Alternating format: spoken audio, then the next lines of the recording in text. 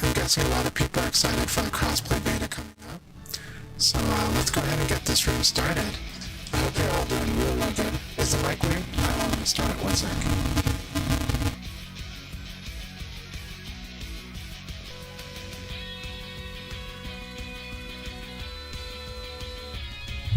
How's the mic going now? How's everything sounding right now? Is it sounding good? Thanks for letting me know right away. On my side, my audio is sounding pretty good here. Okay, great. Thank you all very much. It was sounding good earlier. I guess it just dropped there. It tends to happen. The USB draw is kind of it. Another factor has actually been a certain software in the Windows environment, but it's also in the Mac environment. Tends to give a problem. So something that I'll try to eliminate as a factor in the future. Alright, so let's do this here real quick. We're gonna go ahead and do 16 players. Let me know, are you guys excited for crossplay beta? It's gonna happen tomorrow. Jimmy PKG, it's so good to see you. Really, really good to see you. I hope you're doing really well, my friend.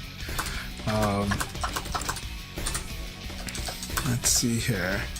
Alright, so the room is about to go live.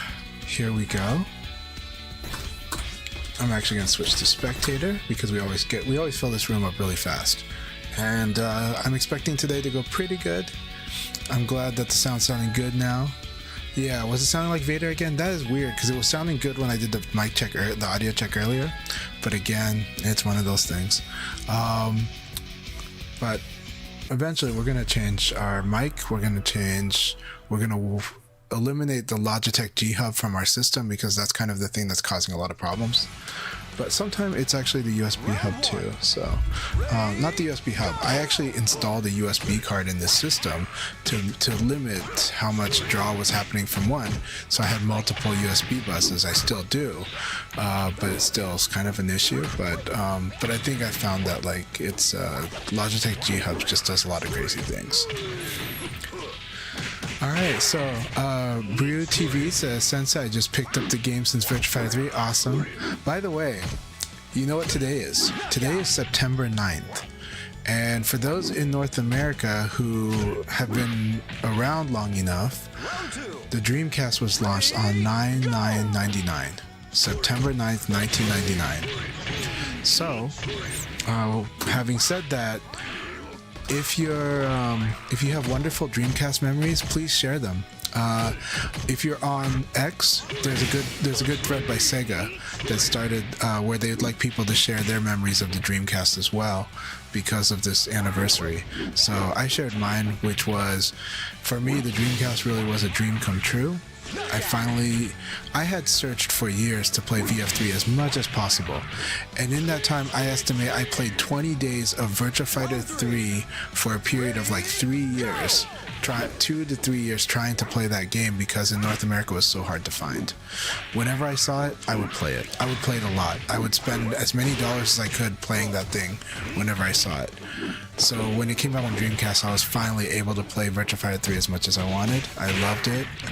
And some of you know that I would begin my travels for fighting games. I would begin my travels for Virtua Fighter right away, starting then. Starting in 1999, but in 2000, just 9 months later, I went to New York for the first gathering that I ever gone to, New York Gathering 2. I got to stay at Adam at his flat for a few days before NYG2, and then we had the gathering that weekend in Long Island, and it was amazing, and that set me up for life. Ever since then, I knew that my life would always feature traveling for Virtua Fighter, and I'm excited that a month from today, I'm going to be going to Los Angeles for LA Gathering, and I'm going to let in on a secret. Jimmy PKG knows this, but it's just confirmed yesterday. I'm going to be going to Tiger Uppercut in Thailand as well. My family's going to be going to Thailand for Thanksgiving vacation, and my wife, her heart really wants to go to Thailand. So when I saw that, I kind of told her that there is an event I want to go to. I want to meet players from around Asia, and I want more of them because I've already met many.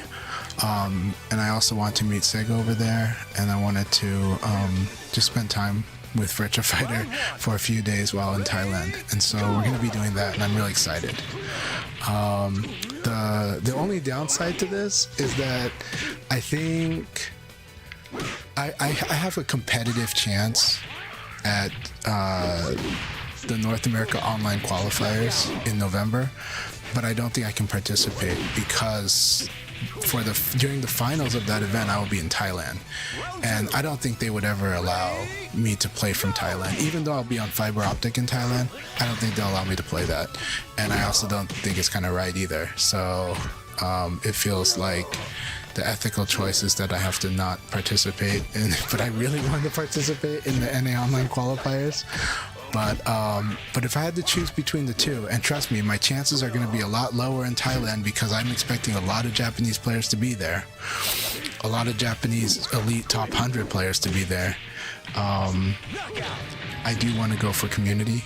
I want to go for celebrating Virtua Fighter at an offline event in Thailand, in my, in my parents' mother country, my wife's mother country, and there's a heritage. So Virtua Fighter being at Thailand means a lot for me, actually, and so I'm really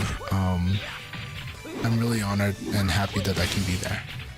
So yeah, and it was hard to make this trip work, but the funny story with that is that my daughter kind of blabbed to my parents that we were thinking of going to Thailand, and that I was probably going to play in a tournament there, and my parents offered to kind of help us take care of the flight arrangements. So I'm just really grateful, and I am going to be making a big thank you video for a lot of things about Virtua Fighter in like a week or so, and there's some fun stuff to show you guys on that video.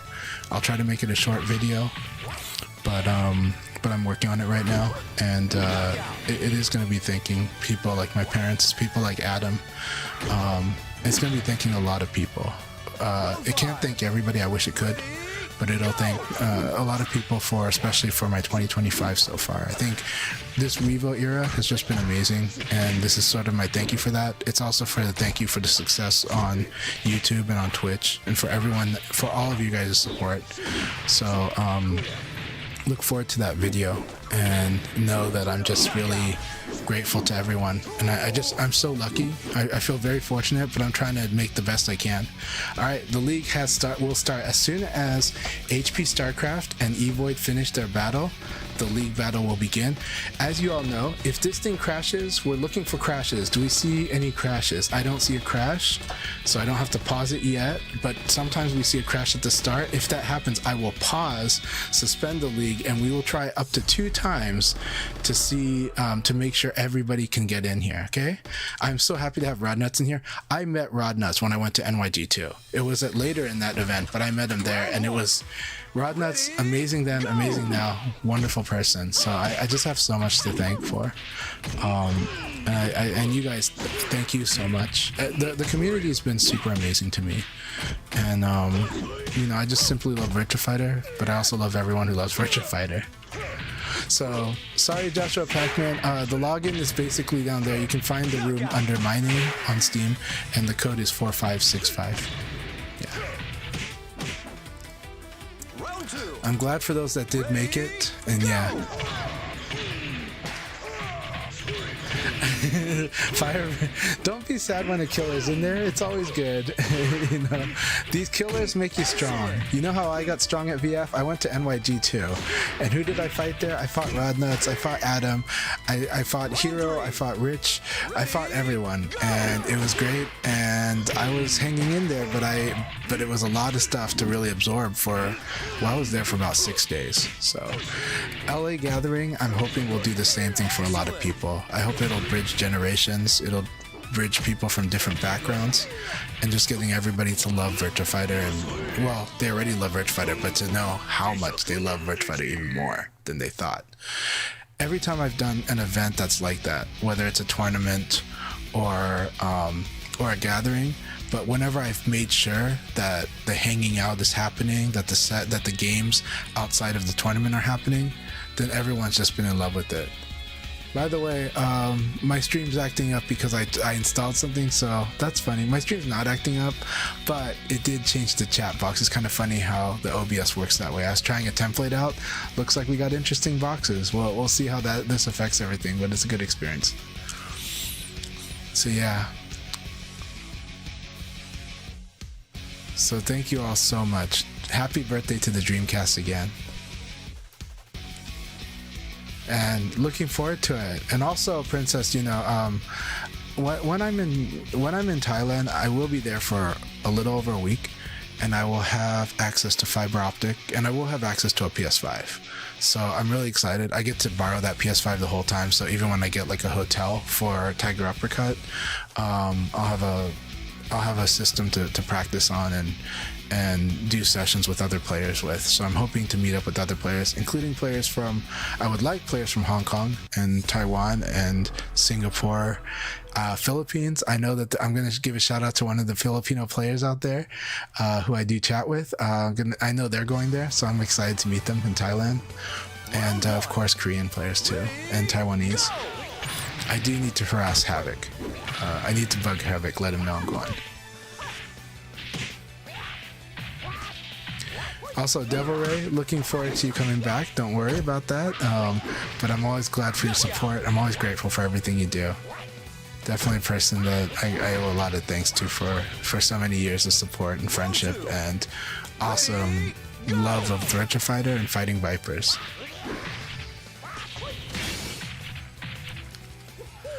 That beautiful hour, I'm glad you were able to make it in. Joshua Pac-Man, don't worry, you'll be able to come in about 1 hour. In 1 hour, there'll be another one open.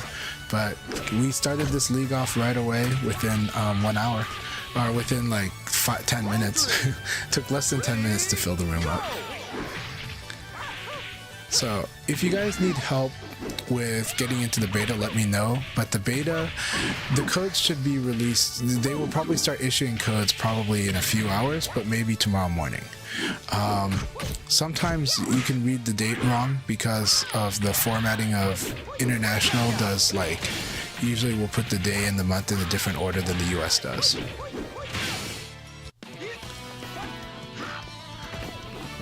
So Firebird says, I remember when I first got the Dreamcast, and I think Soul Calibur was the first game I played in there. It was the first game for most Americans to play, and it was what an amazing game to play as your first game on the Dreamcast.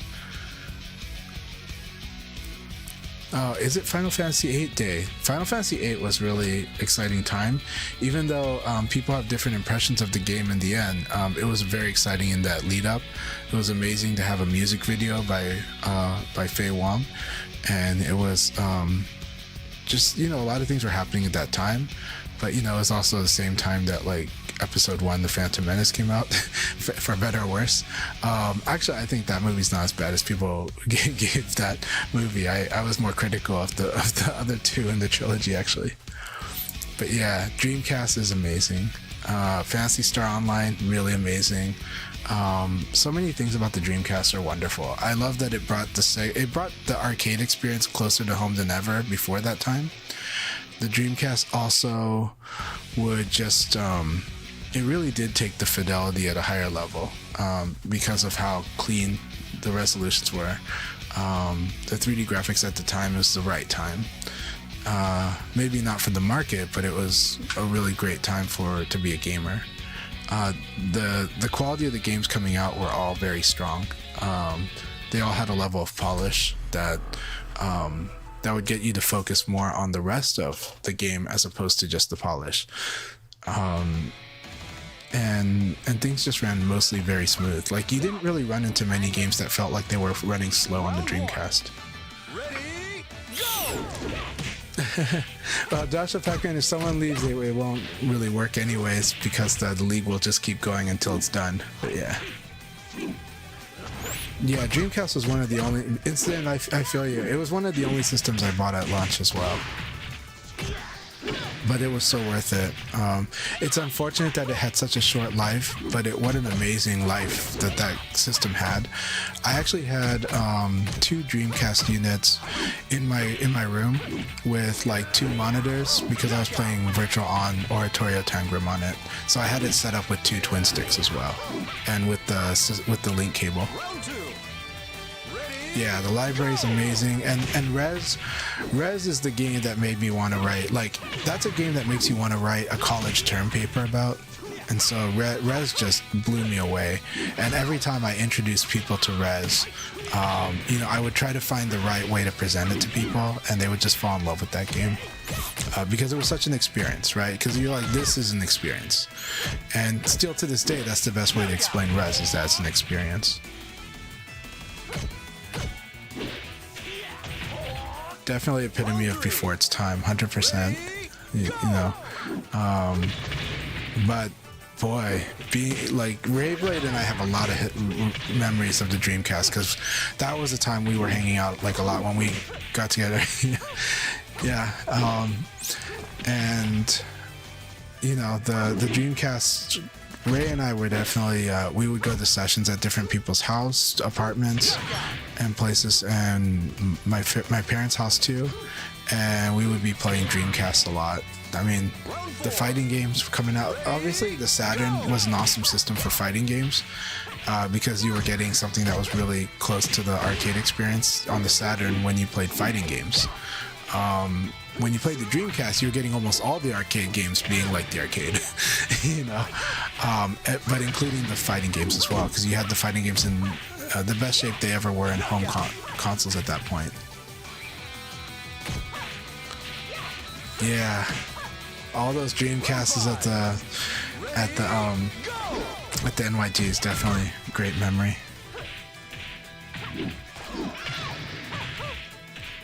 Wait, okay, Josh CP MMA. You're Chairman Mao, aren't you? Okay, so there's a Joshua Pac-Man, but this is the other Josh. Okay, awesome. And so I met Josh MMA. I'm gonna call him Josh MMA for short. I met Josh MMA, or Chairman Mao, at NYG2 as well. And so that was a really wonderful memory. I still remember your old handle. It's just, but yeah, it starts with Shadow, ends with the letter N. And I also remember, no, it's been 25 years, my friend, 25 years. It's like 25 years and 1 month. So, yep, Shadow Dean, yeah, 25 years. So we met 25 years ago.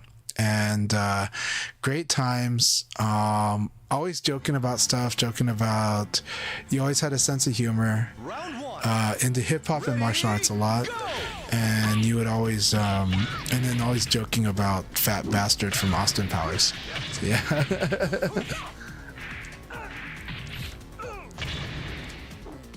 It was a real wonderful time, man. It was really great. So you, me, and Rodnuts are all here, right?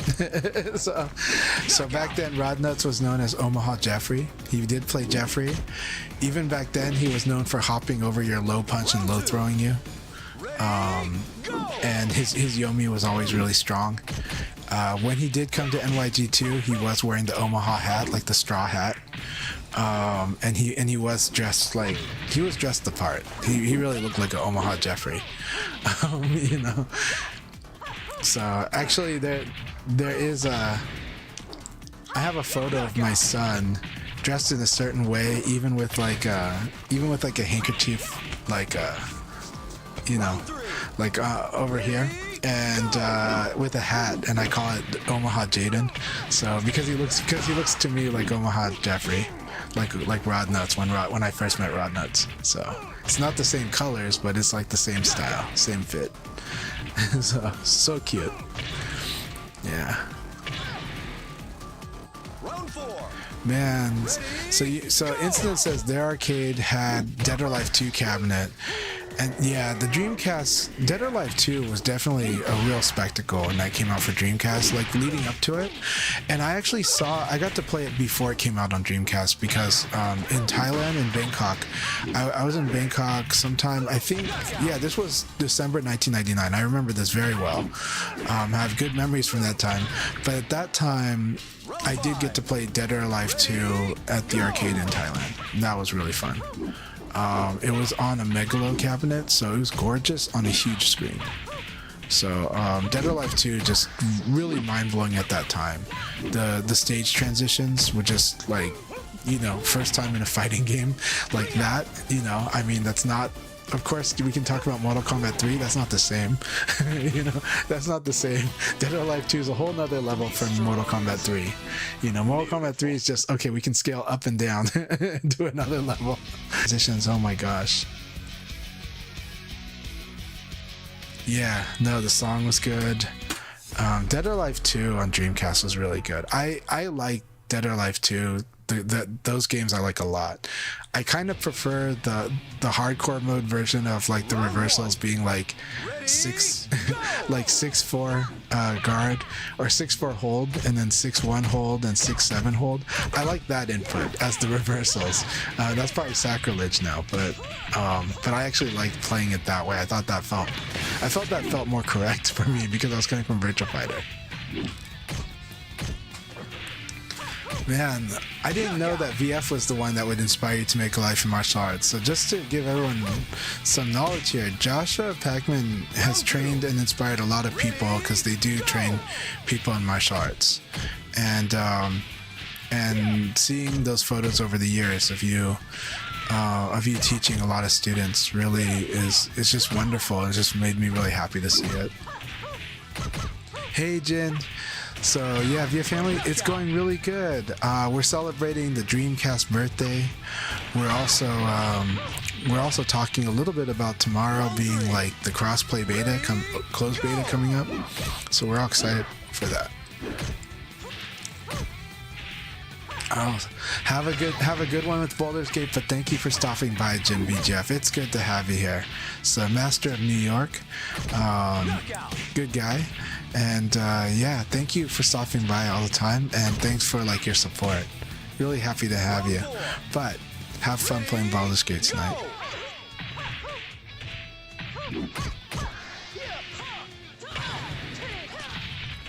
Yeah. Also, by the way, it's really awesome to have Especia here, and Especia is playing really, really good. Especia is one of the newer members of the community, and I'm excited to meet them. So yeah, Especia, keep it up. Look at this exciting battle between Two Scoops and Especia. We've got Sarah versus Vanessa. That said, Especia is probably getting good lessons from local competition too. This is really good stuff for both.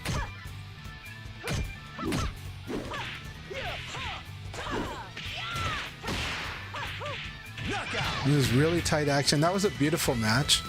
If either of you get that match on your replay, what you should do is save it, and you should record it with the user interface turned off, because I think that match looks really cool. That match will look really, really cool on like with like the user interface turned off.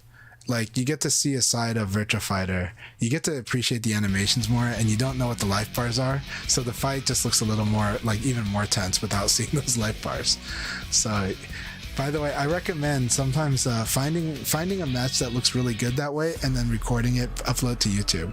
Or upload it on X, or on Blue Sky, or TikTok, because I think those matches, I think the game looks really cool. When you look at the matches without the UI looks great, but when you watch them without the UI, there's like a suspense and drama, and you're just looking at the animations. I am gonna upload a few matches like that. Keep it up, Two Scoops. By the way, RoboMoy, always good to see you. It's also Surno Day, where we celebrate the strongest. I see. I don't know too much about that, but that sounds very entertaining. Yeah, Virtua Fighter inspired me to go seek to treat Virtua Fighter like martial arts, and to follow a path like, you know, traveling and meeting people and, you know, evangelizing an amazing game. Beautiful, no problem. Oh, well, it's very true, but thank you. Thank you for all your support, and again, I'm glad you made it in today.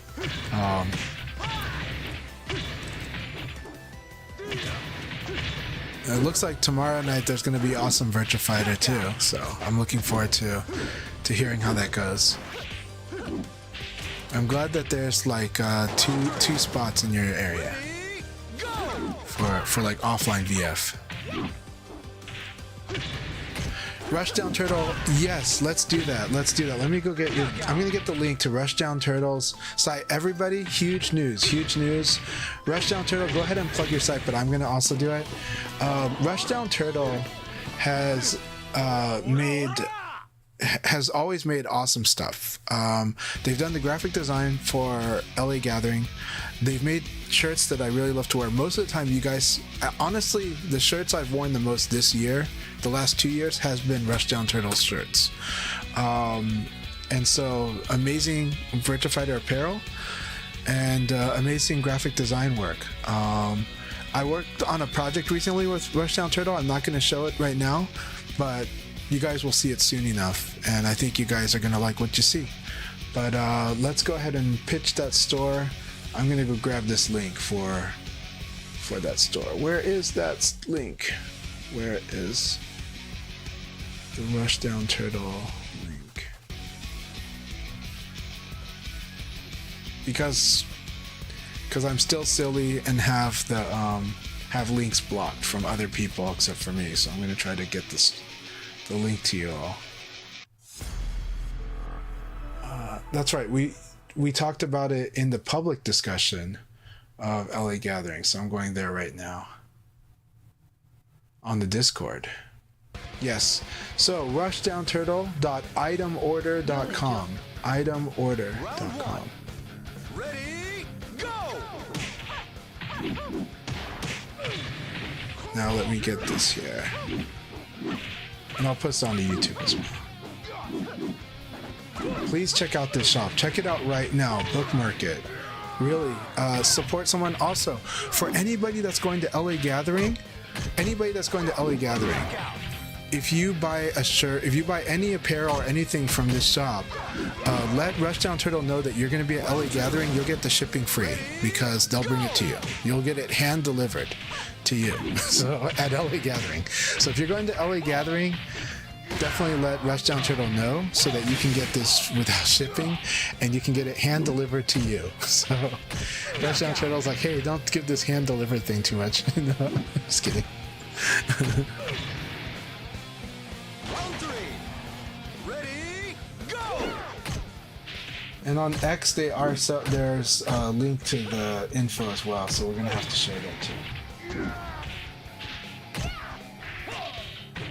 Like, I am happy to show Rushdown Turtle because their work is really, really good. Like, this is really, really good work. So I'm happy to tell everybody, hey, go check it out.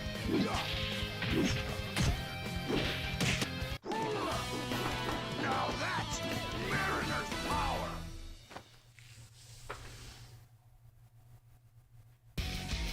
Yeah, Rad Amy, I will talk about drills for that. I'll talk. There's a lot of drills you can do. Let me know. How familiar are you with guard throw escape? Number 1. 2, how familiar are you with evade throw escape? And then after that, how familiar are you with fuzzy guard?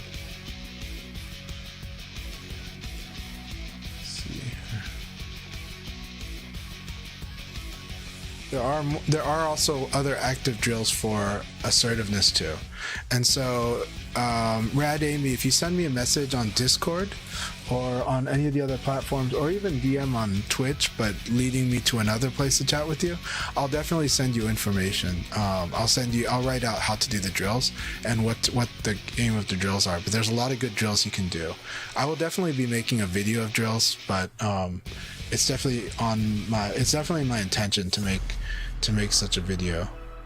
Yeah, I'll definitely send you information. So sorry for the echo there. Okay, so now in the live chat, I'm gonna share this link here. There we go. This is sending it to the YouTube. All right.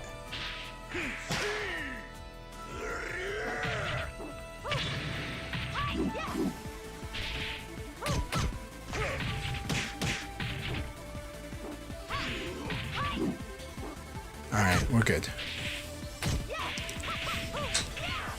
Okay, so Red Amy says,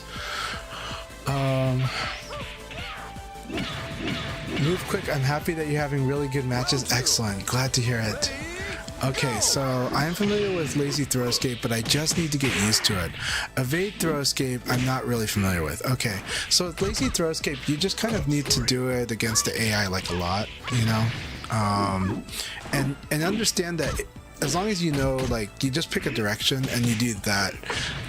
But multiplayer, like, if you were to spar with me, that'll probably sharpen you up to realize how vulnerable you are to throw and how often you should do it.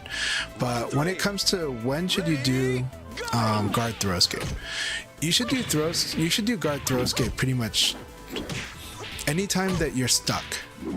Like, you know how, like, if you do an attack and you whiff and you're stuck, you should do it there. Your opponent blocks you, and throwing is a real threat. Or actually, in general, your opponent blocks you and you don't have a follow-up, you should do it there. If you whiff, you should do it. If you get hit, you should do it. You pretty much should be doing guard throw escape like a lot in this game, but you shouldn't be getting stuck guarding all day. So that's a big difference. But what I mean by this is that you want to protect yourself whenever you're vulnerable, and then you want to go ahead and do what you're going to do anyways. So just like normally you would guard and then you would move on to attacking or moving, same thing. You would throw escape is during that guard moment, and then you would move on to moving or attacking.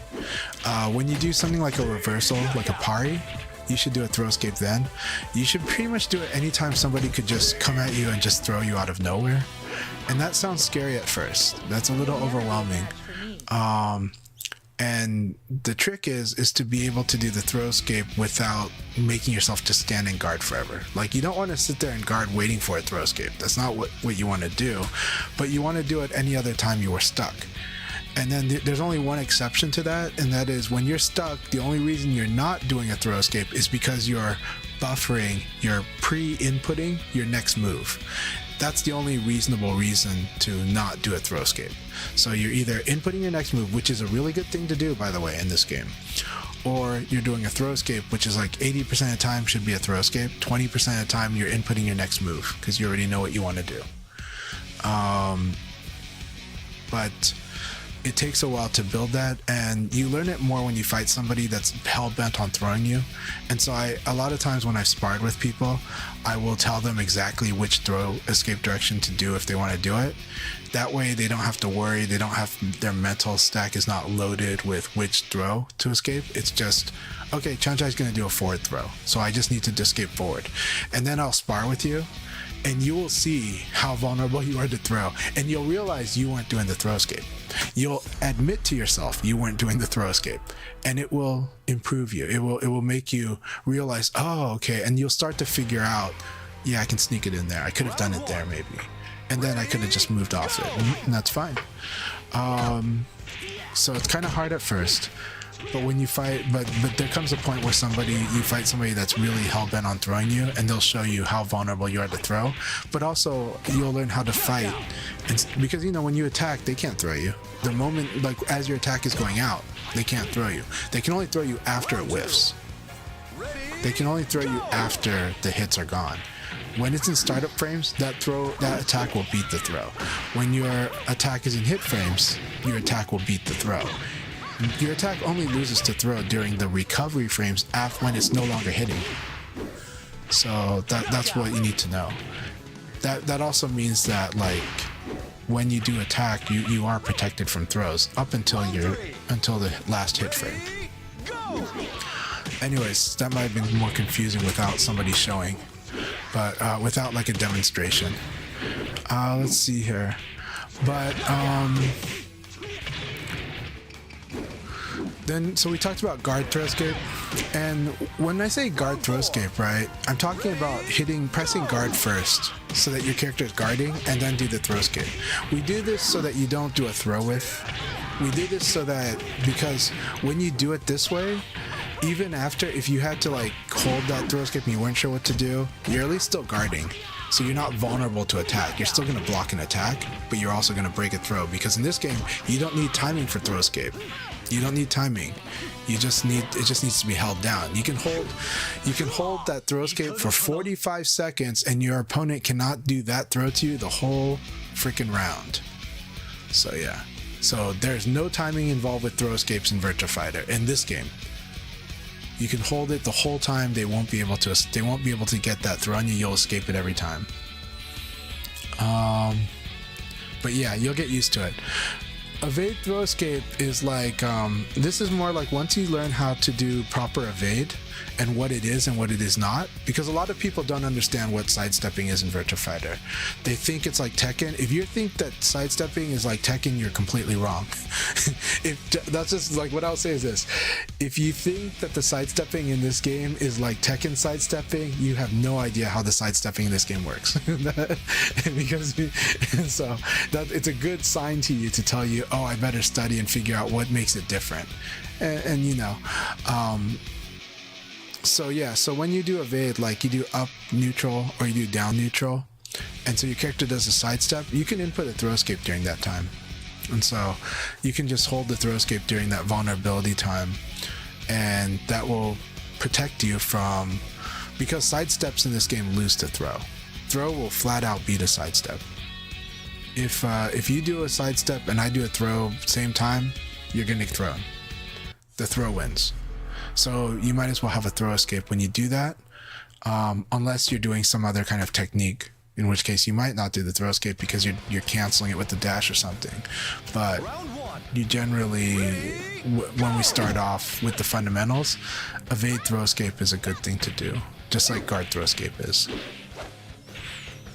So for the drills, getting the technique down is the first part so that you can lower the amount of mental stack it takes. So setting the AI to, you can set the computer reaction in training mode in CPU settings, and then reaction, you set it to guard and counterattack number 5. When you do guard and counterattack number 5, the CPU will block an attack that you do, and then it will try to throw you or do an elbow.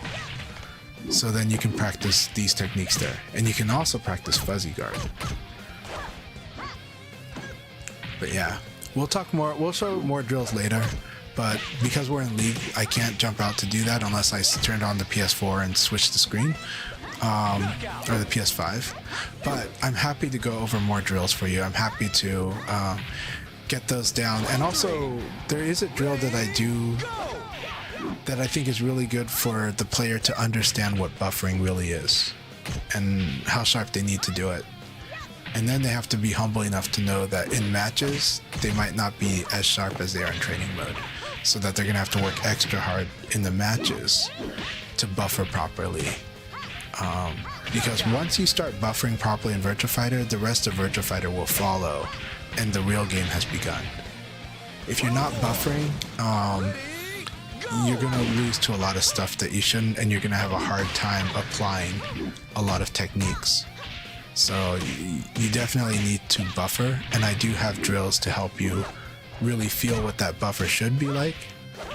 And then you'll have to really try to be very honest with yourself when you play matches to assess whether you're buffering or not, because it's very easy to not buffer in matches when you're under a lot of pressure. It's easy to be slower and not know you're being slower, or not willing to admit that you're playing slower. You might want to blame the lag, you might want to blame a lot of other things, but sometimes it's just mental stack.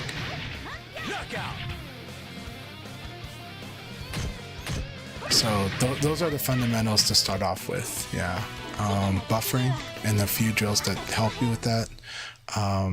And then the basic options like defensive Virtua Fighter, because they're the things that help you. And then after that, it's boxing. Yeah, a lot of people don't realize. So in Virtua Fighter, the game encourages you. It really wants you to input early. This is different from almost every other fighting game. Almost all fighting games want you to wait and time. They want you to be accurate when you hit the button. Virtua Fighter says, I don't care. Go ahead and input it early. I'll do it for you when I'm ready. When you're afraid, like as soon as your character recovers, we'll do it. So go ahead and input it early. Why not? Round one. Virtua Fighter wants you to input early, and then it wants you to master delaying after that. But almost everyone who tries to perfectly time their presses like they do in Street Fighter or Tekken, almost everyone who insists on doing that in Virtua Fighter actually are not frame tight. They're usually playing late. They're usually playing slow, and then they don't know that their opponent is counter hitting them all day. They are rewarding their opponent's abare. They are rewarding their opponents going outside of the frames. They are losing to people that are mashing because they're not buffering. Because they're trying to perfectly time in a game that has just a different timing window, a different recovery stun time than a lot of the other fighting games. This game just wants you to kind of input early because it wants you to make your decisions early so that you can make your next decision sooner too. It's about the whole chain of decisions. This game is decision after decision after decision. It's not, I'm stuck, wait my turn. Now that I'm going to make them stuck, they gotta wait their turn. That's not what Virtua Fighter is. Virtua Fighter is pick your offense or defense right now. Pick your offense and defense again. Pick your offense and defense again. Pick your offense and defense again. That's Virtua Fighter. Like, it doesn't stop. You have to keep being active in this game. So, to master being active, inputting early, taking advantage of this buffer system allows you to stay ahead of your opponent, to be frame tight. And if your opponent happens to not be frame tight, it may be a window of opportunity for you to do a better attack than you're supposed to.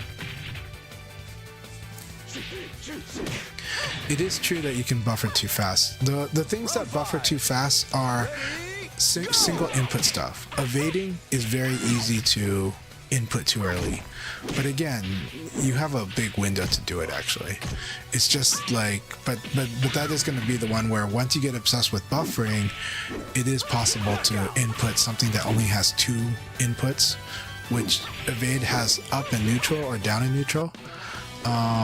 It's possible, then it's likely that the evade will be the thing that you actually input too early, whereas almost every other motion, like force, like back forward punch, is not going to have this problem because it covers more time, so you're going to fall within the input buffer window.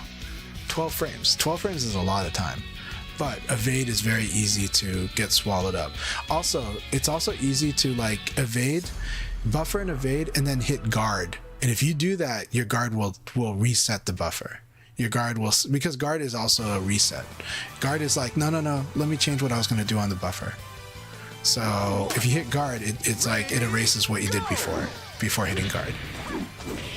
And it's a cool feature, but the downside is that evade is one of those things that's easy to do early, and then you hit guard, and then it erases the evade. Knockout.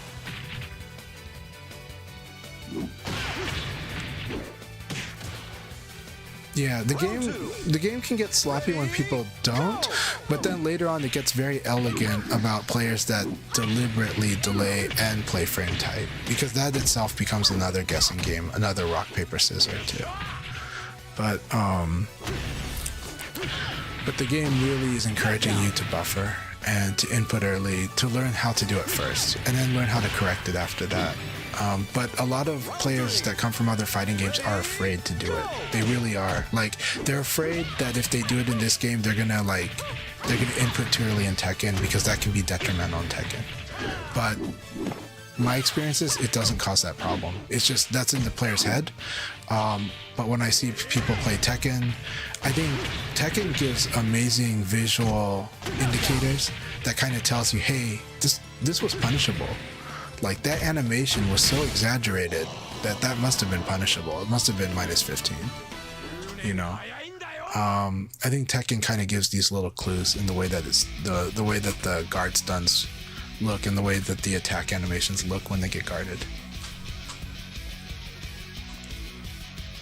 There's an interesting type of standardization of animations when I look at Tekken, and I think it's cool.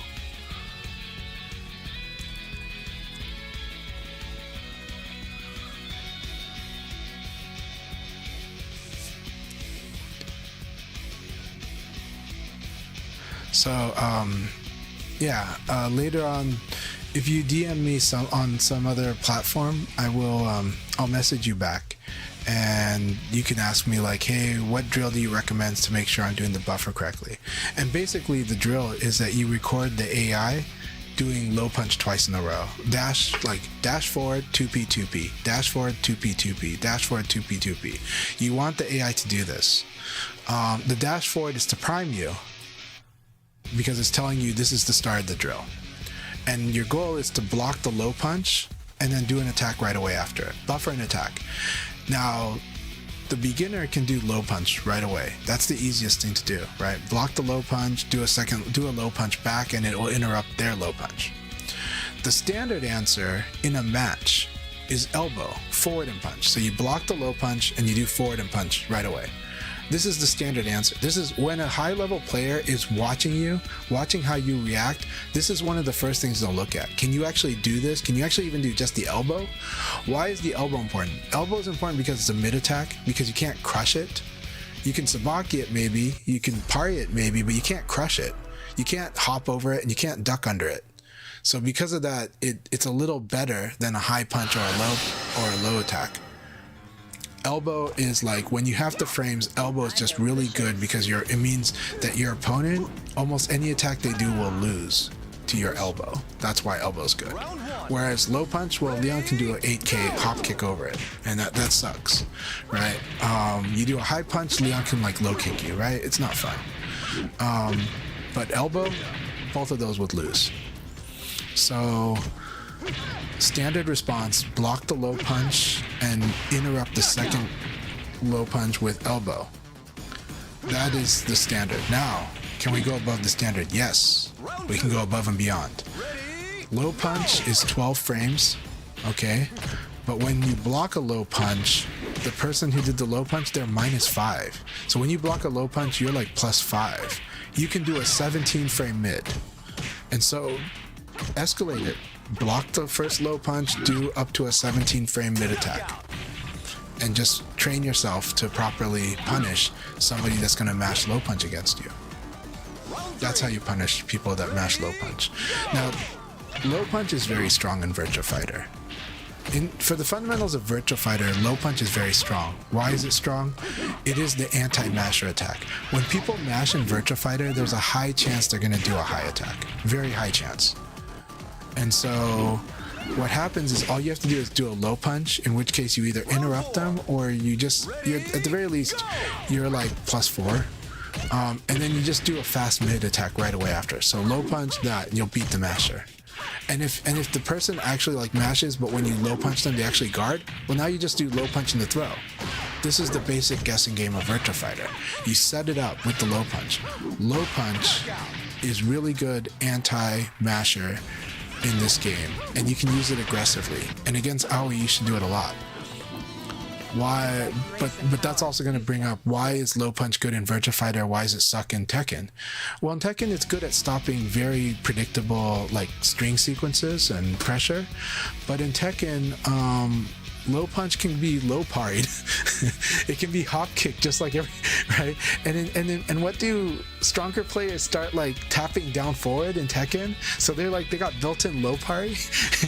So now it's like if you're gonna do a low attack, do something that's like that will give you more. Right? But in Virtua Fighter, low punch gives you enough. It gives you advantage to mix them up. It gives you advantage to punish whatever you think they're gonna do once you hit them with the low punch. They have to guess now, right? Unless they get the skill they get good at is sometimes players do get good at, okay, I see the low punch about to hit me, I'm going to start fuzzy guarding. That's the high skill response, but that's actually hard to do. And you're not going to run into it for a very long time unless you were like in Japan, so or Korea for that matter. But low punch, or Hong Kong if you run into Jimmy PKG. So the thing is that low punch is strong in Virtua Fighter. But you can easily stop it. You just block and counterattack. Block and attack right away. And you need to buffer because it's so fast. Move quick. I'm so happy hearing you have a great time. I think VF is so fun too. I love it.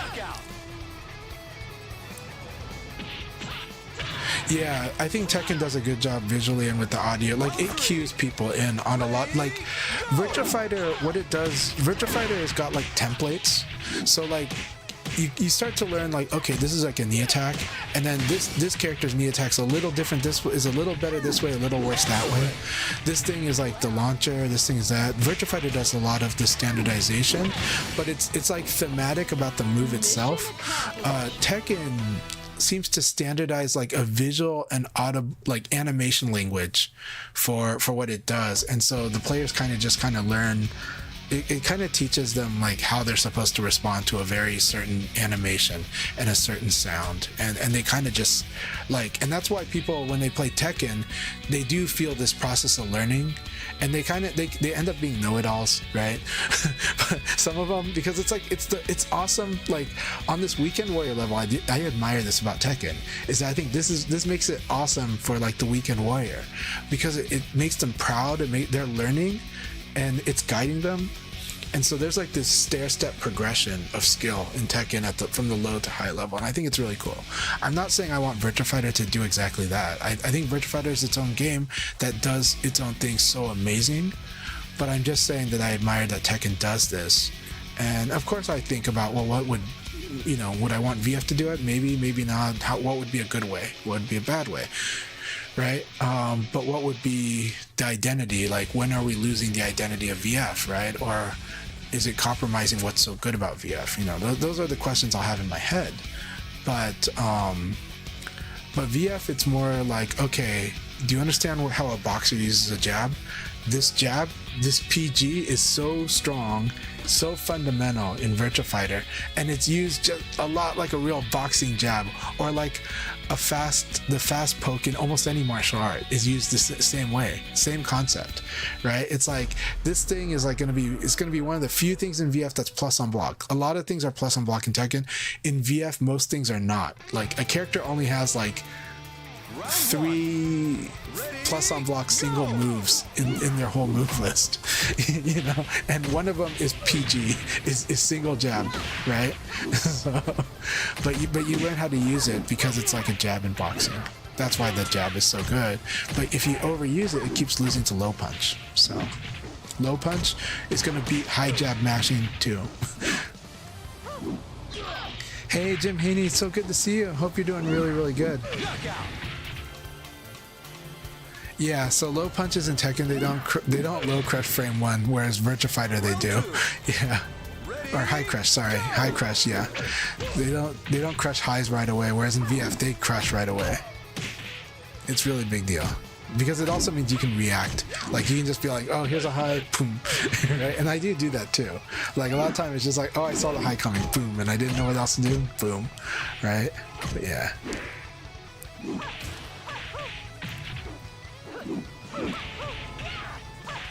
Queen Alpaca. Okay.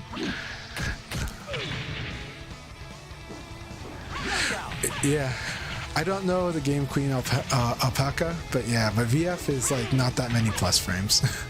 That is a big difference between VF and a lot of fighting games, is how few plus frames this game has. Like plus on block especially, but even plus on hit. You might be surprised how many things are not plus on hit in this game, because it's meant for you to kind of get that strike in, strike out, and then sometimes set up the string pressure is the fact that the string exists, not that they were locked, just more that you're threatening to do the string follow-up.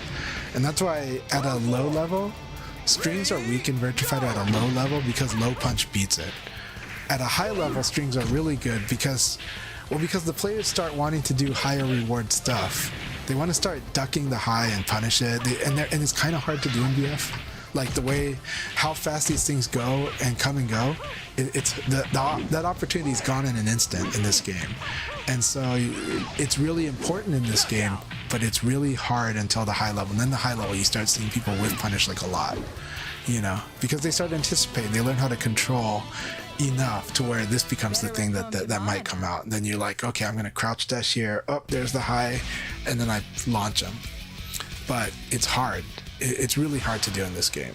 But when you get there, it's so satisfying. All right, congratulations Bushido, congratulations Rodnuts, and congratulations Kumubo, who's also been amazing on the chat. So thanks a lot for all the feedback and for all the contributions. This chat has been wonderful. So all right, Incident Radomir, Awesome.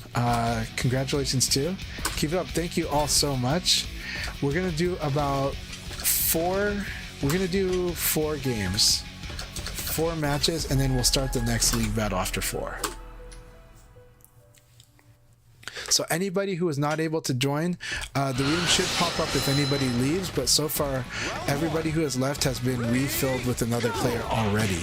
So I'm really happy for those that are staying, and for those that are joining us. It is wonderful to have you all here. Radomir, thank you very much. Yeah, please send me a message on Discord. I'll be happy to spar. I'll be happy to workshop. Anything you want to do. Like, I'll be happy to get you up to speed. And I hope you had a really good time in the league. You know, I hope you do. Looks like you were doing fantastic. So it's really good stuff. And thank you for the questions. You can see that I had a lot of fun trying to give you some answers in the chat. Awesome. Yeah, send me a message tonight. We'll work something out. But also, you're welcome to join back into this room anytime you want. I run this for about 4 to 5 hours. So feel free to jump back in anytime you want for another league battle. And we're happy to have you here. It's a good experience to fight everyone. And it looks like you did awesome. Yeah, please do. And you can send me a message even late night. People know that you can message me at 3 or 4 in the morning. I might respond then, but I might respond when I wake up. So, but I don't wake up because of them. It's more like I was already awake, and then it's like, yeah, I'll just answer when I can. So feel free to shoot me a message. I promise you, I'll give you an answer. That's good. You should get good rest. Trust me, right now I am forcing myself to sleep earlier, but I still sometimes wake up at some crazy time because I'm such a night owl in my nature. I honestly think a lot of Thai people are night owls, so. Let me see if I like the way that this chat is. Don't know if I did. I might change that chat box. It is pretty clear though. I don't mind it. Just interesting, but yeah. Oh, awesome. You're from the St. Louis area? Awesome. Hell yeah.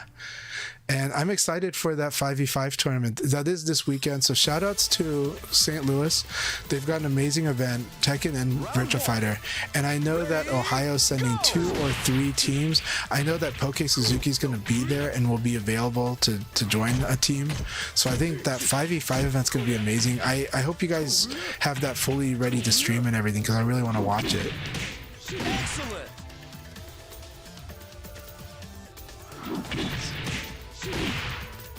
Round 2.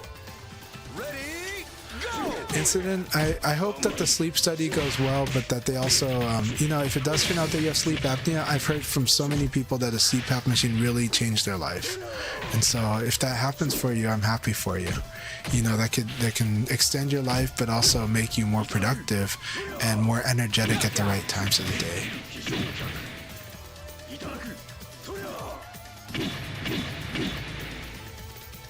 Round 3. I see. Ready, go! Thanks for explaining, Princess, about Queen Alpaca, Azucena. Yeah, she does seem like an interesting character, but also seems very interesting the way that they have to design her. And when you do a character that's doing a lot of reversal, then that's going to make things a little bit linear. And the linearity is going to be very interesting to kind of work around. Knockout. Alright, 2 more games and we'll start the next league battle. But we have 16 people, so honestly, it's looking like I should just start it after 1 more game. Okay, I'm going to change it. We're going to start after 1 game. Did anybody need to use the restroom? Did I see anyone need to use the restroom? I don't think so. Smoke break. Okay. We'll see. Round 1. Ready, go!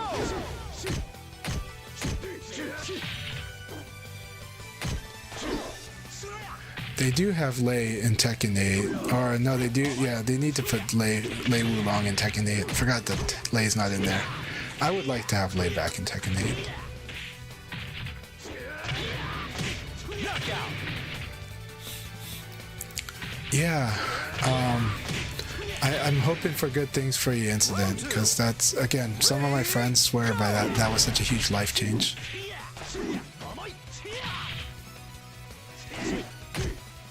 Yeah.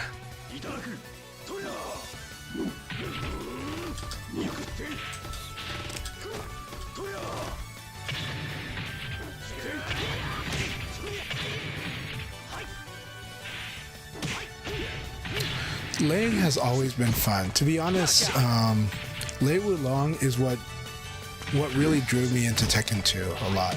I did play Tekken 1 quite a bit, and that's when it first came out, it was really, it looked so cool, but it was also like, man, I'm having trouble playing this game, but it looks really cool, so I kept playing it. Tekken 2, I was like, the controls feel a little better, but it still feels rough for me. But Lei Wulong is so much fun that I played Lei Wulong a lot. Of course, Tekken 3 comes out, and I'm like, okay, this feels really smooth. Like, when Tekken 3 came out, I was like, I really like the way Tekken 3 plays. I played that a lot in the arcades. I was searching for Virtua Fighter 3 so much at the arcades, but I was really happy when I was playing Tekken 3 because it was very good. You know? So, yeah.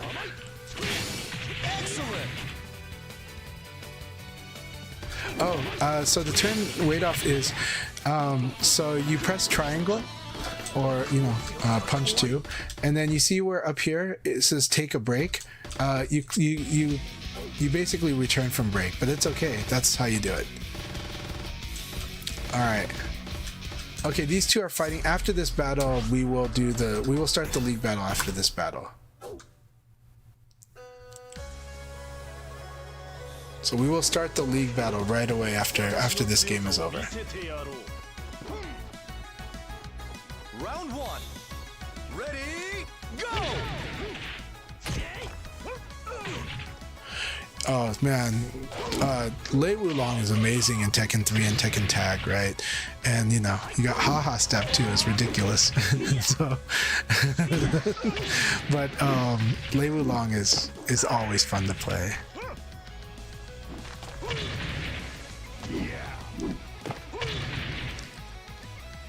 Knockout!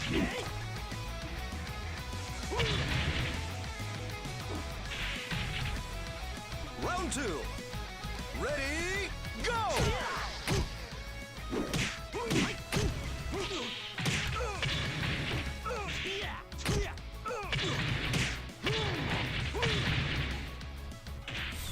It is really exciting. I think that's move quick. That's awesome. Keep it up. No, keep it up, and you're gonna feel like.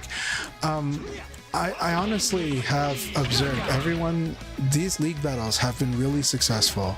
A lot of players have really gotten stronger through these league battles, and they've fleshed out their skill set, like they've added more skills, and so I like watching it. So this is all progress, but it's really clear watching these league battles for me how much the progress is made. Sometimes it's not in the wins, but the progress is definitely in like the decision making, but also the way that they're adding to their character and the way that they're approaching problems.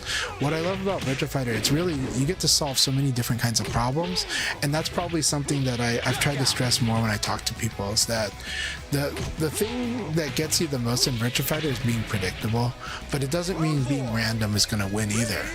It just means though that, like, for example, some players want to cut all risk out, and that's good. And at the highest levels, you do have to do that, but it's a very high skill way to do that in this game, that it's really hard to actually do that until you understand everything already and have mastered a lot of things already. And so because of that, but also this game, people will force you, even if you cut risk completely out, there are ways for people to force you to guess. And so this game is always wonderful about having forced guess, but also skill reward. But the skill reward is like higher level in this game, meaning you don't see it until you're higher level. You see the forced guess at all levels in this game. That's the opposite of a lot of fighting games. A lot of fighting games will lock you behind some basic skill that you have to get through, and then it will show you the guessing game after you've understood how to punish stuff, how to respond to certain pressure. But this game, you're guessing like right away, and that can be it's exciting, but it can also be scary, right? But you kind of learn it from some basic principles, and you start to gradually get more and more. you know. So, but this game is what I love about it, though, is that this game never stops being interesting for me. It's all, no matter what heights I climb, it's still more and more engaging the further I go. Are you? Round one. Ready, go! Oh, don't worry about it, but you will learn the controls for how to return from break and stuff. It's just if you want to play in the thing. Now we started the league battle, so I hope you guys are enjoying the league battle. Did we get a crash? Did we get a crash? No. Yes, we did not. Okay, thank goodness. And Devil Ray's cat is indeed very cute. I have seen the cat. So. Round two. Ready, go!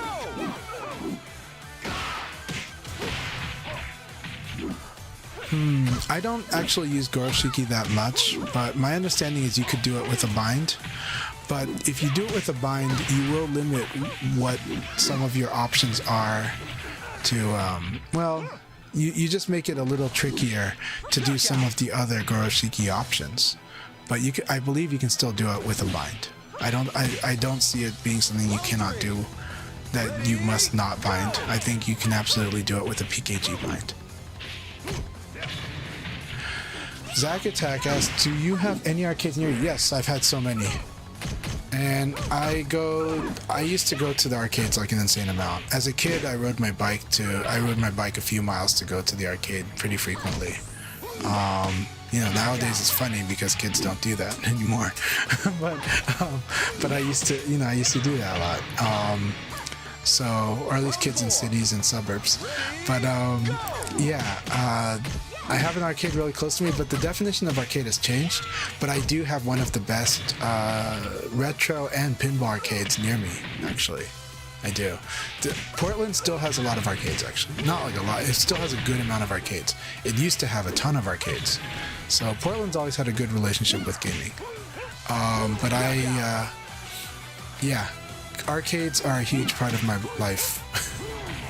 But, you know, times are changing, but they're still a huge part of my life.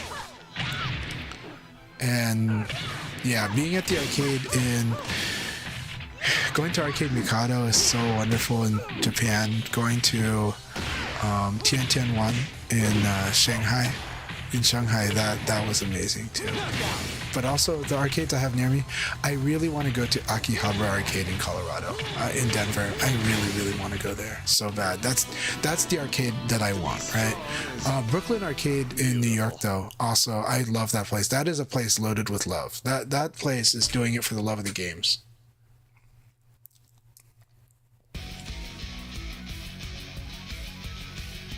Like, that place will make you feel community. You'll feel like you've known a lot of people from Brooklyn when you go there.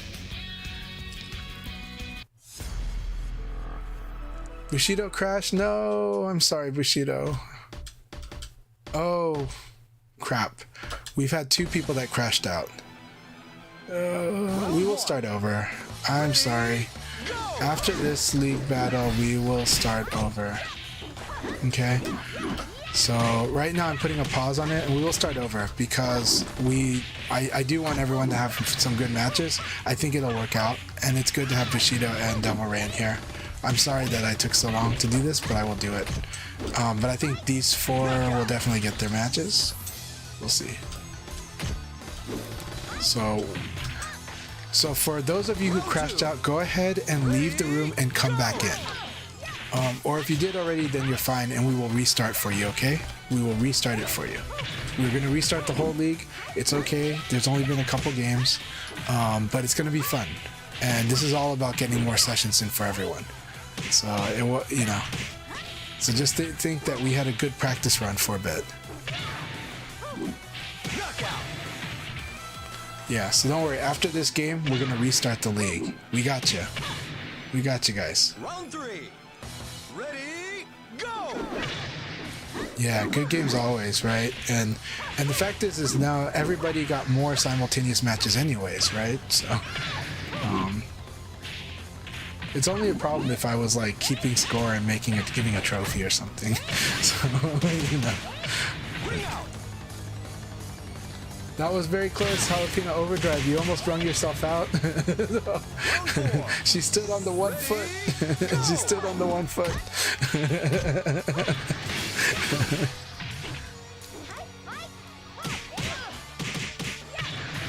That was a nice wall stagger.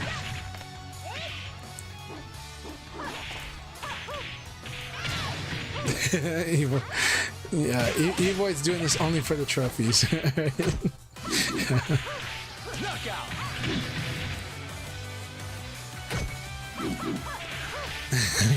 you get one that says you tried? You can give yourself one. That's the best way to do the you tried trophy. Right?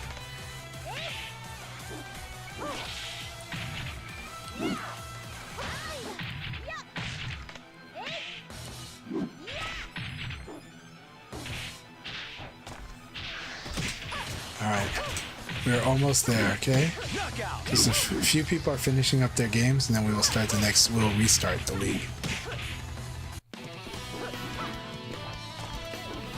Alright, one last battle. Nope, here it is. Okay, we are about to stop the league match and restart it, alright? Here we go. Do not do the warm-up match. Like, do not do the warm-up match. Do not do the warm-up match. Here we go. Bushido had to hit okay. But fortunately, Devil Ray did not take the bait. So, alright, do we have a crash? I don't see a crash. Do we see a crash? If we see a thank you, then we know that there was a crash. We see no thank you crashes here. Thank you for crashing, thank you for not crashing. Alright, here we go. I like the Dreamcast themed outfit. You're always rocking. Keep it up.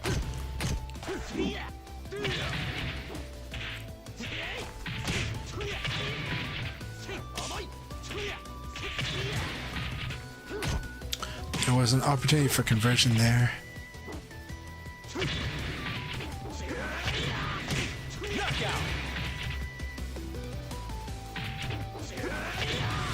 I think you can use K plus GP for conversion at the wall if you think like you're gonna hit them into the airborne into the wall.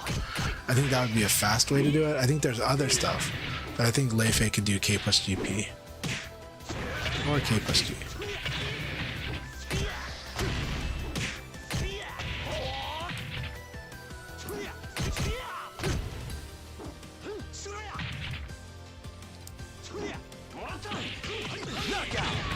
Very nice.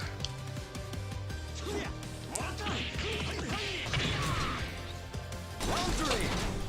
Ready, go!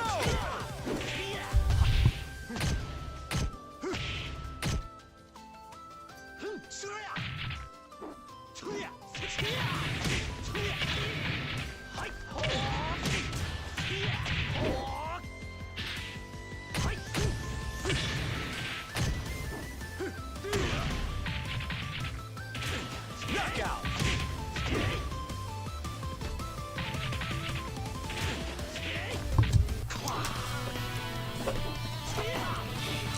この強さが欲しかったのだ。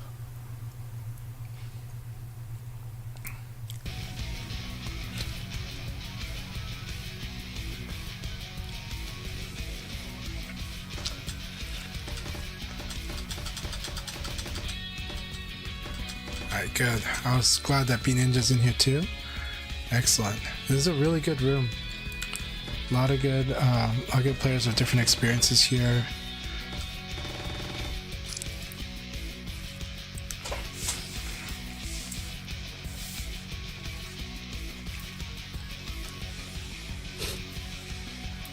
But I hope you're all having a good week. Fall is here. Lots of kids are back in school. Lots of college students are back in school. So things might be getting a bit busy. But would be nicer if things are even busier. But some people are super busy. So it's still fall.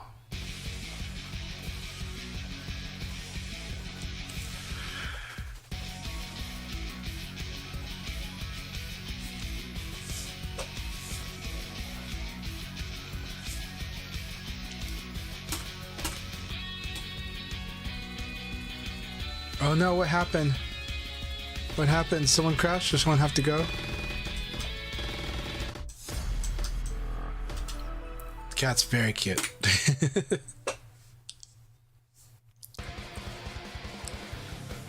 Round one. Ready, go!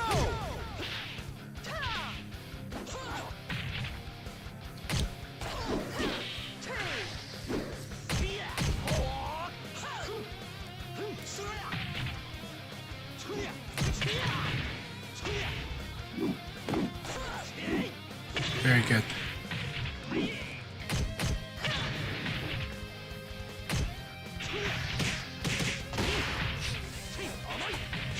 I like that using that against the against intercept position is pretty funny. Round two. Ready, go!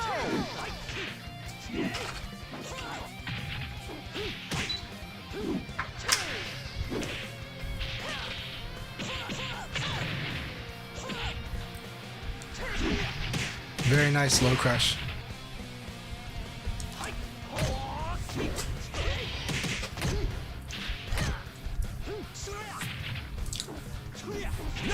That was a very intense round.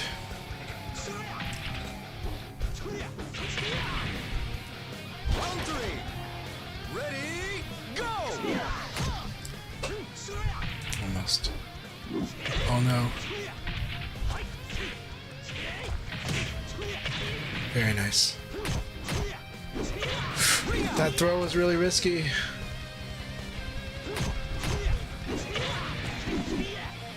Feels like a guarantee, but it's an Itaku situation, I think. I need to look that up. Like, you would think that move would be super punishable, but I don't think it is. Let's see.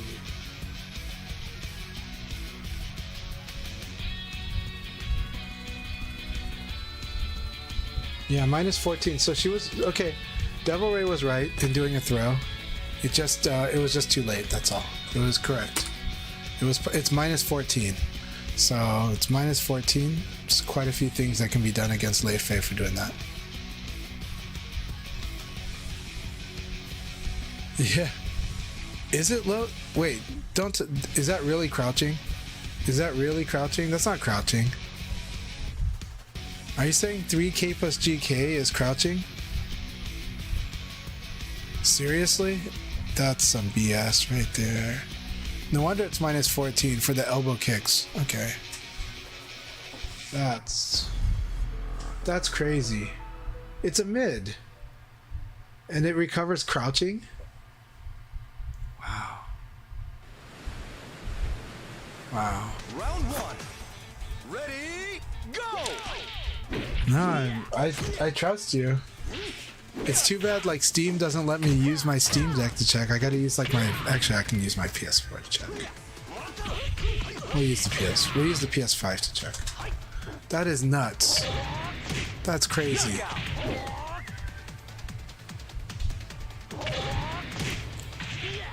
You know, when people say that like VF doesn't have any BS, that's BS right there. So, all right.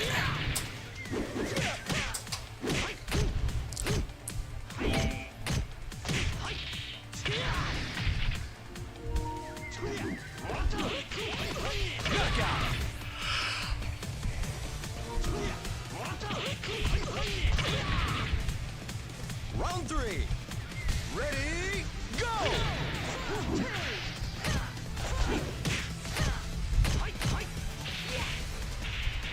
Wow, it's recovering crouching. That explains a lot.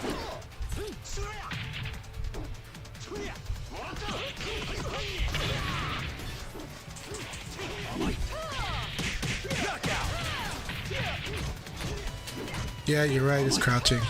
That is so dumb. Round four. Ready, go! At least Leon can just elbow punch, but still. So I can't even KK this, just gonna elbow punch. It's like the only thing I can do, but I mean I can do. No, I can't do that, that's 15. Yeah. It's just asking to elbow punch. That's pretty funny. Yeah, we don't worry about fair in fighting. It's true.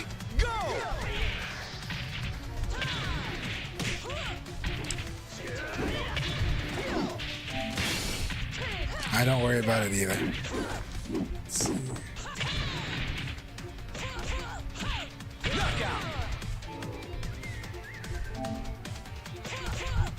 Right now I'm making space for the beta. Let's make space for the beta. Wait, what?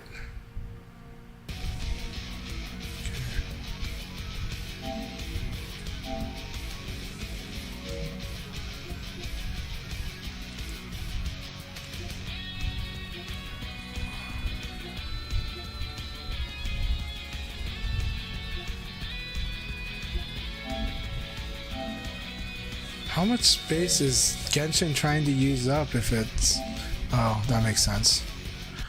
My kids have Genshin on my PS5, and so Genshin like wanted like some ridiculous amount of space to patch, so it couldn't patch. Let's go figure. Ready, go!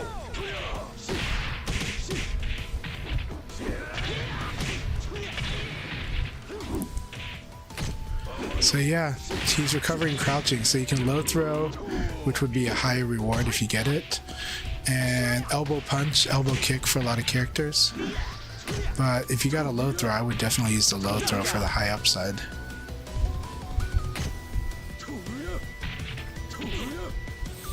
Yeah, they'll understand if I delete the Genshin for sure.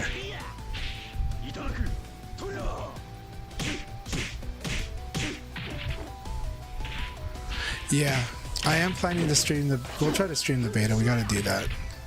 Should do that.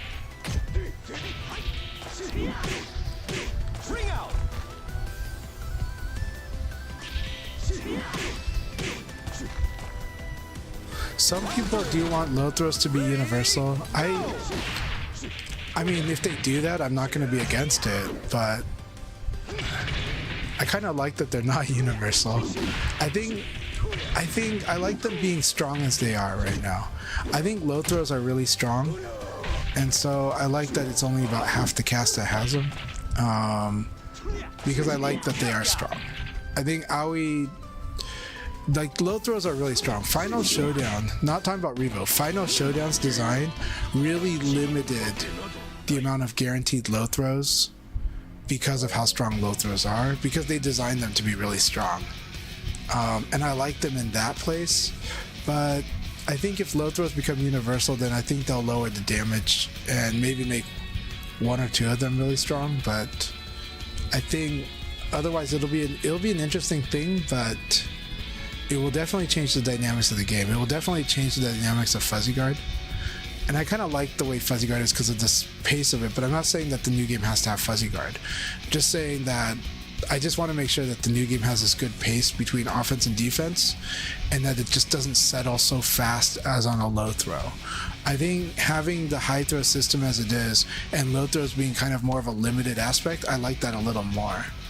I think the Venn diagram gets a little more weird when if low throws were the same damage, but everybody had them. I'd actually worry about that design. I think that would be a very chaotic game, actually. And then I think that would push everybody to be playing spacing a lot more, and that would be kind of weird. I think right now, the way that it is with most of the cast not having low throw, that's kind of why you can still maintain this up close fighting, actually, to a degree, right?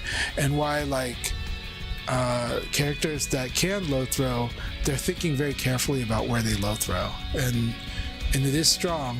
But I think if everybody had them, I do think it changes the game dramatically in a more chaotic way. That's my guess. I could be wrong, you know. But again, you would tweak the damage. You would tweak a lot of aspects of the game around this.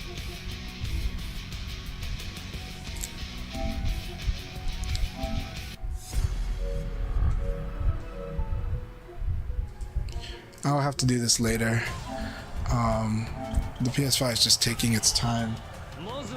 letting me even see what's in the hard drive. So.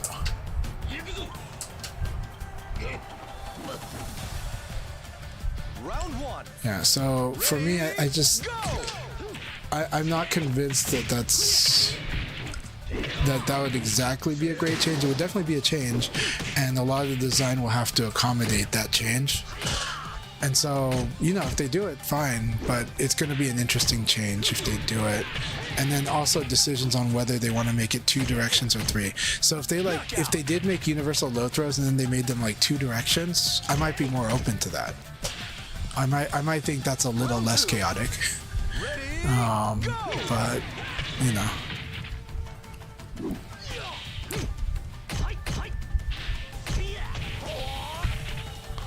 yeah, so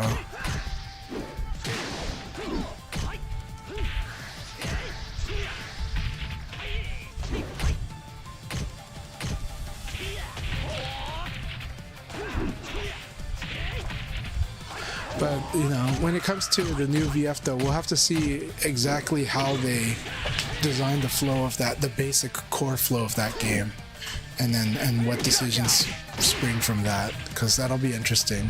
But if we were to change Revo to have universal low throws, I think that'd be very chaotic if the low throws were the same as they are now. It'd make me almost, but then even then, I would just be like in favor of toning the damage down on them. Right now, I think Revo pushes the boundaries because low throws become like quite good, especially because Aoi's got 3P. But I think in Final Showdown, I really like where low throws were in that game, and I think that they were kind of like, you really kind of had to really set it up, and oftentimes using a hop attack to set it up, or a hop to set it up, to set up like a guaranteed one. Then but the Oki was cool. The low throw Oki is actually very interesting in this game and in Final Showdown. So yeah.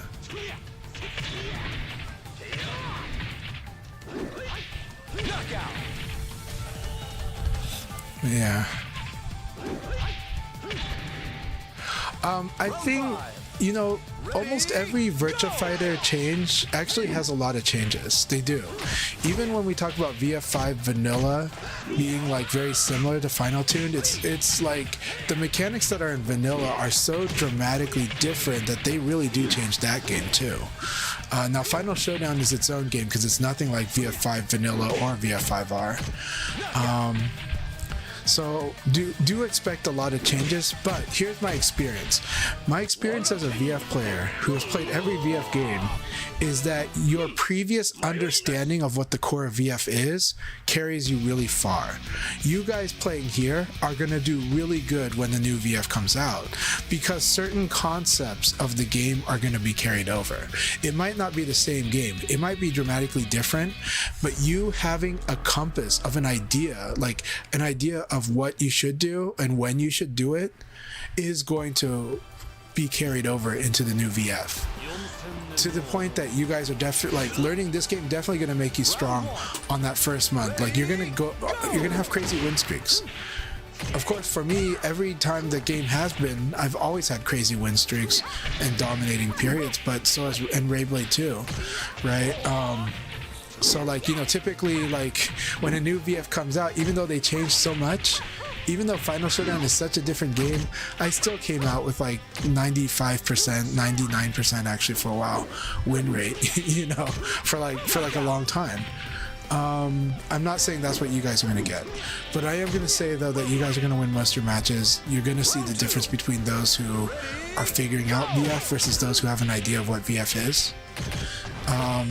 A lot of stuff does carry over, and your problem solving is faster because your problem solving is coming from this idea of some ideas of VF. Virtua Fighter 3 and VF4 are nothing alike, but I still played VF4 really strong. Ray still played VF4 really strong right away when it came out, and it's nothing like Virtua Fighter 3. But I did play VF4 test, so I got to see what the differences are, but you will see the differences, and you'll be like, oh, this is what I should do. Your problem solving and your sorting, your mental sorting is a lot faster from playing this game into the new VF. That will happen. without a doubt. It's same with Tekken, right? Tekken games really aren't, well, Tekken games carry over a lot, so it's different. But even Street Fighter, when they're radically different, there's some concepts that carry over, and you still see an advantage from having experience. But there is some amount of resetting. There is some, and there are some players that have big trouble moving over from one to the other. But in my experience, you know, I did strong in VF3. VF4 is nothing like VF3, and I was playing really strong in VF4 right away. You know. Thank you very much on the shirt. So yeah. So I've been wearing a bit more polos lately. You know. So. Run home to mama now. So I do love that's when Robomoy says, I do like how you have specific setups that grab people out of side roll. Okay, yeah, that's what I love about the I do like low throw okizeme. It's really powerful. I do think it's funny that a lot of people really don't want to do in place wake up. I like to do it to completely like to really discourage the low throw okizeme. Some people just think you should never in place. It's like, no, you should. When you know that when they're forcing that guessing game, you can break that guessing game by doing in place ukemi, you know, and then force them to play a different guessing game like catch throw, you know.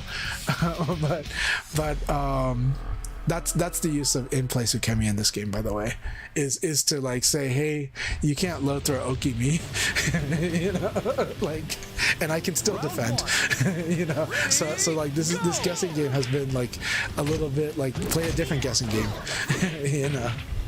But the low throw okizeme is really powerful because it will beat someone who does side roll ukemi. It will beat them if they're just holding guard, whether it's standing or not. So yeah. Yeah, VF6 gonna have a lot of changes. The thing is that also it takes a long time for people to adopt what the real changes mean, and even to break free of the old game into understanding the new game more correctly. So it is a reset, but people that are coming with experience of previous VF games will have an advantage of some kind. Hey, Hot Sauce Nelly. Yeah, Nelly said, salute, I initially get killed when a new VF is released. Okay, so Nelly, I can't believe you are, but okay, that makes sense. Nelly is very detail-oriented, though. Nelly, you are such a Yomi player. You're such a detail-oriented player, but you also let the opponent show you stuff.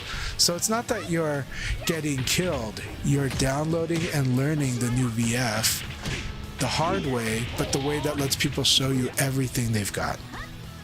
So, yes, that might be that you're losing matches, but dude, I know you're building knowledge and understanding. So, and that's better because I know you're willing to take those lumps to see what they're doing.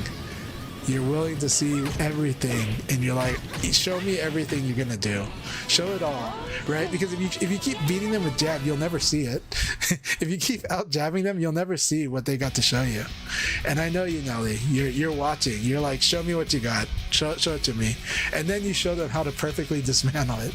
So, you know. Inori's right. Learning how to learn fighting games goes a long way. Once you dig deep in one, doing it again takes less time. That's true for learning in general, but it's true also, especially in fighting games. And I would say I recommend the book The Art of Learning by Josh Waitzkin. He does have an uppity kind of tone of voice when he talks, but I like Josh Waitzkin a lot. Josh Waitzkin was the main character in Searching for Bobby Fischer. That character is based on him because he was a young chess player who was really strong at a young age. And Josh Waitzkin had gotten to be international master in chess, and then he got into pushing hands jiu-jitsu, or into jiu-jitsu, but specifically pushing hands, which is very similar to like Pak Sao in Wing Chun, but it's like the jiu-jitsu variant. And he became really strong in competition doing that as well. So I really like the book, The Art of Learning. It does kind of have a strong tone to it, but I like it. And I think that strong tone resonates with a lot of people. A lot of people learn better when the author takes a stronger tone in making their points, and he does. But I think it's a great book. So I highly recommend The Art of Learning.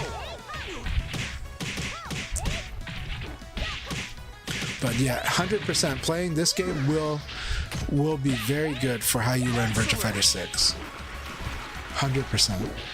And the concepts, like applying the triangle, the rock paper scissors, it's something you got to experience and you got to do a bit before you understand it, right?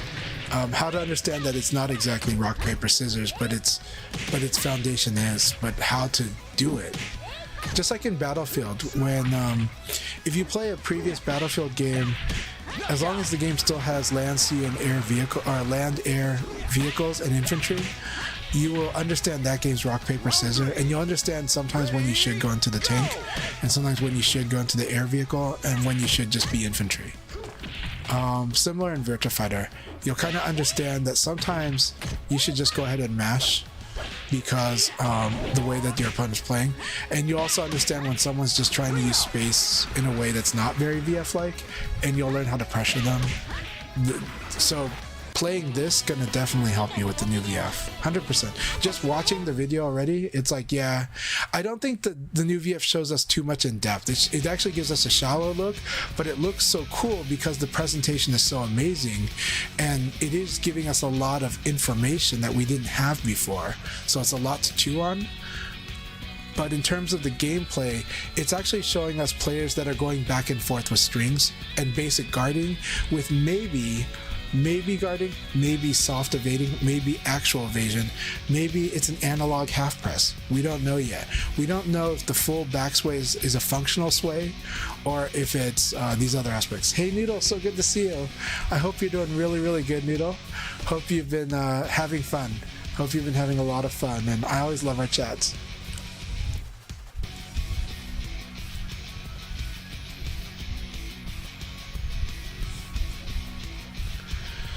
So like, yeah, playing, your experience is going to add. It's definitely going to add.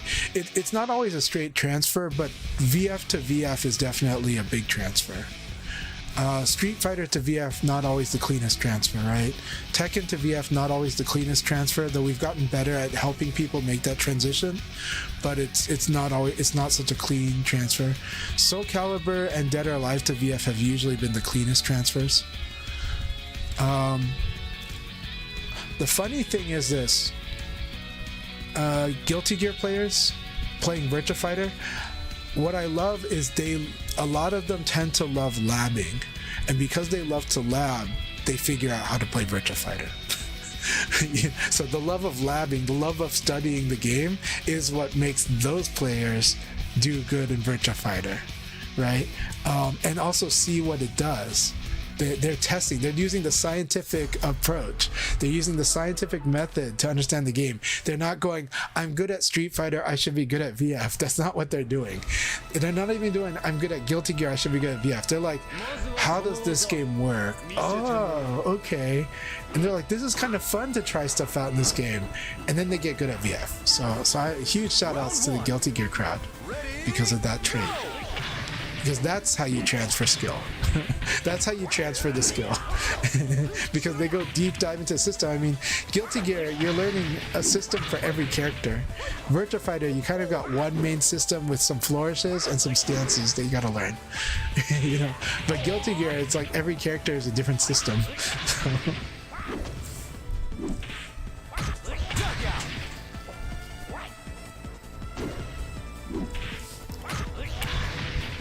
I haven't played Arcana Heart enough to comment, so I can't comment on Arcana Heart to VF. I do know VF players that are into Arcana Heart,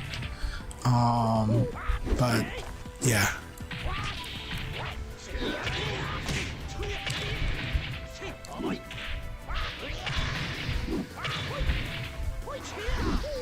I'm having a very good stream. You know, we had like so far 16 players involved, so we're full. But I'm having fun chatting with everyone and having a good time. And it's just good watching how everyone's improved too. And we're watching the real kung fu battle here between HP StarCraft and Dr. Hugbox.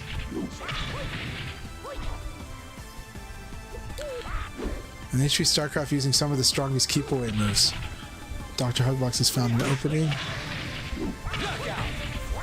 Yeah, the strong keep away of Shun is kind of tough. So if someone's trying to play this type of keep away, I recommend trying to bait them, but it's hard. It's hard to bait them, but you'll have to use trial and error to find out how you do that, you know. Do I throw a low punch and backdash? Do I change stance and then move away? Hard to know. But in this case, HP StarCraft was doing a lot of like things that will just win neutral, but they don't give Shun that much, but they win neutral.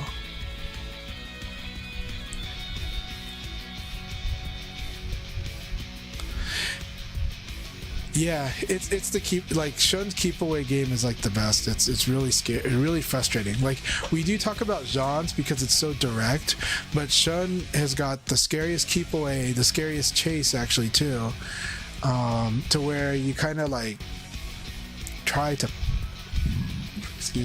punish him. Excuse me if that came across on the mic.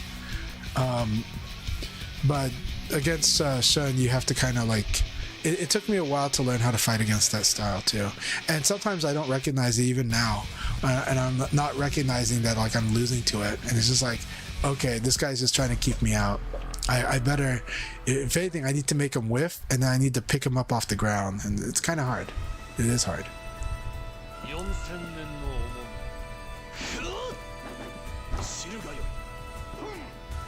That's awesome to hear though about the person that learned VF from Arcana Heart. That's awesome. Like I can't comment on Arcana Heart. I actually have it on PS2, but I didn't play it that much. But it was cool. And I have a friend who does like VF but like loves Arcana Heart. I'm glad to hear that they're both dynamic. Yeah, and so anything that rewards player reads, that rewards reads, I really like. Regardless of what, you know, Daigo's got to say about reading. You know, but I understand why Daigo says that too. Just like Shiwapon theoretically kind of has a similar message.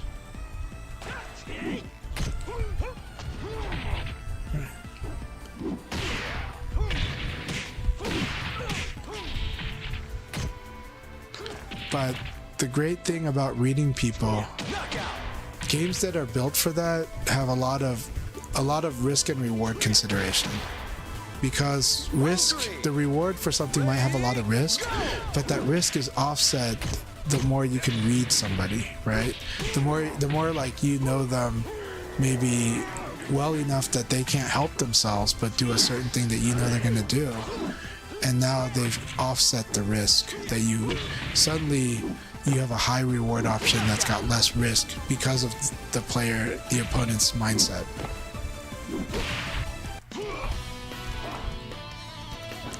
You gotta love the Psycho Crusher from Shun. It's fun anticipating it and doing like backdash evade against it, you know. But yeah, gotta love the Psycho Crusher.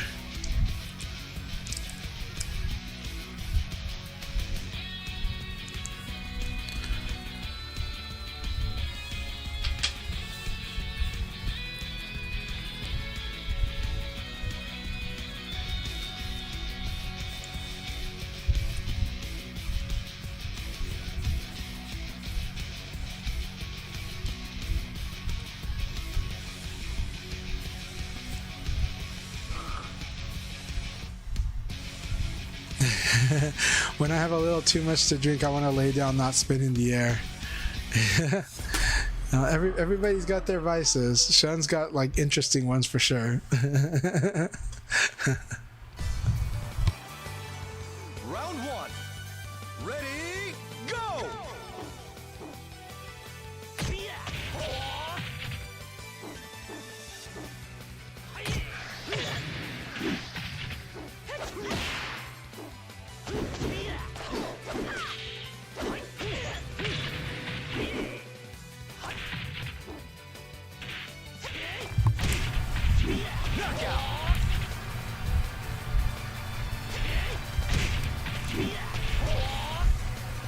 Round two. Ready, go!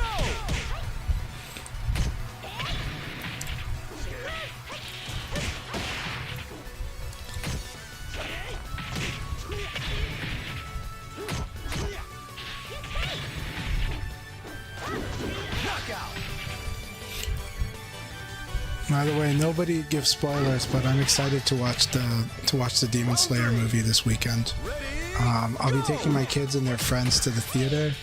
That said, one of the kids I think has got ADHD, so we can't do the D-box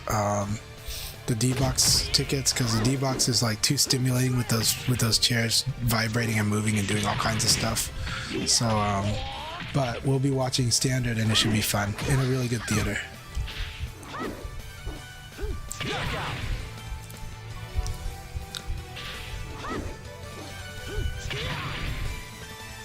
But I know my daughter wanted to try that D-box experience.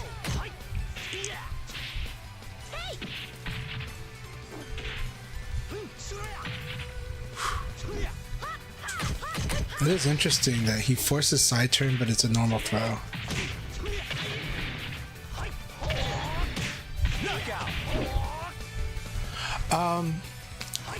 Well, it is 9-10 for you, but it's... Don't know who it's 9-10 for elsewhere, but let's take a look.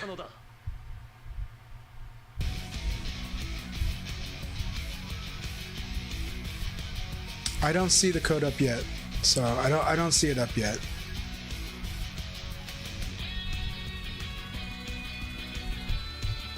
Yeah, so why? I don't know. When it's live, when it's live. You should definitely rest and then okay, you want it to be for the party, gotcha. Yeah, you should definitely rest and then have an amazing day streaming that tomorrow morning if you can. If you can. Yeah. Can't. Oh. If I find out, if I hear word of it, I will message you. But I don't want to disrupt your rest. I know it's hard to go back to sleep too. But Tricky stream would be awesome. Yeah. It'll still be good content though. And then when it is live, it'll be good too. But Round 2. Ready, go! I'm really curious how they're gonna do it. If I'm guessing with the rank reset though, I don't know if I want like I'm hoping that the curb stomping won't be so harsh for people. You know? So they are trying to get more content creators from fighting games in general to do this beta. That said, it is 2xKO beta came out like today. But I think a lot of people are really interested in VF, and some of the players are more interested. Some of the fighting game traditional players are more into talking about Tokon, even though Tokon to me is, I think a lot of people are saying it's a lot like Dragon Ball FighterZ. So I think it's like if you love Dragon Ball FighterZ, it's really good. If Dragon Ball FighterZ wasn't for you, we'll see. You know, but for 2xKO, it's its own game. So I don't know, but I think VF is going to be cool. I know a lot of people have been excited for it, but yeah, people are waiting like, when can I get in on that beta? So we will see. A lot of people are in the same shoes as you, Tricky, so.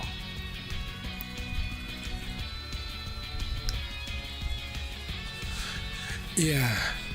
So I do think watching your, Tricky, I think watching your students during this beta is going to be really cool. I think that's going to be one of the most awesome activities too.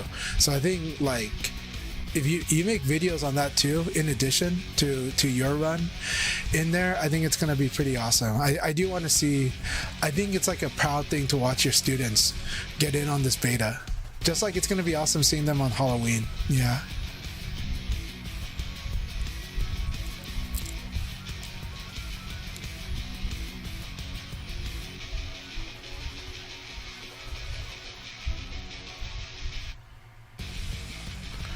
Firebird, you are experiencing something that really does happen in VF, and it is a hard thing. So we can talk about the hard plateaus in VF, and you've heard it before, so it's not like I'm telling you anything new.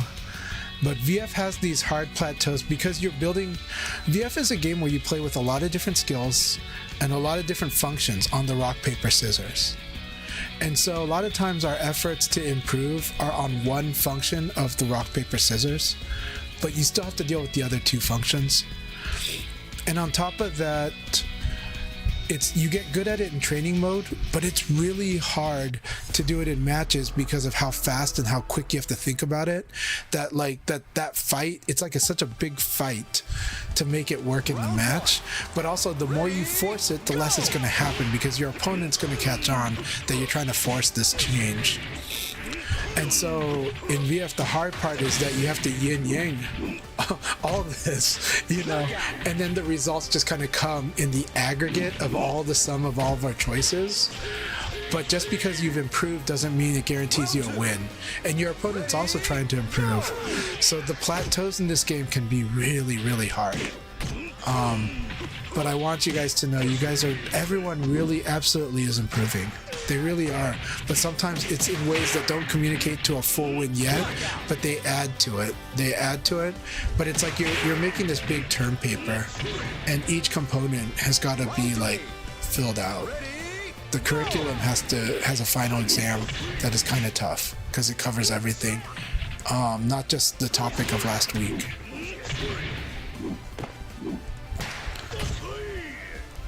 Yeah, so Tricky, I'm going to reread what she's saying because she's saying it all well too. Yeah, I was talking about how you would see them during the beta, because if there's a rank reset, that's a fun time to kind of also watch students and being like, look at how well they're doing across different opponents. But yeah, so you're not plateaued, you're just consolidating. Exactly, Tricky. You can only really improve one layer at a time, then you integrate it across everything. Each pillar at a time. So I just force it, then learn how people want to handle it. Then when I understand the options, then I move to next. Yeah. But I'm really glad. Yeah, well, Poke's been amazing. So Poke Suzuki's been awesome as a community member, but also like their playing is really improving. But it is also seeing that it's improving across different things, but it takes time to culminate into like super results. And there will be times when there'll be these days where your results line up with everyone you're fighting or with the mindset of your opponents or whatever. So things are working for you and the next day they don't work for you. I know that can be frustrating, but this is kind of a true journey for a lot of stuff. Whether you're playing a deep game like the game of Go, this happens, or you're doing actual martial arts, this happens too. This is a journey, so it's good that you're sharing, Firebird, it's good that you're sharing your journey in my chat and you're sharing it with others, because it is important for everyone to kind of understand this is a shared journey. This is something we all go through. All of the strongest players can remember when they've had to lose like an insane amount to get stronger. All of us. I remember when Tricky went through it a lot. I remember when I went through it a lot. And sometimes we still do, but it's one of those where we kind of like, it's part of the VF journey, but it's also the journey of a lot of great games that I really love, to be honest. And it's a hard part and it tests you, but statistically you can't just win all the time either, but also it's rewarding because of how hard you fight to get there and the patience it sometimes took.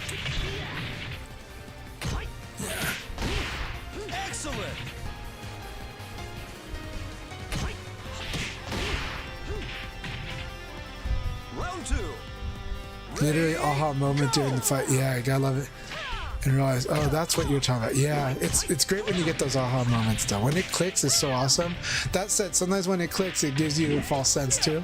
But when it clicks, it's so great. It messed you up with it.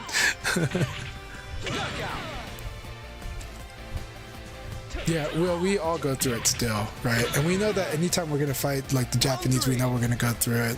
We know that when we have a session, like, time with GT, we're gonna go through it. But yeah. Awesome. So yeah, good luck with sewing the seams on the silk scrim. That is so awesome to be there.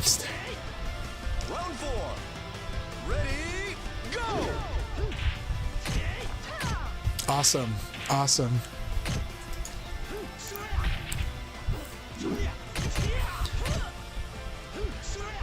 Yeah, so Tricky, I kind of told everyone that, I am giving up my opportunity to do pretty well at North America online qualifiers, but that's because I'll be going to Thailand for Thanksgiving. So I plan to go to Tiger Uppercut, and I know there's going to be a lot of Japanese players there. So I'm not going there expecting to win it, but I am going there to do a lot of things like love VF, hang out with the community, train a lot with Japanese, hopefully Korean players and Taiwanese players and Singapore players, maybe Chinese players, and also have an amazing time there, and also hang out with Sega, hang out with the community. I'm there for the experience. I am sacrificing what I think, like if someone asks you which tournament do you think you'll perform better at, the online qualifiers North America or Tiger Uppercut, I'll be like the online qualifiers North America, but I would pick Tiger Uppercut 100%. And this is going to be Virtua Fighter in my family's motherland. So that's a spiritual journey in itself too. It is on Tuesdays, yeah. But the hard part is that the finals for the NA online qualifiers is when I'm in Thailand. And even though I'll be on fiber internet there, that's not fair to try to sneak in and play VF with everybody on that tournament from Thailand. That's just not cool, right? But also like, so because of that, it's like if you can't do the finals, then you shouldn't play in qualifier 1 and qualifier 2, right? Because if you do get in there, that's like now you got to go pass it to someone else. That's not cool. So yeah, so I am gonna sacrifice the NA online qualifiers in November.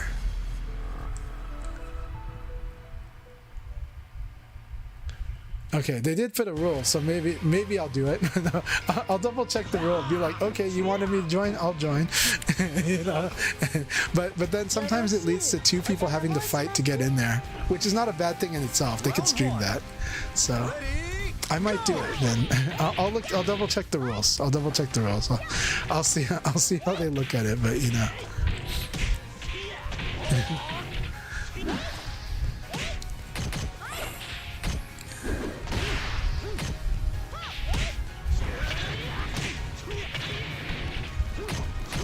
I am planning to play the Asian online players because I'll be there a week before Tiger Uppercut, and again, my in-laws, they have fiber internet, and my brother-in-law is letting me have full use of his PS5.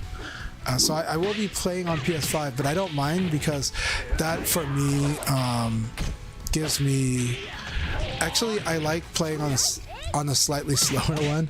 It prepares me for the tournament better than people will know. If I was playing on like a jacked up PC, I might be like having more trouble adjusting to a tournament PC. But if I play on a PS5, it's actually within parameters.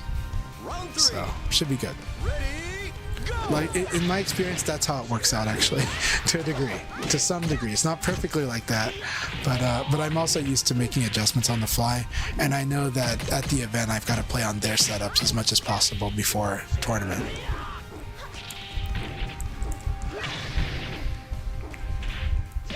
Knockout.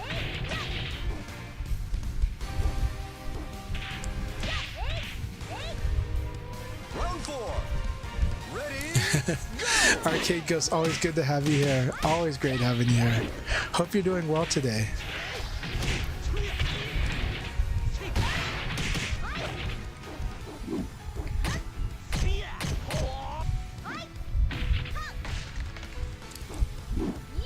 Knockout.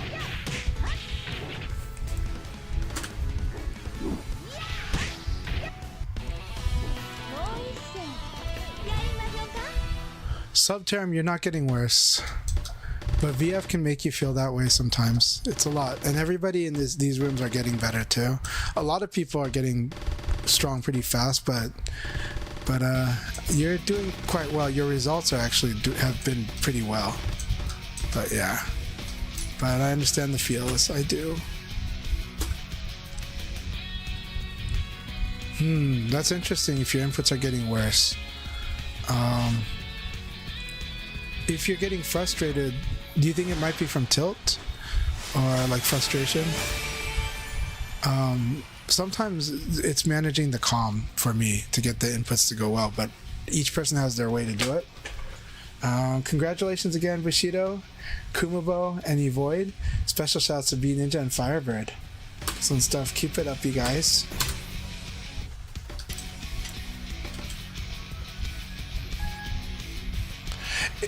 I will say a lot of people have been trying harder to fight against Aoi, and that is a factor. Doesn't mean you should stop playing Aoi. I'm just saying though, a lot of people have been improving how they fight against Aoi, because in Revo, a lot of people didn't understand why Aoi was winning against them so much compared to before. And now they kind of are. So a lot more people have got kind of stronger ideas about how to fight against Aoi. It's similar to like when more people start to understand how to fight against Akira's. And it can make that part of the journey kind of tough, yeah. I don't think it's a hate club so much as she's actually very strong in this game, and a lot of players had to understand why, because it wasn't like obvious reasons of why for non-Aoi players. And so I think there's kind of the curve just kind of worked out that way. Round 2. Thank you all so much who's joined. We are queuing up for the next one. We'll be doing about 5 games before the next league battle. If you need to use the restroom, it will definitely be 5. If you need to use the restroom or get a smoke break, get a snack, or take a moment to get fresh air, please do that. But we're going to start again in probably estimated about 15 minutes. It averages to about 15 minutes. So we'll start around a little after the 45-minute mark. So probably closer to the 50-minute mark. But basically after 5 games.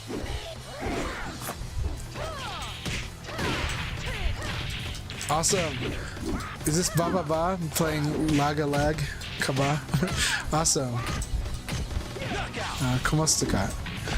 I'm not Filipino, but I just, hung around with a lot of Filipinos growing up.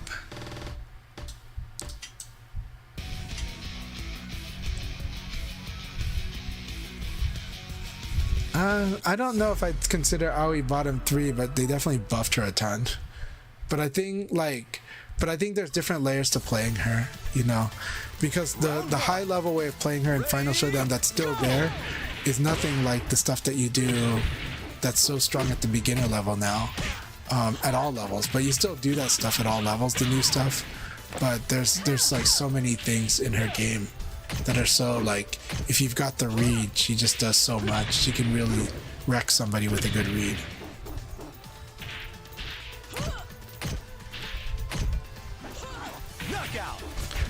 Yeah, sometimes a refresher is good. Changing characters can do it.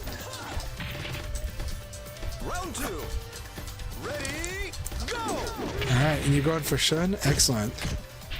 Let's see, who we got in here?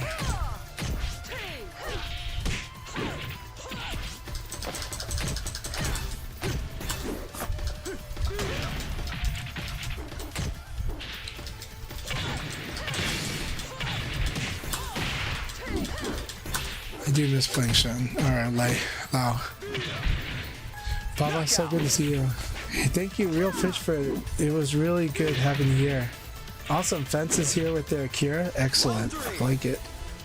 Really glad to have Fence in here as well. Kusano, welcome. Good to have you here as always.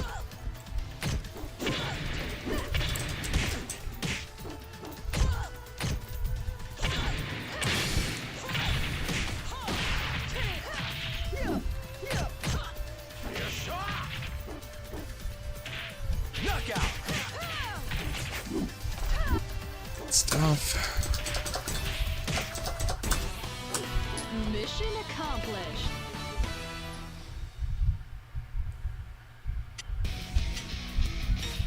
Akira is insanely strong. I do think you're gonna be very scary with Akira. To be honest, I don't know, the way that you play Fence, I think Akira is gonna be very strong in your hands. Must be very strong the way that you play too. Ready, go!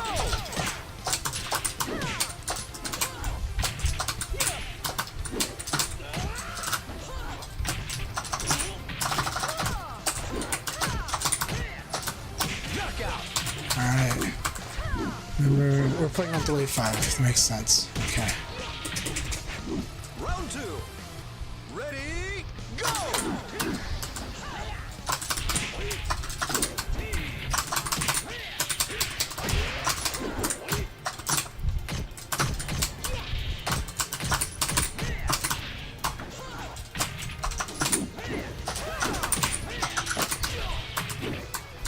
Knockout.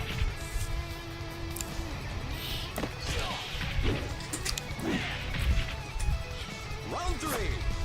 Ready, go!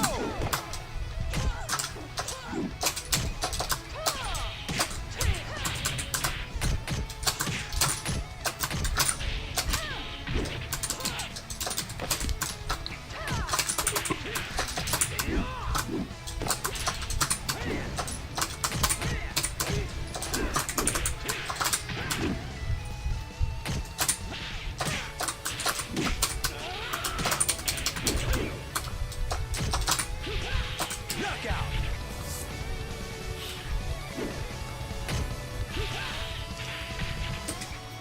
Round 4. Ready, go! Knockout.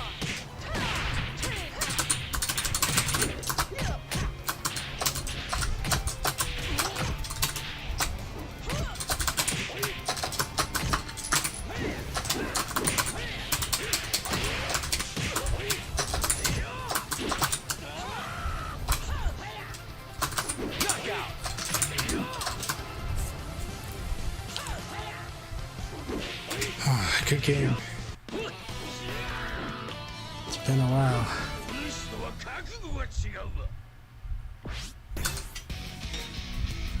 Alright. We got 3 games after this. 3 more games. Alright, Jalapeno Overdrive. Let's do this. Round 1. Ready, go!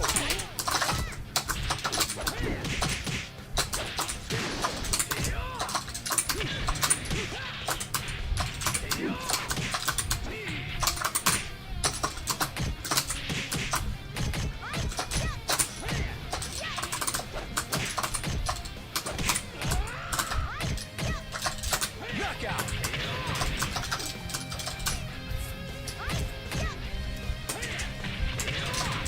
Round 2. Ready, go! Nice. I like that. I like that too.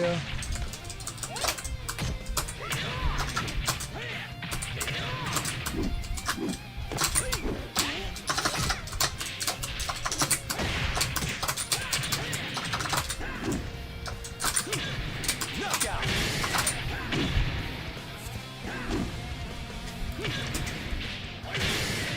Quarter circle back punch. Quarter circle back punch. Ready, go!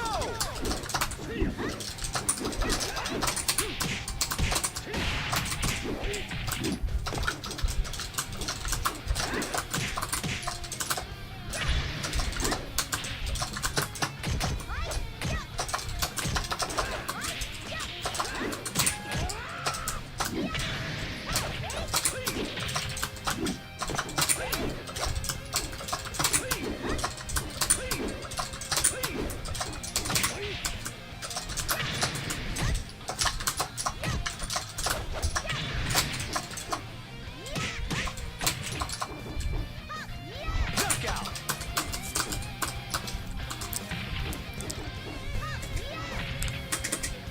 Round 4. Ready, go!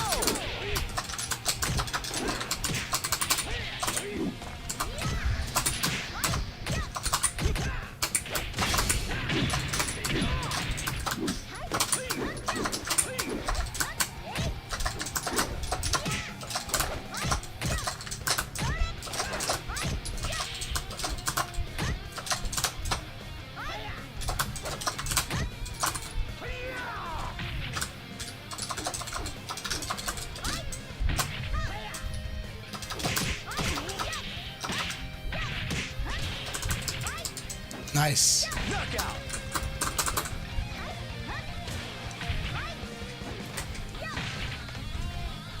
Round 5. Ready, go!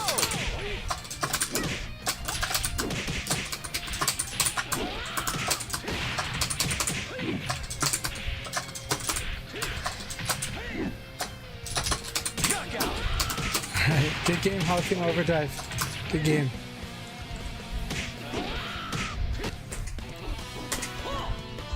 Alright, 2 more games.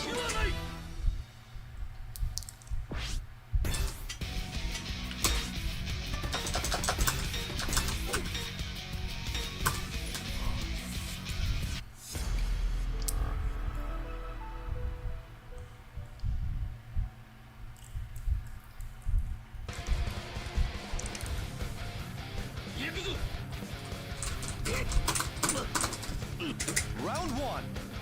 Ready, go!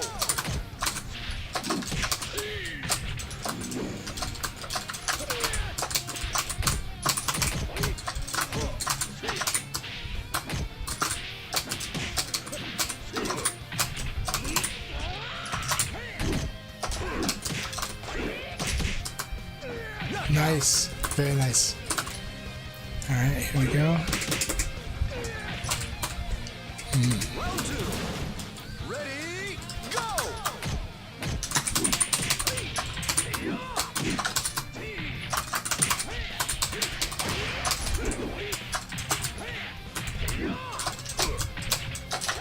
Knockout!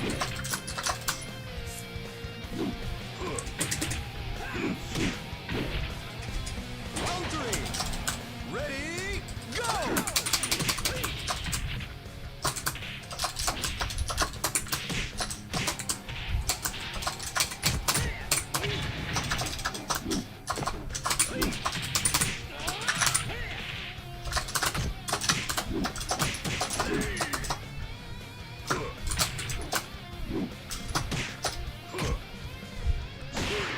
Nice. Nice. Very nice.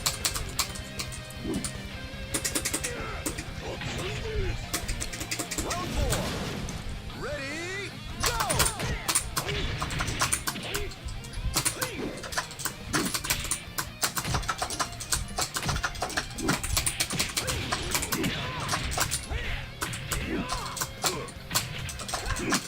Knockout!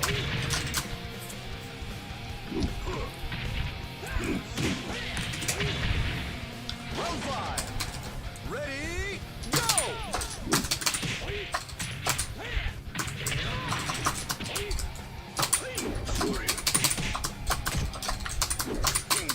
I love that.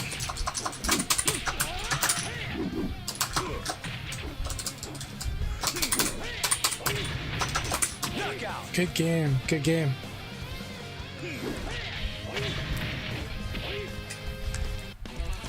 Lots of fun stuff. Keep it up, Baba.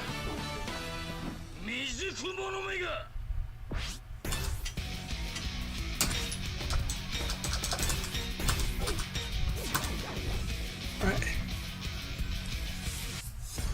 I have no idea what to expect from Two Scoops' Shun. This is going to be very scary, but it'll be a lot of fun. Round 1. Ready, go! Nice.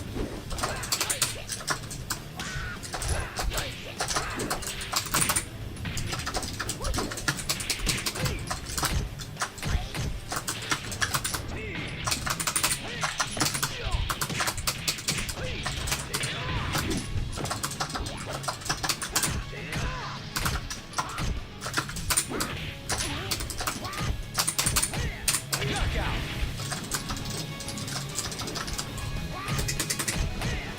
My frame rate's not the best. I don't know what's going on, but I might have been some of the overlays I was loading into my OBS today or something, but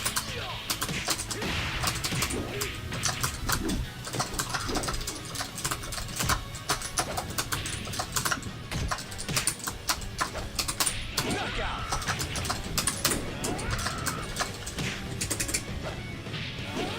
a little faster than that. Round 3. Ready, go!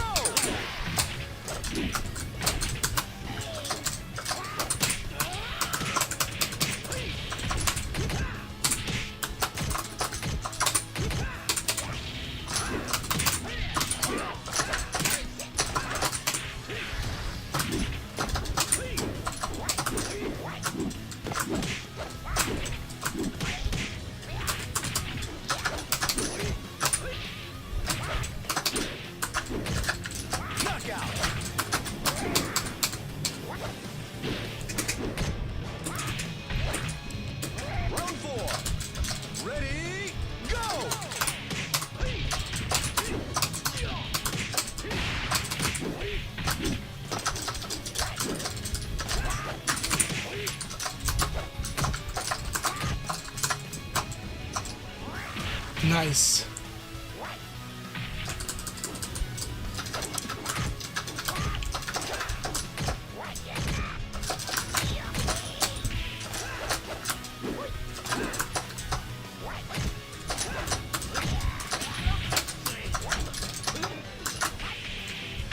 Very good. Get it to 20.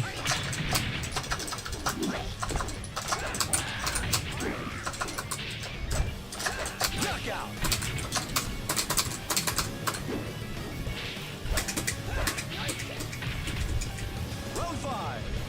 Ready, go!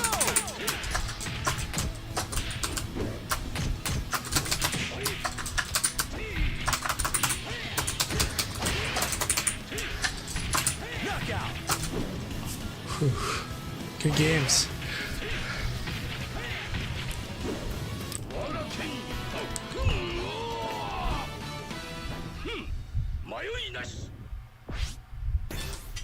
Alright, we're gonna start the next league battle now.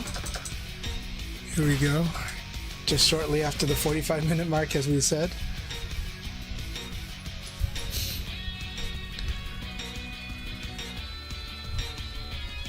It's a lot of fun. Keep it up.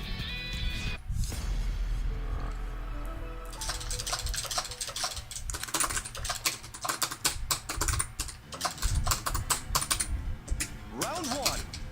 Ready, go!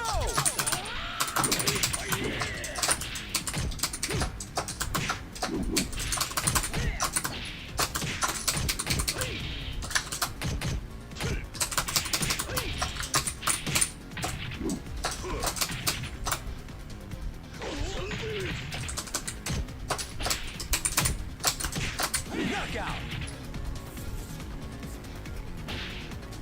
Round 2. Ready, go!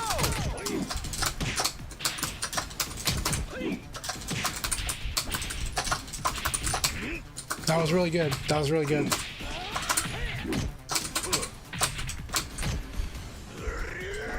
Really good round.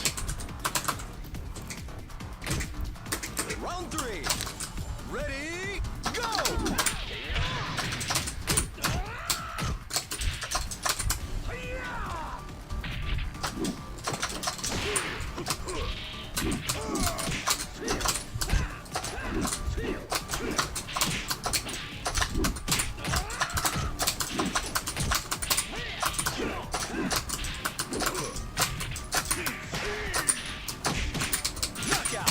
That was really close. That was really close. Round 4. Ready, go!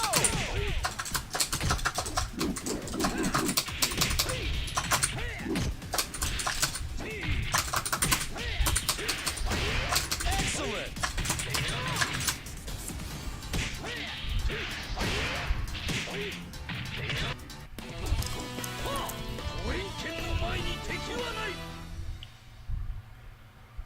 I think sweet potato pie tastes a lot like sweet potatoes, but sweet potatoes have a very distinct flavor.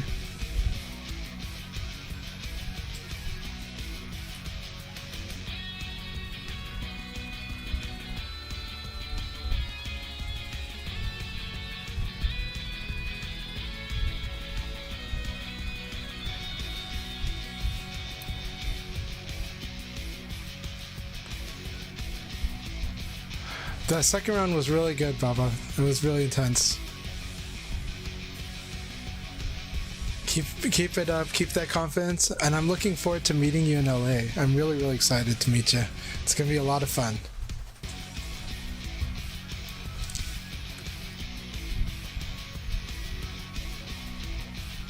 Double checking the Sega account page. See if the beta is giving codes yet. I don't see it yet.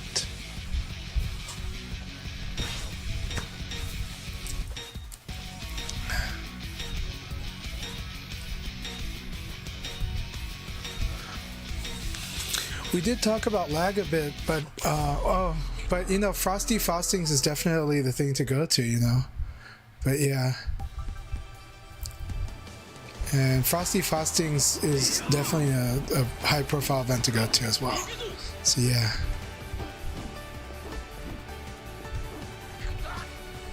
Round 1.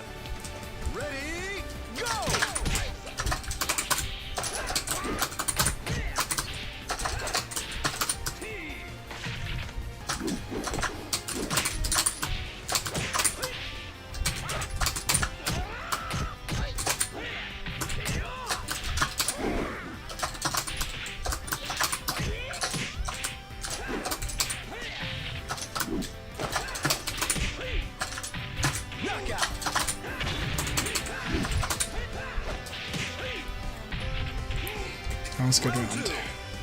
Ready, go!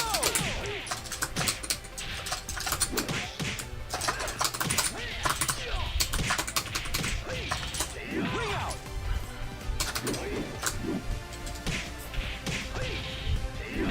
Round 3.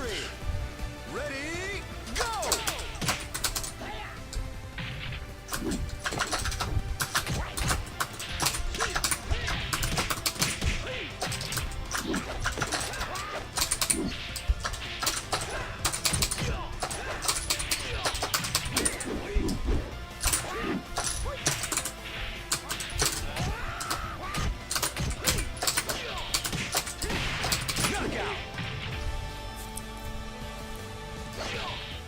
Thanks for the battle 2 scoops.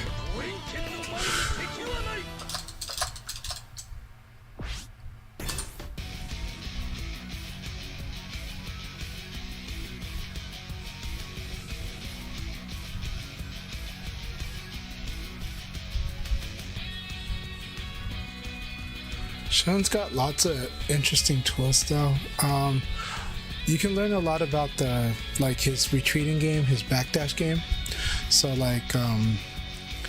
weird stuff like if you do backdash like 4-4 and then you do 4-4-3 P plus K, you can kind of like backdash and watch to see if they do something, and then 4-3 P plus K comes in and hits them. It's kind of a fun zoning trick with him. If you see them whiff from far away or that they're going to, you can 6-6K. But you gotta be sharp on that one. His 3P is really good. Sean's 3P really, really cool. Yeah.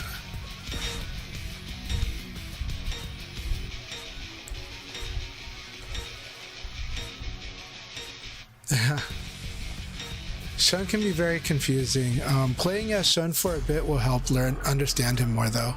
Same thing as playing as Lei Fei, right? Put yourself in their shoes and you'll see a lot. Ready, go!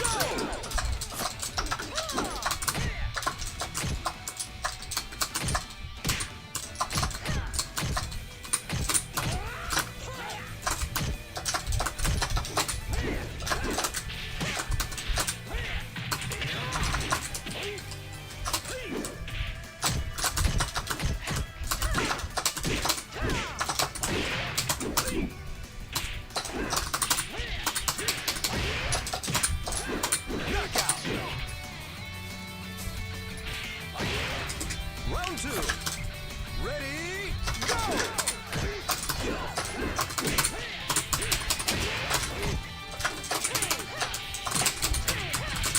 That was cool.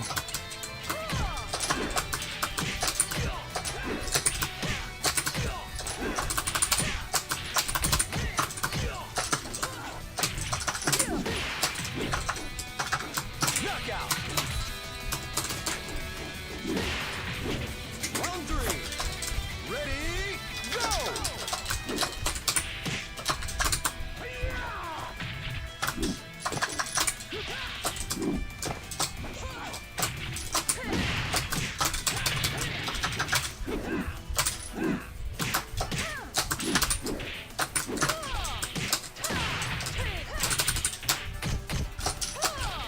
Oh, nice. I like the 9P here. The 9P is really cool. Round 4. Ready, go! I like that.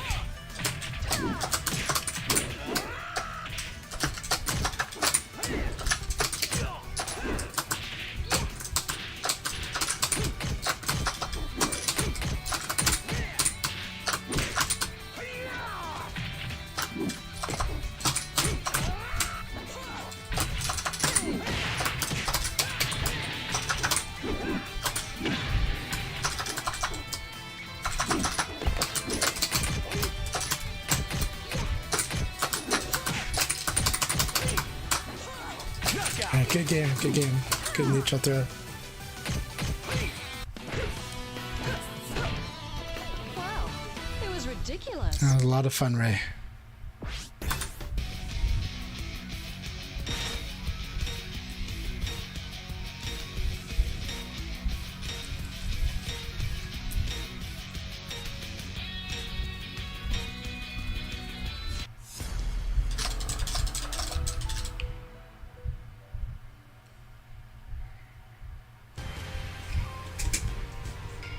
Round one. Ready, go!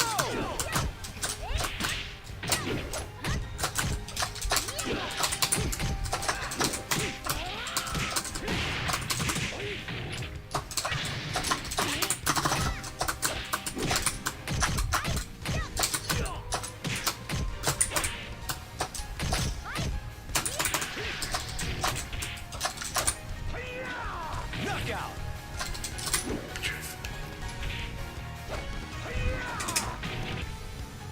Round two. Ready, go!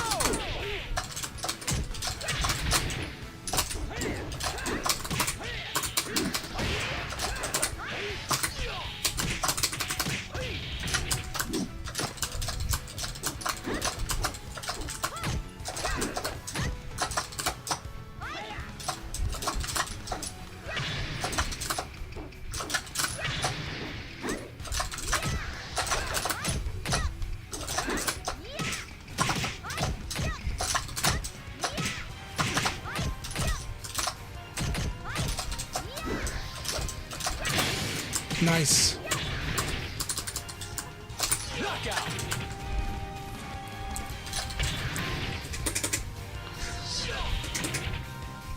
Round three. Ready, go!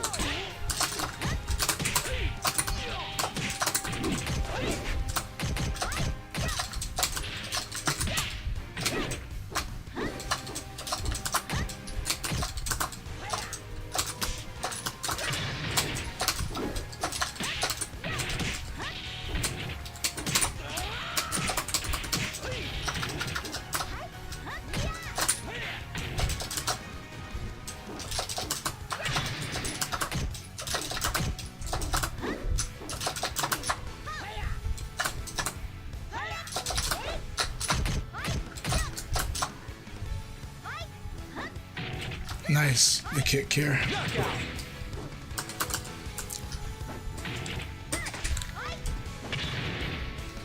Round four.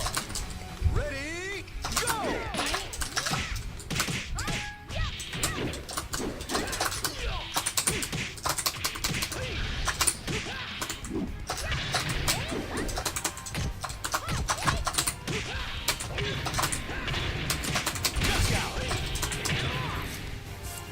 And good game, Jalapeno.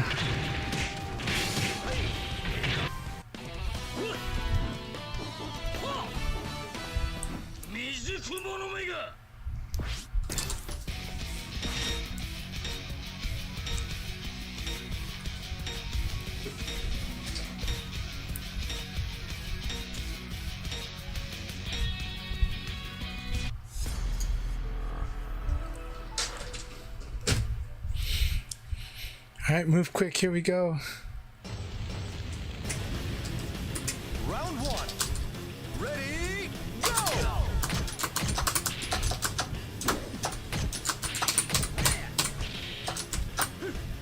Good.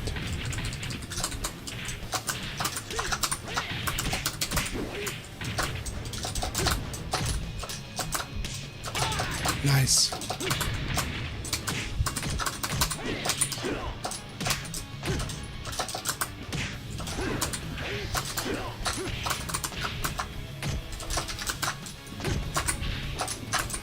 Very nice choice. Very nice.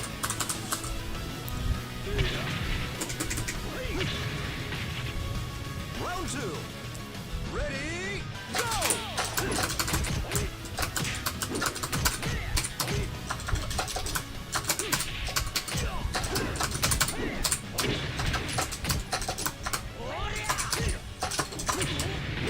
That was really good.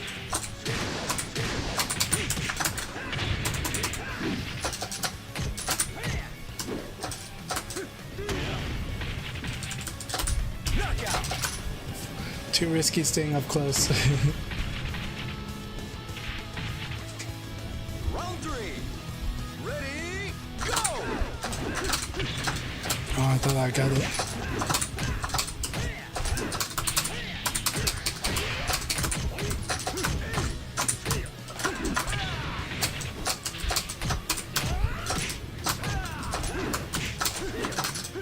That was really good.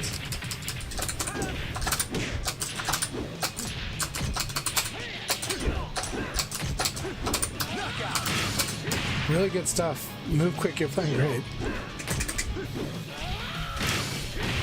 Round 4.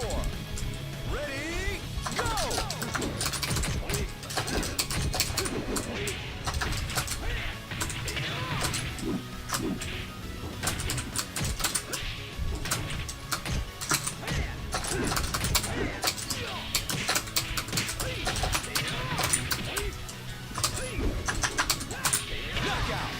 Alright, good game, move quick. Good game.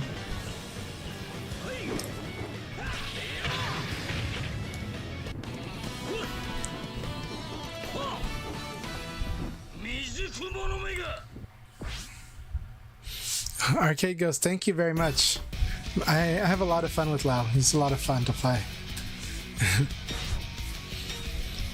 He's a little technical, but that's what makes him really fun.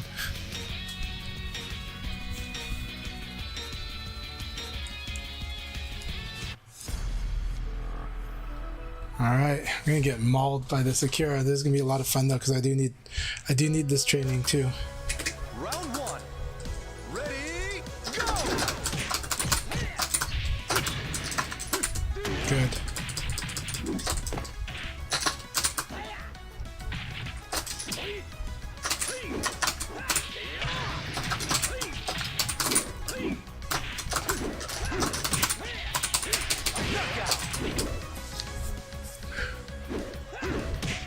Round 2. Ready, go!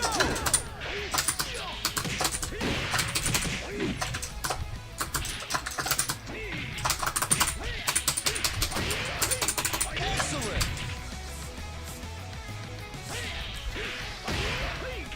Round 3. Ready, go!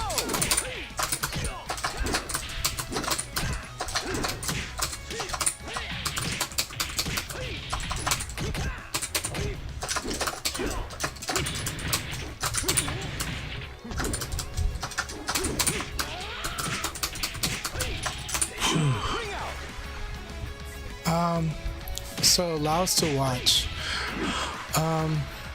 Well, my Lao is maybe fun to learn from, but definitely not the strongest Lao. I've only been playing Lao about 1 year, but I enjoy him. He's a lot of fun. But you can definitely learn some stuff from watching my Lao. But if you want a high level Lao, Wasakon and there's some really good Laos that I can share with you. And then I really like D the G's Lao, but D the G plays a lot of characters now. So yeah. C Money's Lao is actually pretty good. Black Belt Sprite has a good Lao, though his online courtesy is under question. But his Lao is really good actually for North America. But in Japan, there's Wasakon Lao. There's quite a few really good Laos in Japan. Actually, there's a lot of Lao players in Asia. So.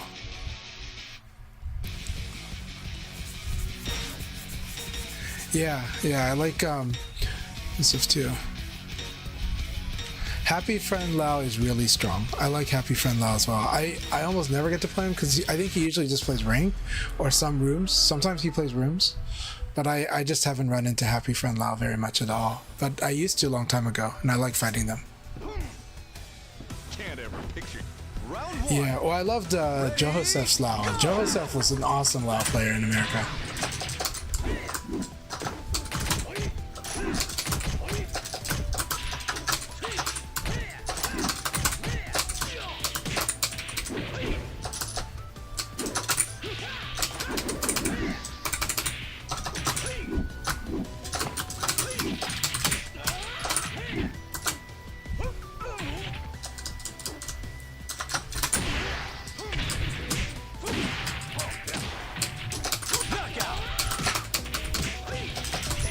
Good first round. That was intense. You had the ring out like advantage, but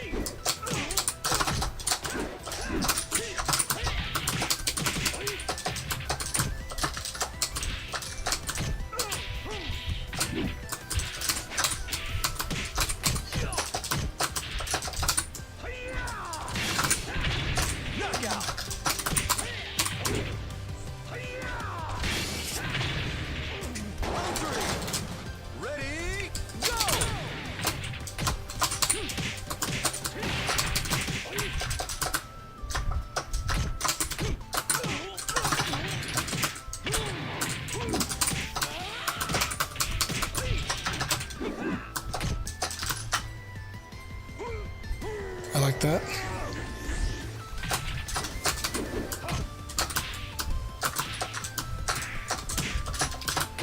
Here you go.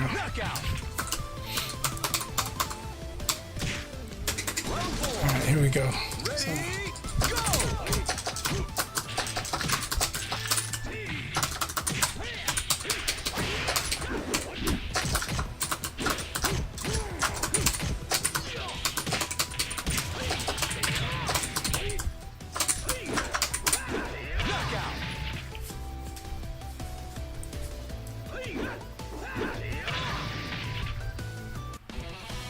Yeah, Happy Friend Lao is really good. I haven't fought them in a long time.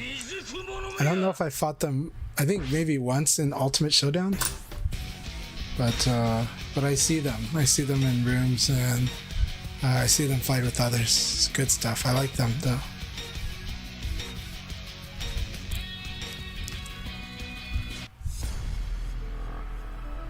Alright, Kumabo, here we go. Let's see how Kumabo's Eileen goes. Ready, go!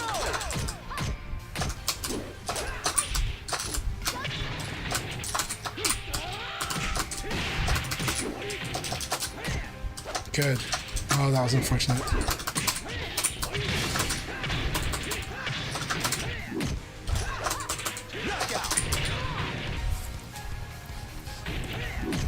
Round two.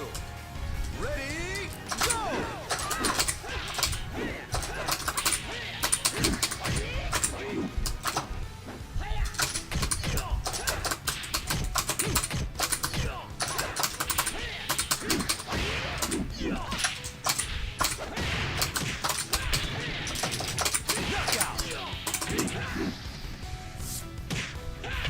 Round three.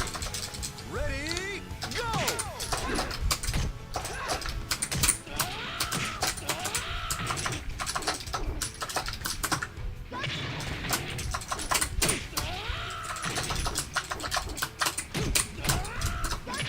Very good.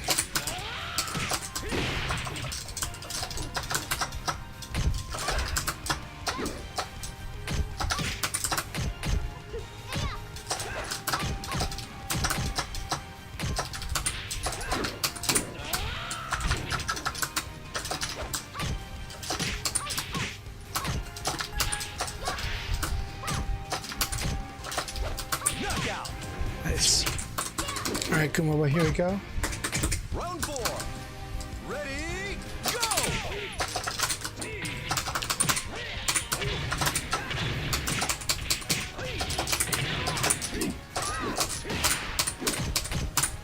Excellent.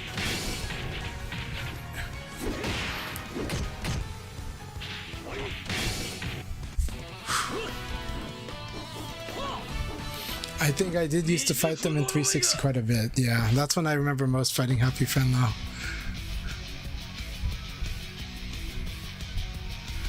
T-Town Frown, hope you're doing really well. Welcome to the channel.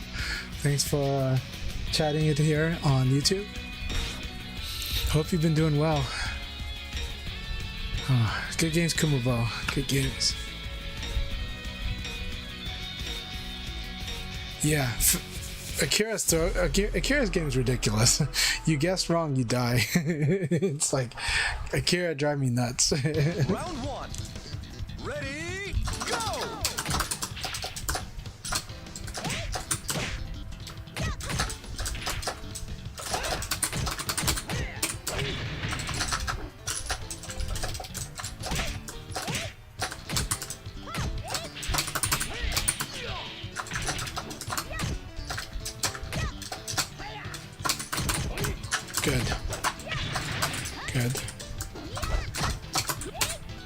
Nice.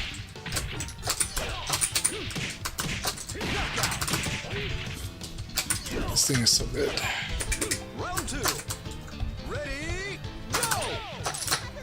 Really nice. That was great. Good confirm. Good confirm.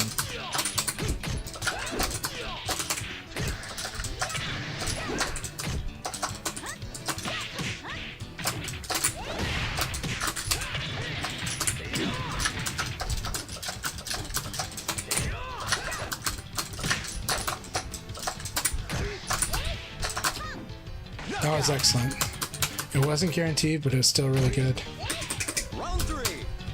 Ready, go!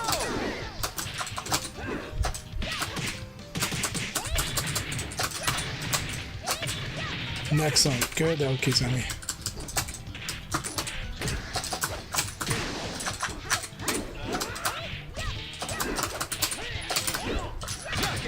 Excellent.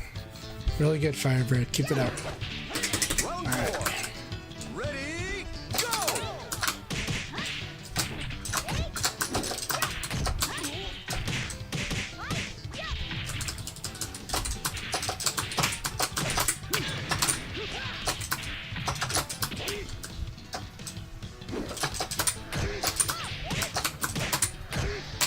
Knockout! Excellent. Good game, Firebird. Good game. You did really, really well there.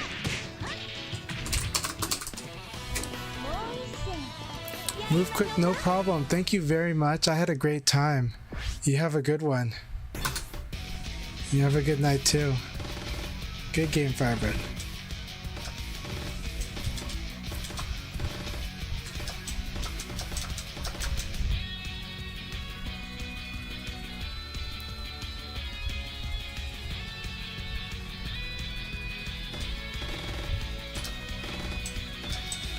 Akira's a good character to get you to stop blocking.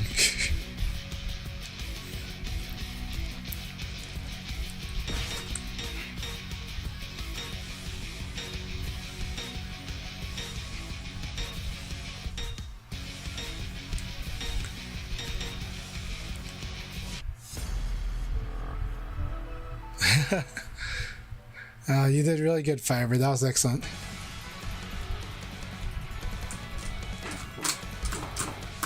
I won't go easy on you.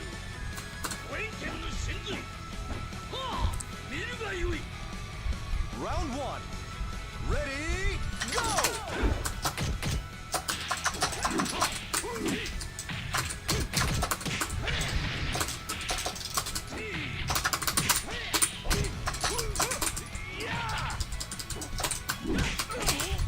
I love that one so much. That's so cool.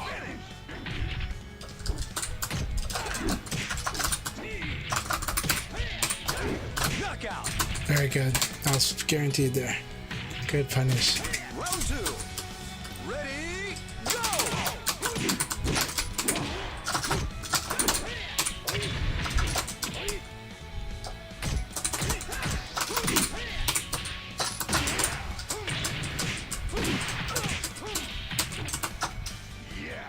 Awesome. That was excellent. Knockout! Round 3. Ready, go!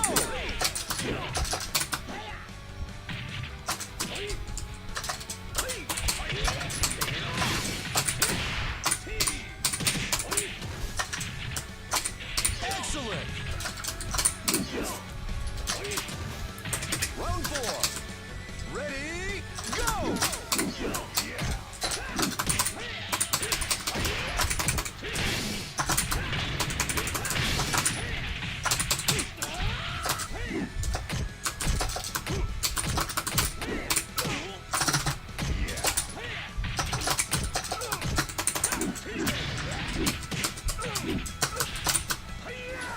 Knockout!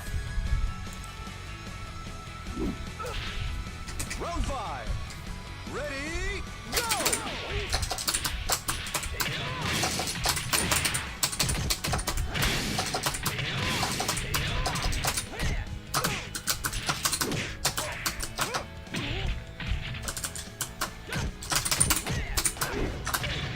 I love that.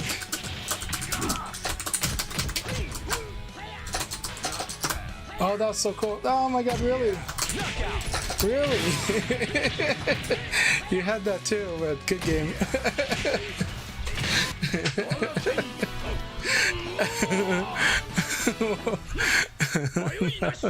That was exciting, but what the heck?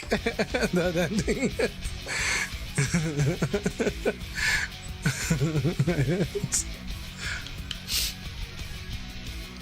Yeah.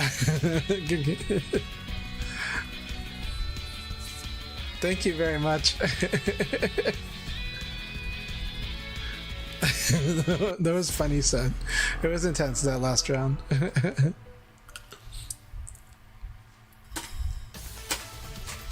one.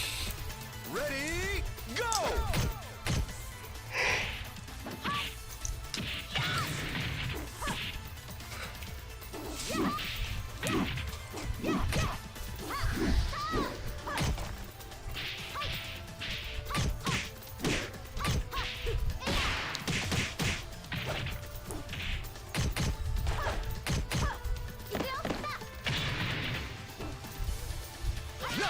Yes, Akira, when I say that Akira forces guessing, guessing goes two ways. It means that the player playing the guess is also, it can backfire. So yeah. And Akira is, so like Jackie is the character that can play safe, actually, and he can punish mistakes, and he can also play with safety. He just doesn't have like crazy crushing, just some crushing, not much. He doesn't have like Sabaki attacks much, but Jackie is like plays frames and can punish, right? And can whiff punish really good. So Jackie can play safe while being very powerful. Akira is always guessing, but when you guess wrong, you hurt so bad against Akira. Like Akira kills you on guesses. But he makes you like guess on attack and defense like crazy. Like Akira is ridiculous. He forces you into hard reading like everything. So yeah. Hey, have a good one. Thank you so much, Ray. Good games. Good games, Ray. That was an awesome match.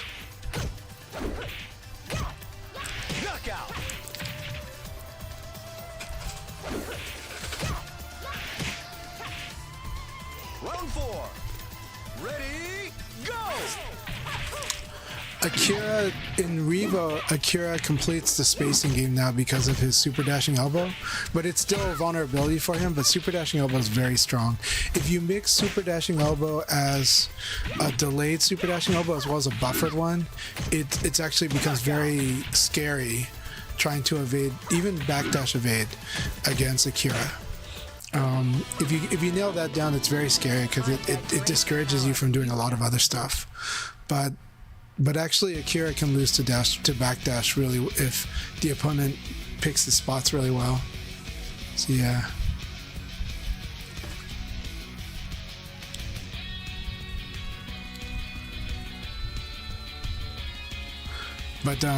But I think the key for the super dashing elbow is you want to mix up its speed. You want to mix between a delayed and a normal super dashing elbow, because super dashing elbow is amazing when it's done frame tight, plus enough frames, which isn't much. But it's also amazing as a delayed, like, killer of backdashing and evading. All right, congratulations, Ray. That was an awesome battle. Fence and I were really, really close. Firebird, Spaghetti Confetti, special shout outs. And also Baba doing really good here too. Good stuff, everyone. That was a lot of fun.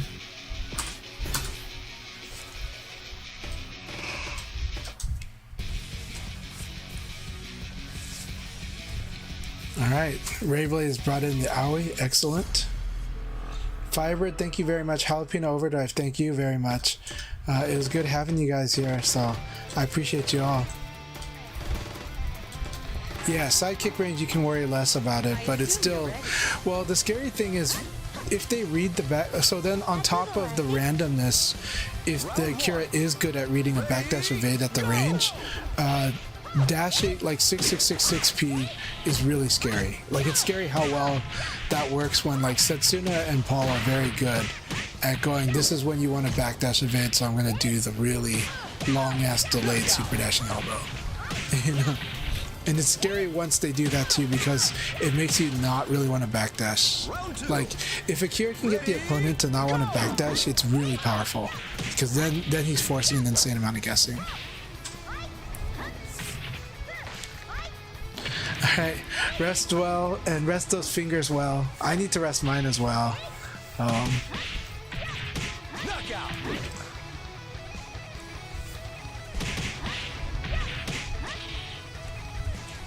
3. Ready, go!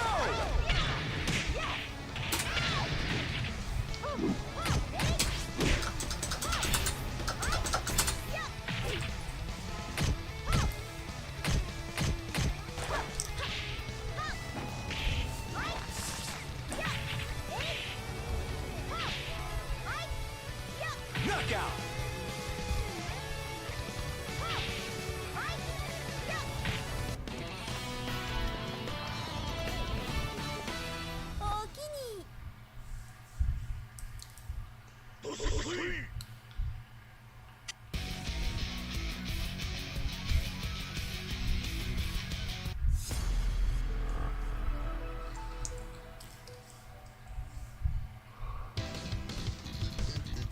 Round 1. What does a spicy down player mean? Go! Mean downplaying everything? Or?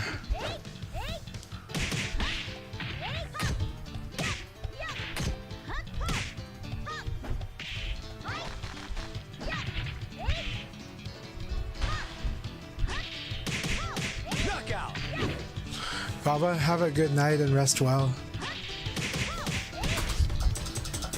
Round 2. The next league will be the last one of the night because I do need to work on stuff and rest, but I've had a great time with everyone tonight.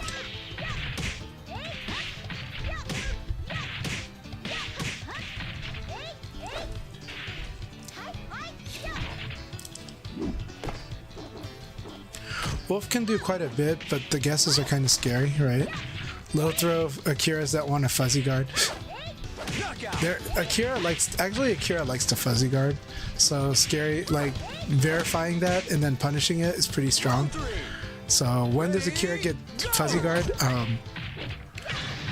When dashing elbows blocked, when super dashing elbows blocked, when 4-6P plus K is blocked, when 4-6 PKG is blocked. Akira can fuzzy guard like a lot of times. It's really stupid. And so if you happen to run into the Akira that likes to fuzzy guard, that's a point of attack for low throw specifically. Round 4. Ready, go! But and then aside from that, working in, there are interesting things against different Akiras, but it can be tough. The backdash game is good.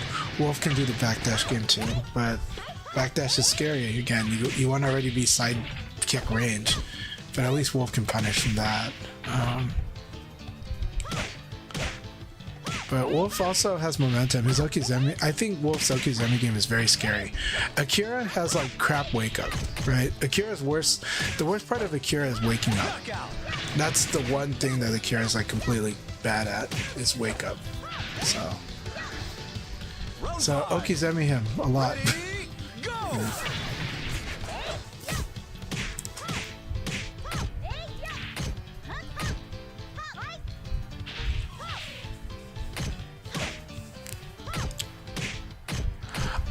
I usually do the PlayStation rooms on Sunday, so I will probably do that on. If the Akai leagues don't happen on Sunday, I will do another PSN room on Sunday.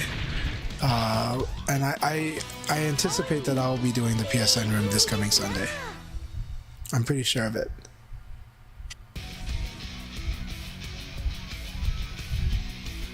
Akira's rising low is kind of weird, but the thing is you can evade punish it, so you should learn to evade punish Akira's rising attacks. Learn to evade punish Akira's wake up kicks. It's really strong against him. That said, you only get like 20 frames, but it's good. Round 1. Hey Cruz, good to see you. Go! If the beta's going on Sunday, then I might not do it, but we'll see what happens. We'll see what happens. I might do a session that involves those players though.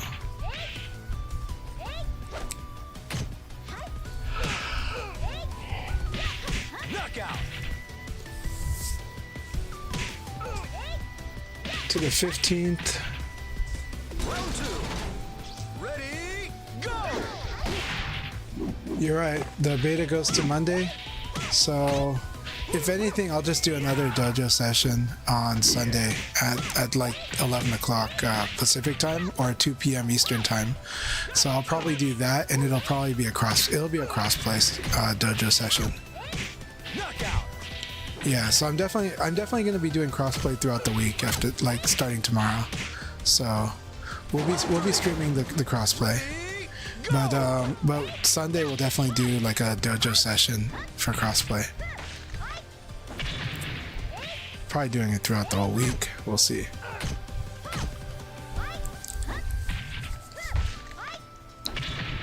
Excellent!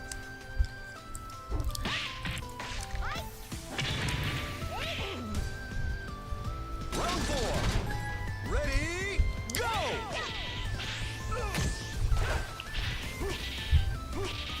I like Calamity Zowie.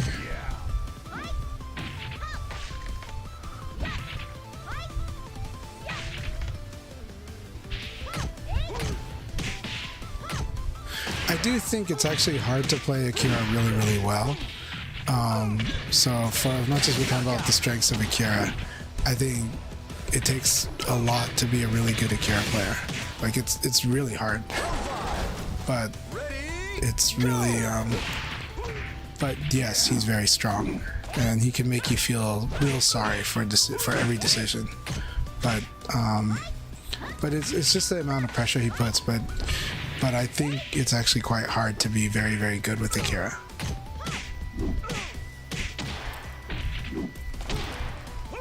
I think it's really fun though. Like I have a lot of fun playing Akira. I definitely think Akira fits you well, Fence. I think Akira fits you really well. Because Akira is always putting that pressure on the opponent to make a choice right away. Or he can, if he wants to.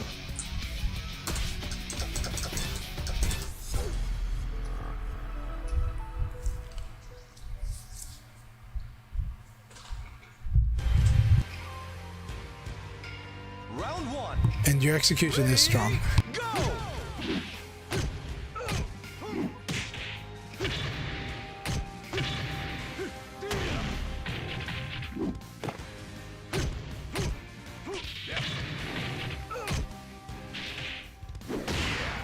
Oh, Cruz, it's awesome to see you. I hope you're doing really well, man. Hope you're doing great.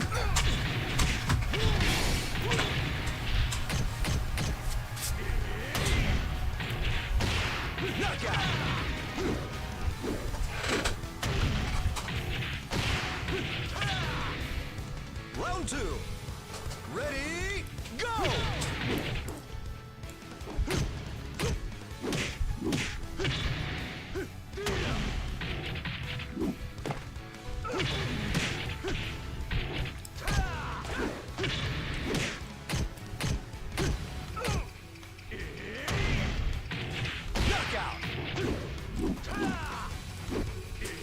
Hat Person, welcome. Good to have you here. And again, Mango Juice, good to have you here. Glowing Surf, good to have you here. I hope that connection's not too bad, but we'll try it out tonight. But really good to have you all here. Welcome.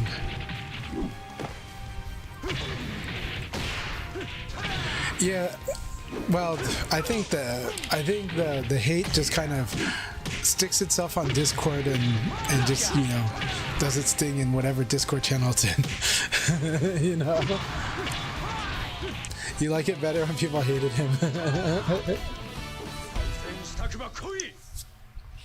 Alright, Kumabo. After this game is the last one before we start the league battle.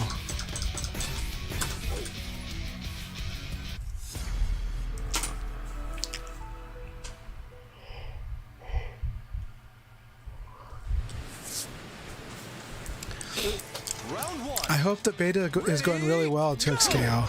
So, hope you're enjoying that too, Hat Person. 2xKO is really cool.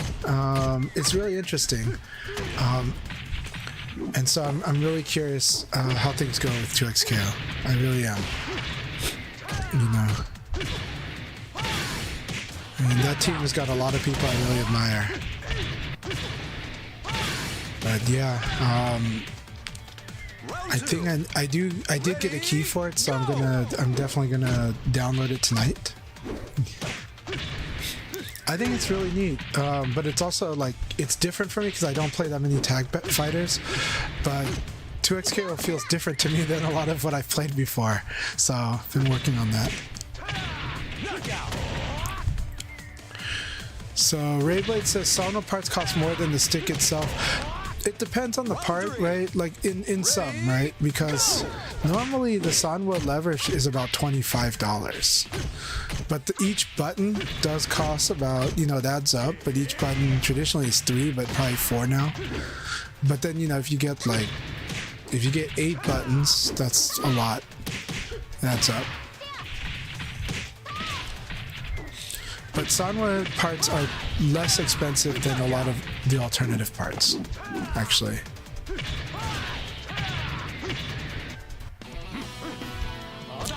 It will be cool to see those skins in 2XKO.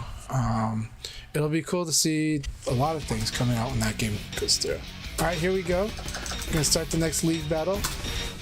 Good luck, have fun everyone, let's have a great time. 100%, yeah. I do like 2D fighters. I think it's good that fighters have gotten interesting levels of depth, or at least the play is closer to what we would call balanced. But every time I pull, I have the problem where I like VF too much. There's so many games I like. Yeah.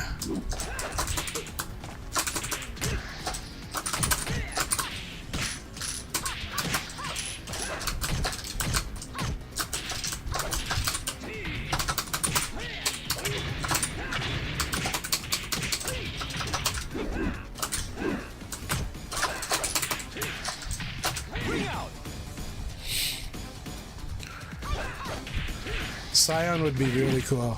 Yeah, I'd like Scion to be in TXKO. Ready,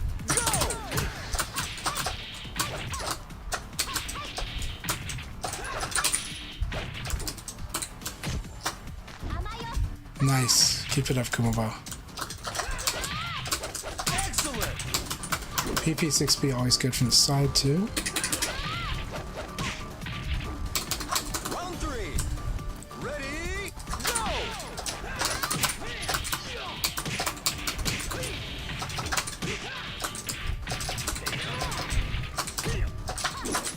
Knockout!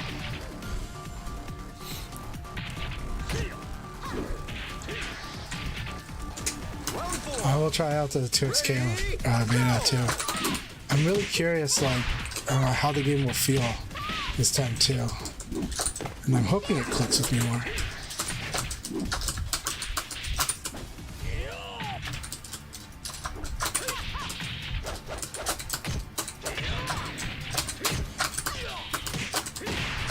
Knockout! Intense game. Good game, Kumobo.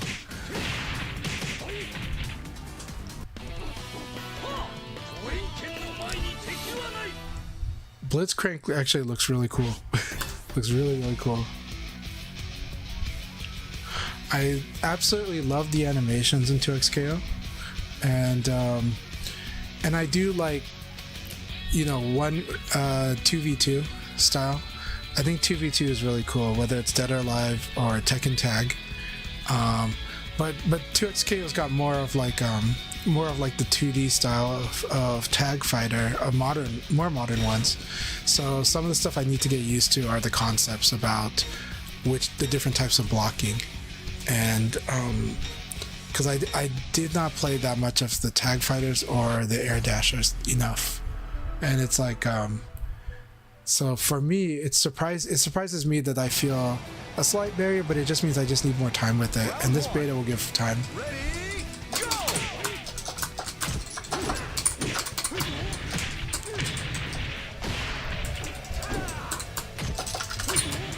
Good.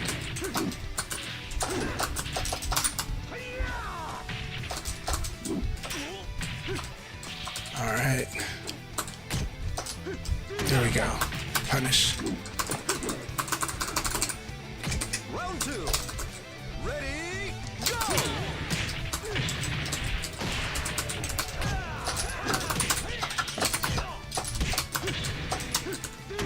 Very good.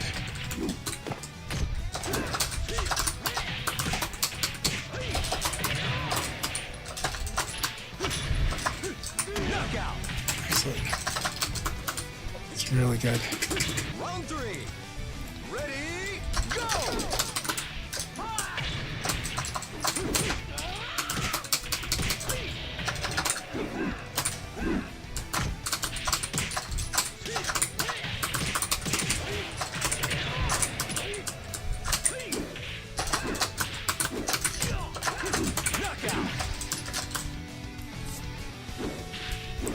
Hey, Sneaky, good to see you. How have you been? Oh, that was good.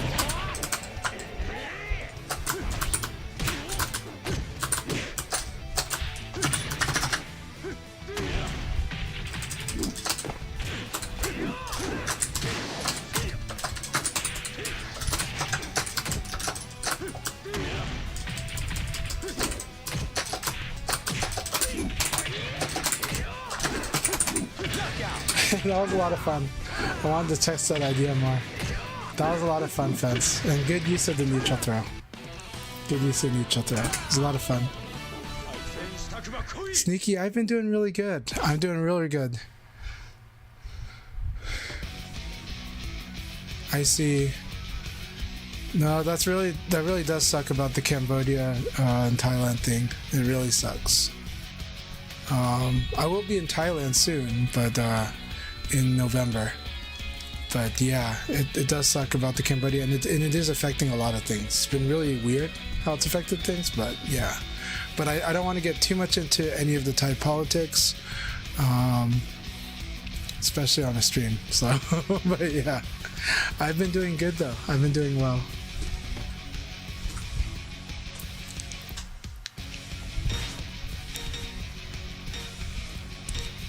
Alright, so Glowing Surf unfortunately has got a 300 millisecond ping. That's pretty rough.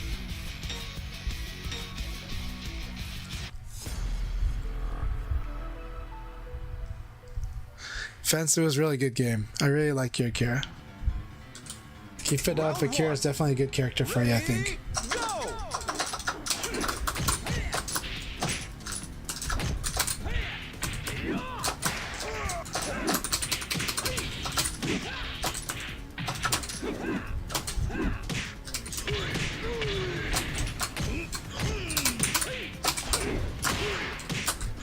I see. So I was gonna go for the evade. Maybe. Round 2. Ready, go!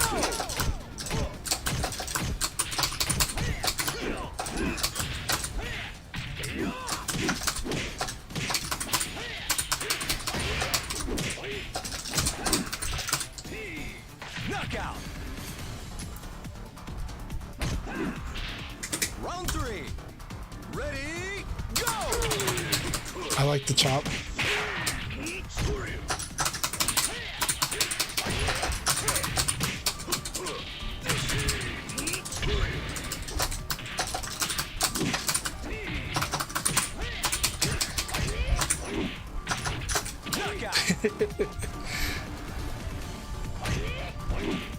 Round 4. Ready, go!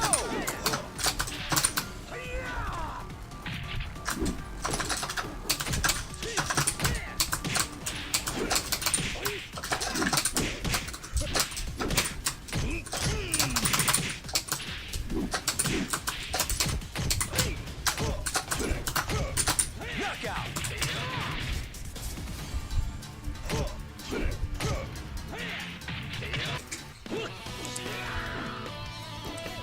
Good game, Inari. Good game.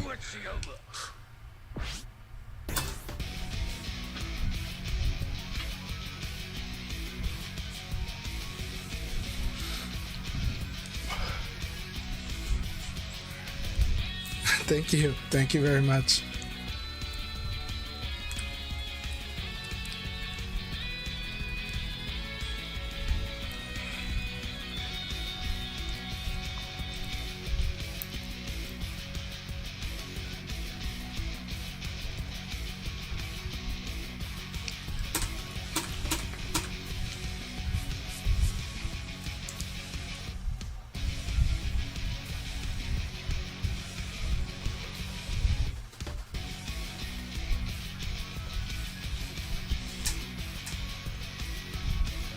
Teleporting Leon's a war crime. I see. I'm sorry. This will probably be the last time Glowing Surf can play in here because of this. We'll see.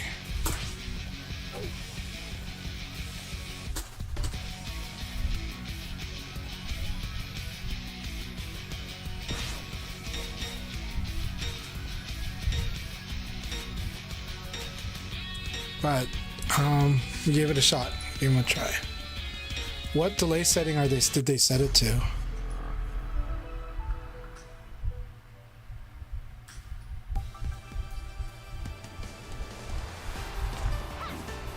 Round one. Ready, go! Alright, mango juice, here we go.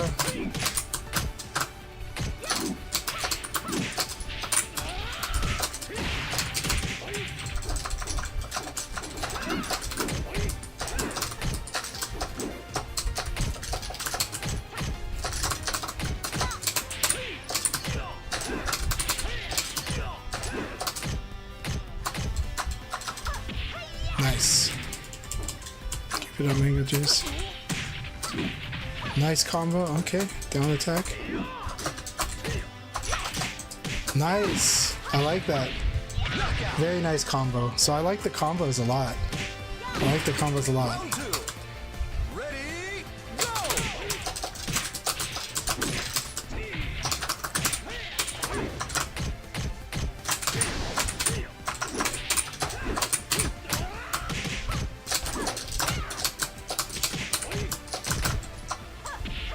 Nice. Good throw choice again.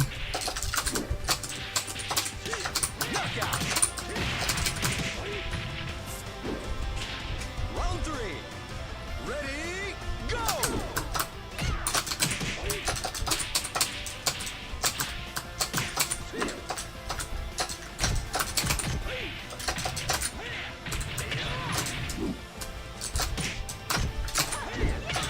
Nice. I like that evade 1K.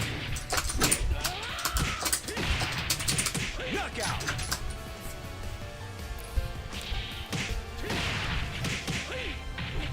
Alright, I'm glad to hear it was okay for you two scoops. That sounds good. Go!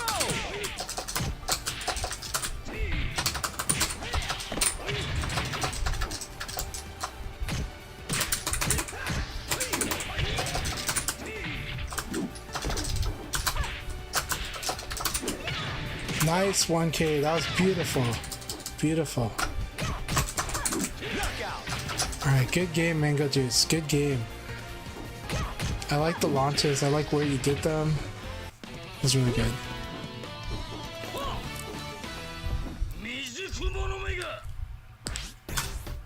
Good game.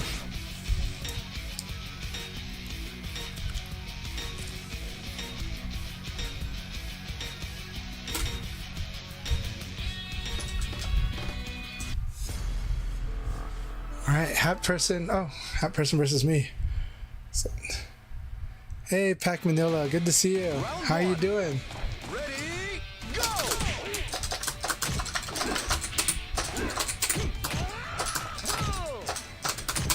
Have a good night, Arya.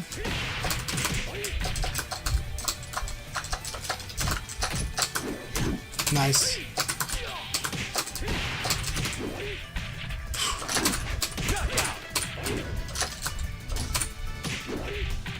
Round two. Ready, go! Nice.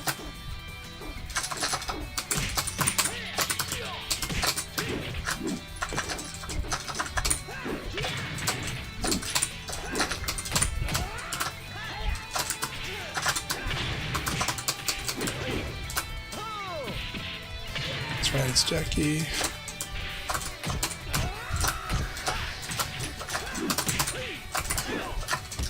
I like that. This is an intense round. I tried to roll, I didn't roll, but I think I still would have did rising attack backwards because of that hop over. Ready, go!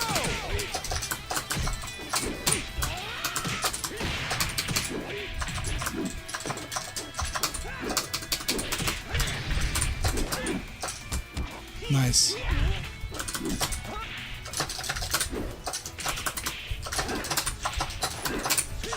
Knockout.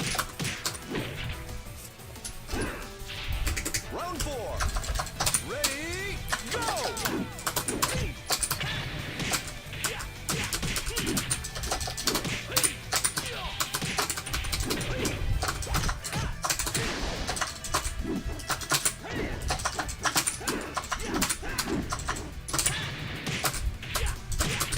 Nice combo.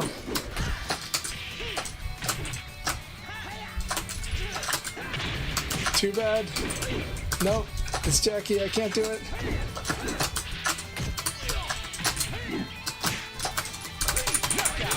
That was an intense round. Good round, Hat Person. Really good game. That was intense. I enjoyed that a lot.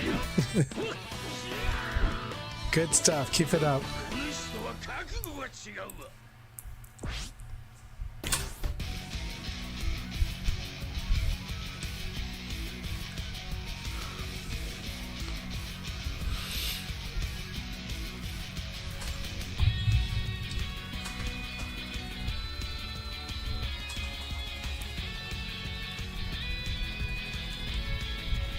Yeah, I'm glad if you're getting back into VF again.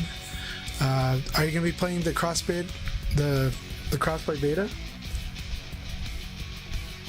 I see. They're doing the beta tomorrow, so yeah. Hope you'll be doing the crossplay beta. Awesome, excellent.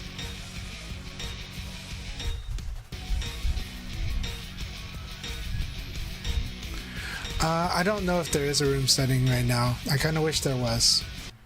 We talked about it on Sunday, I think, but yeah, kind of wish there was.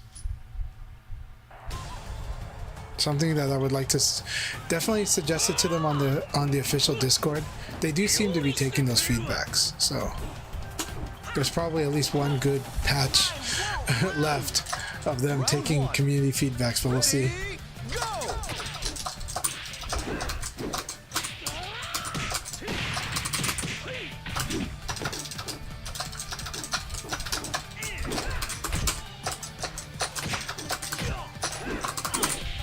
Nice. Okay. I see. So we are doing with rollback, but it's good.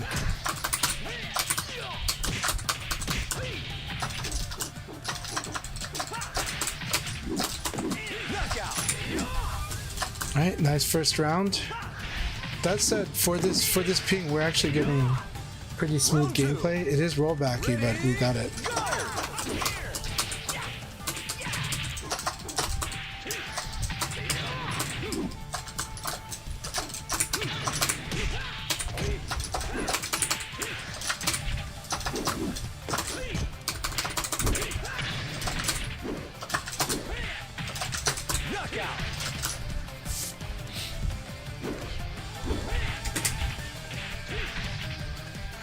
Surf, here we go.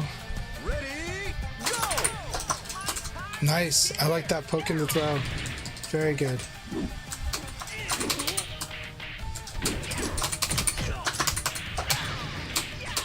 Very nice. Very nice. I like it, glowing surf. Let's fight. Round 4. Ready, go!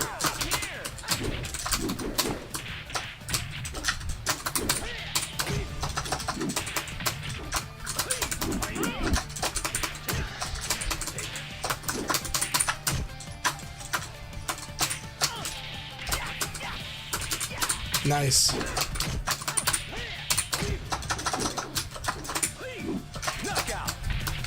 Alright. The long range guessing is going to win out against me here. But we can't react, but we can guess. So this is fun.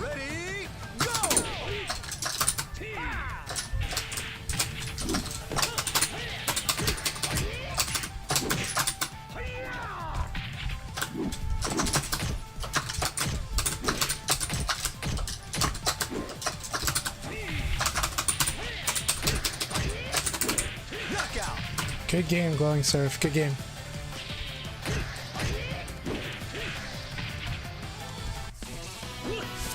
Really nice stuff those last couple rounds.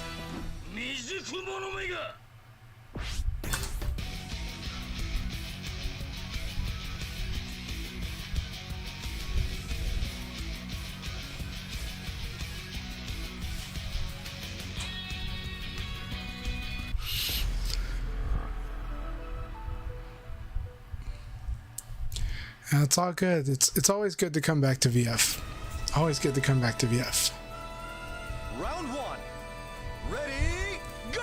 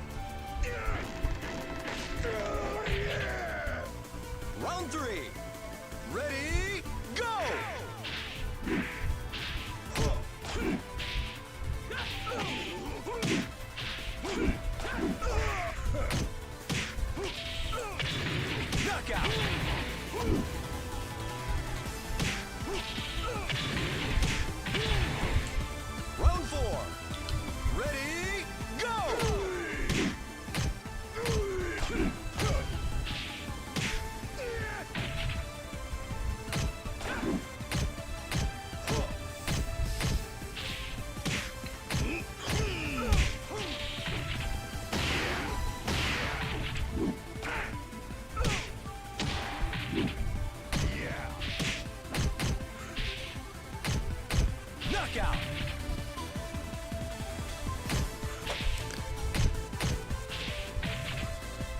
Round 5. Ready, go!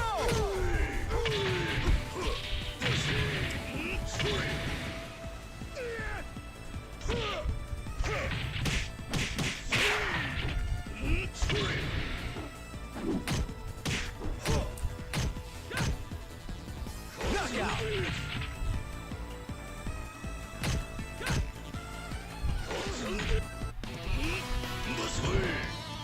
三国って100人力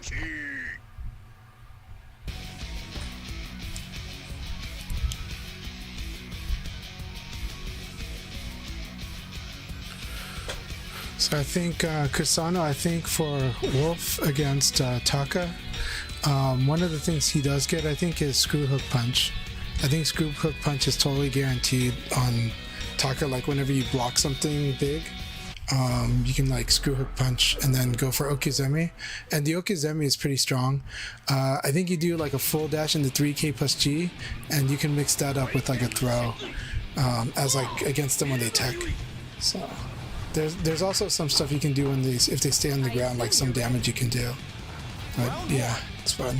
Ready, go!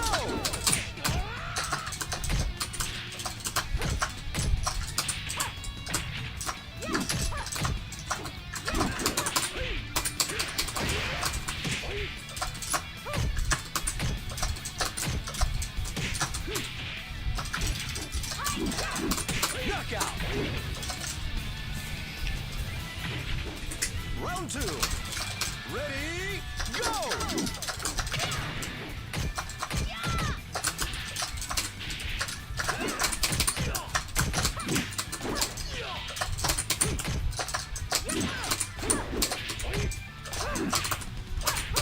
Nice.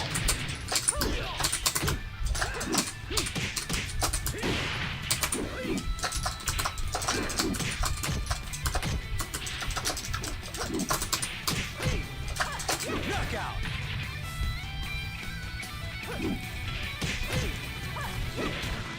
Round 3. Ready, go!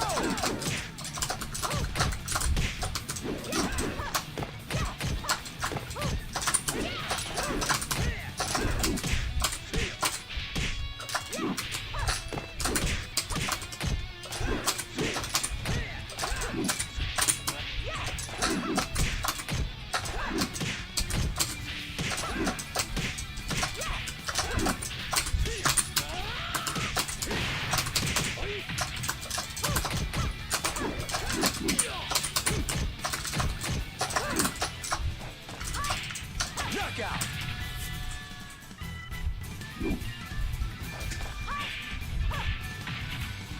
Round 4. Ready, go!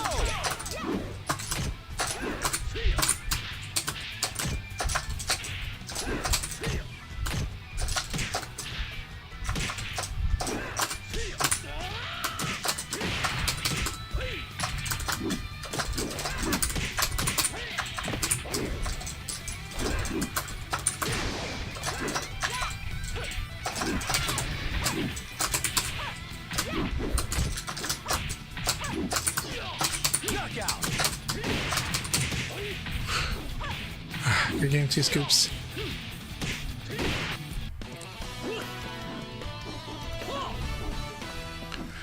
I do have 300 milliseconds against them, but well, 250. But for us, it was smooth, but it was a lot of rollbacks, so that was the hard part. Yeah, I think they are logged in from really far away. I appreciate them though, and thanks for trying. But I do think the connection is kind of tough for a lot of people.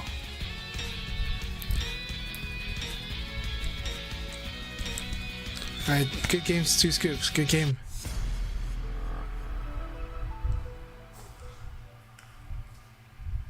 Round 1. Ready, go!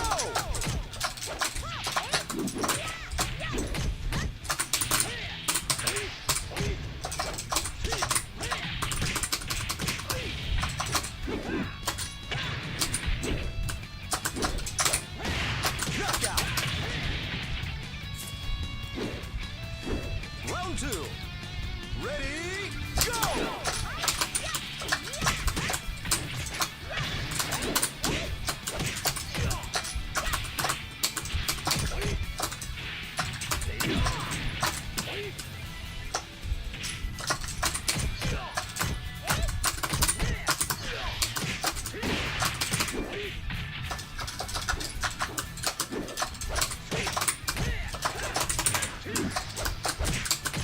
Knockout! Round 3. Ready, go!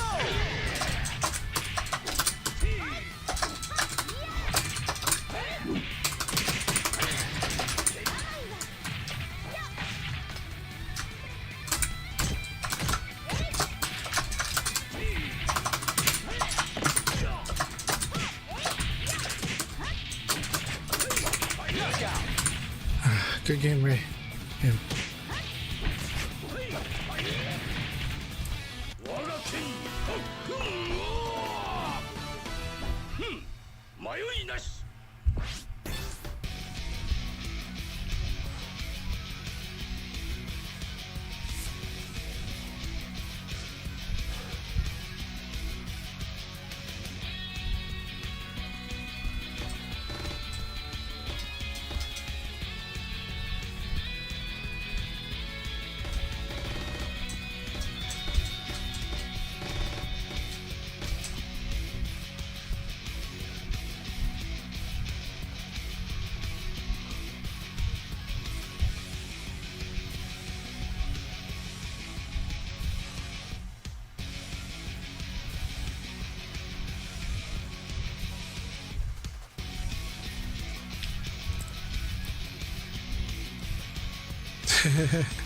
Nice to see the astronauts on the International Space Station playing VF.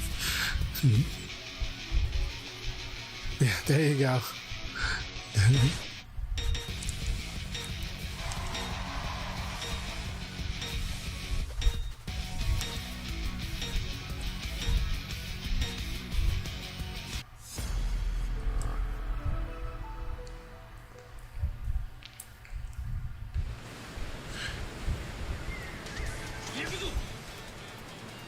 Round 1. Ready, go! I like that.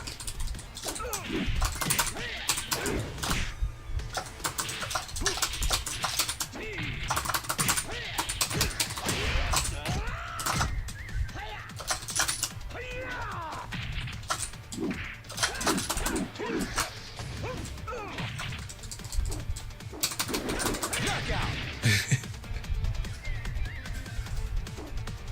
Round 2. Ready, go!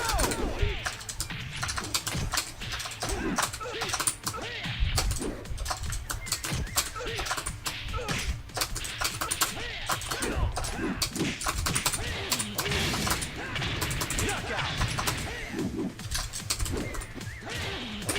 Round 3. Ready, go!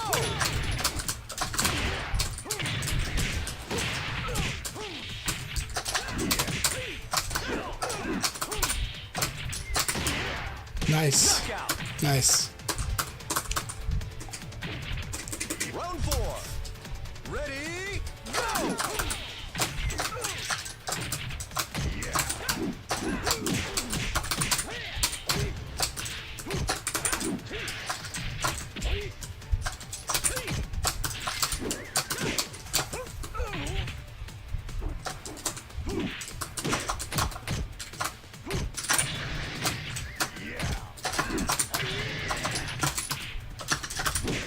Knockout! That was intense. Good game, Kasana. Good game.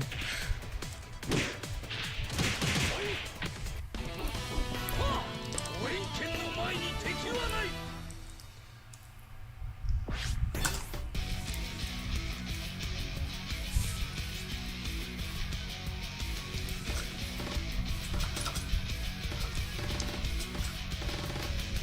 I didn't believe in your low punch.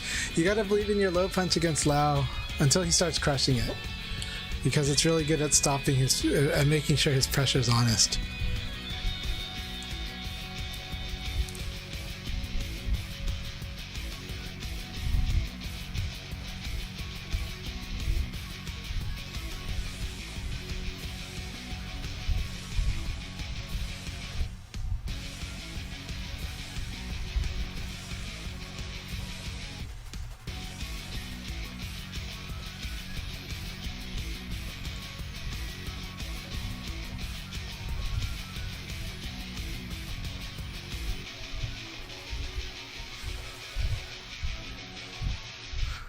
Oh yeah, good games, man.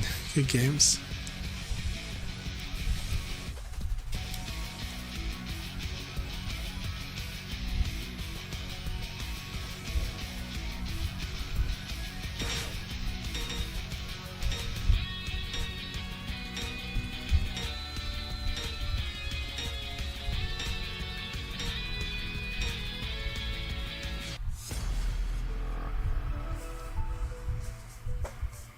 Alright, Calamity, here we go.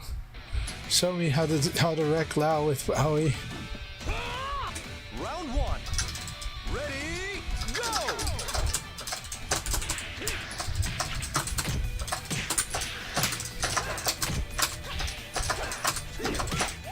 I see. You do that.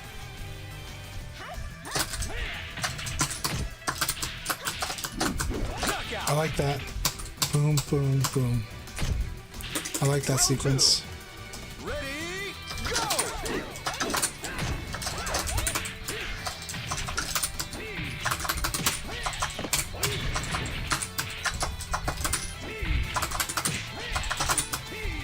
Excellent! Well, I'm gonna end it after this one, but yeah, I think we're all hoping for the beta soon.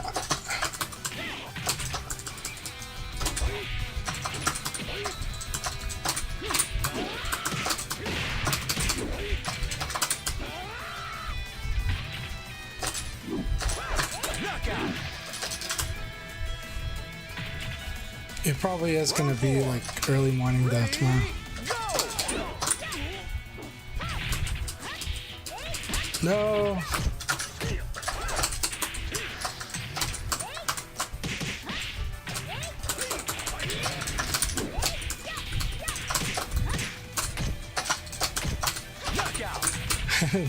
We're having a lot of fun, but I don't know. That system crash was kind of funny. Ready, go!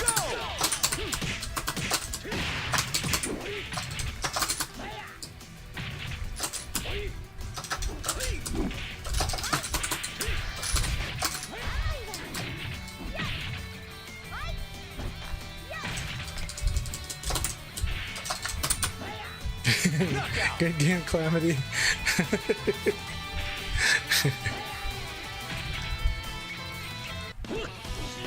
It was a lot of fun as always. Always down to the 5th round, no matter the matchup. It's a lot of fun.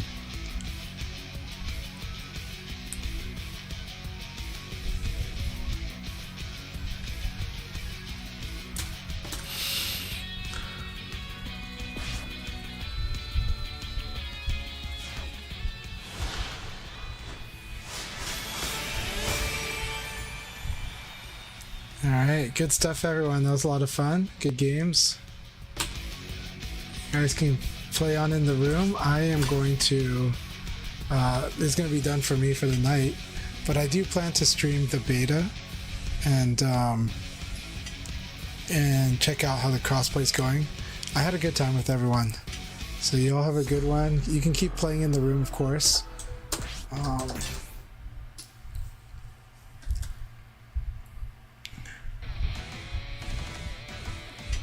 Round one. Ready, go!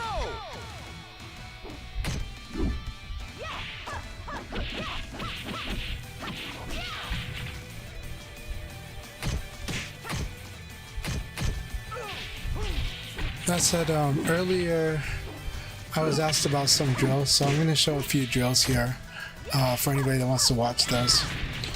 These are drills I've shown a lot of people, and they're really good drills for understanding Virtua Fighter and to play better. The thing is, just because you can do these drills in training mode doesn't mean you're that sharp in a real match. In a real match, you get a lot of pressure and it slows you down, and you're gonna have to do that. So you know, we'll start with something like, you know, why not? We'll use Akira as the opponent. So for the first, hey, have a good one, Hat Person, and thank you very much. Enjoy that 2XKO beta. I am going to download that right now, and I am going to try it out tonight too, because I'm really curious how the game is feeling right now, and it's really, really interesting game. So also, Robomoy, thank you so much. Good games, awesome advice and insights in the chat earlier. I really appreciate you sharing your wisdom too and your experience. I will. Hat Person, I'll let you know what I think of the beta. It's an exciting time, and so there's been so much going on, and I think there's been a lot that's changed, so I'm very curious. But the game is gorgeous, that's for sure. And I do love the characters in Runeterra. So Legends of Runeterra is one of my favorite card games ever. Like, I really love that game. Also, League of Legends, I have so many wonderful memories of League of Legends because I love that game too. Wild Rift, enjoy as well. And so I am really excited for 2XKO. And I'm also excited to see like the different types of people that are going to be loving that game, because that game is, there's a lot going on. So I'll definitely let you know what I think about it. So yeah. Alright, so let's talk about these drills here. First drill, I'm going to record the AI, and all I'm going to have it do is I'm going to have it dash in, low punch, guard, okay? Dash in, low punch, guard, dash in, low punch, dash, low punch. We do this because all we're trying to do is, that's just priming us. Let's re-record it. Dash, low punch, dash, low punch. Okay, the reason we're doing this is we're trying to just simply put, we're going to block the first low punch and we're going to respond. Now, as a beginner, most players just do a low punch back. This is good enough for a beginner. However, eventually this has a problem, because the problem with doing this is that you can get crushed, like your low punch can get beaten by another attack. So there's an attack that beats this. Obviously you cannot do, where's my touch button on this thing? Obviously you can't do a high attack, it won't work, right? So it's got to be a low or a mid, and generally you should do a mid. So low punch is okay, but the real standard is elbow, which is forward and punch. Boom, right? Technically and this should be pretty easy. This is the standard, but you got to be on it, and you want to input early. So the only thing is that right now, the beta is going to show this, but on our display setting, oh, we do have display all now. It's now in Ultimate Showdown also. Great. So display all is a fantastic one. So we go back and we do this recording, right? Elbow, block it, elbow. Okay? Now, we can do more than that. Elbow is only 14 frames. When they are -5, we're +5, we can do 17 frames. But let's do something like 16 frames. Beat knuckle, P plus K. Boom. Now we know this one we can combo with Jackie, right? Really good stuff, right? And so you want to eventually do this. Eventually you want to do, but then you can even do 6K, right? So eventually you can do 6K, do whatever combo you want. But 17 frame is what you could do, but sometimes you're going to be too slow in matches because low punch comes at you fast. That's not a lot of time. Now I'm going to show you another trick here to look at this, to understand the buffer timing. When we go to display setting, you see this hit display? I'm going to turn that off. Now, instead of seeing that EX low on that low punch, I'm going to see that white puff, that white spark. When that white spark disappears, that's the earliest I can finish inputting my move. Okay? It's not always, that's just a general rule, it's not a fact, but generally that's how it works. So for example, right? See how early I hit this? Look at how early I hit this thing here. I can do it that early. I can do it later, but the thing is, if I'm too late, this is what's going to happen. So you don't want to be too late, and you can test your timing with the 6K. But again, the standard in a real match, elbow is what you're striving for, because a lot of times, especially in a real match, you're mentally stacked. It is hard to respond to this low punch. The key for me is watching the opponent start up the low punch. When I see them crouch like they're doing this here, and I see that arm coming, that right arm, like a piston coming at me, that's when I know a low punch is coming, and I kind of know when I'm going to block it. and that's when I'm already, like kind of just knowing I'm just going to respond quickly to it. Right? So you get used to doing it, but this is actually hard to do. A lot of people take a while before they can do this elbow in a real match. Don't be upset with yourself if you can't, but start with the low punch. It's a little easier. Then go into the elbow, and then eventually go into something like 15 or 16 frames, and then finally 17 frames. The 17 frames is the frame tight launcher. Right? And we just did 87 damage. This drill is really good at teaching you how to buffer and knowing that this is what you're aiming for. After you do this drill, you should go into arcade mode and practice against the AI. Now that said, stage 1, stage 2, and stage 3, the AI is going to be easy, so just practice combos. But once you get to stage 4, you do need to respond. Also, if we do this training where we set the AI to like level 5, and we set these to all random, one of the things that the AI is going to do is it's going to randomly low punch mash you. This is intentional. It's because for this exact reason. And so you're fighting the AI, and you're like, oh, we're fighting, and is it going to, I'm going to PPP, and eventually you will see the AI start going to a loop where it just starts doing mashing low punch. And so, like, it'll eventually happen. And when it happens, that's when it's training you to like block it and then like elbow. And the good rule of thumb is that almost any time you block something, a lot of times when you block something that doesn't have a follow-up, you can probably do elbow, to be honest. Elbow is like the standard thing, except for high punch, right? Right? But elbow is like gonna, as long as you're +2 or better, you can do elbow. And it's a good thing to do in this game.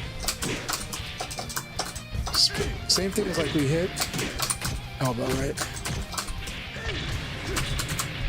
But right now, we're not seeing the Akira AI doing mashing low punch, but normally I do see a lot of low punches, eventually. It eventually happens, so I guess I couldn't show it to you guys here. But generally, sometimes it will start to just low punch mash like crazy, and you're just supposed to block it and then do like an elbow. Right?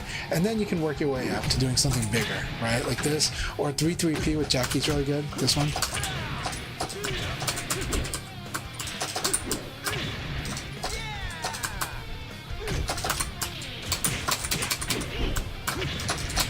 Beat Knuckle is fantastic. It's actually one of the best ones to do with Jackie. That wasn't the best time to do it, but it was fun.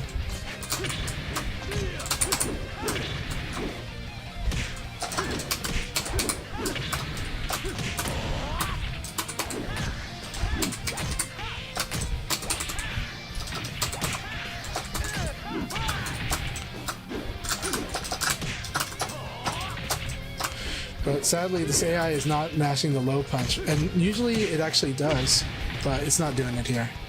But anyways, you want to practice this against the AI, you want to get used to it, and the thing is it's hard to know, when you don't know that low punch is coming, it's harder to do. Don't be angry at yourself, if you're not getting the elbow, start with the low punch, and work your way up. Why can't... Okay, so this is a good question. Arcade Ghost asks, why can't I do Akira's 6-6P against -13 moves? This is because that 6-6 counts as a forward dash, and so you have to buffer it really early. So I'll give you an example of that, okay? Now, if the attack is... If it's something like that's telegraph, it's a little easier. Right? But if it's not, then you've got a problem. So here's the thing. You can do it on strings, but on single moves, I wouldn't do it for that. It's really hard because that forward counts as a dash. And so,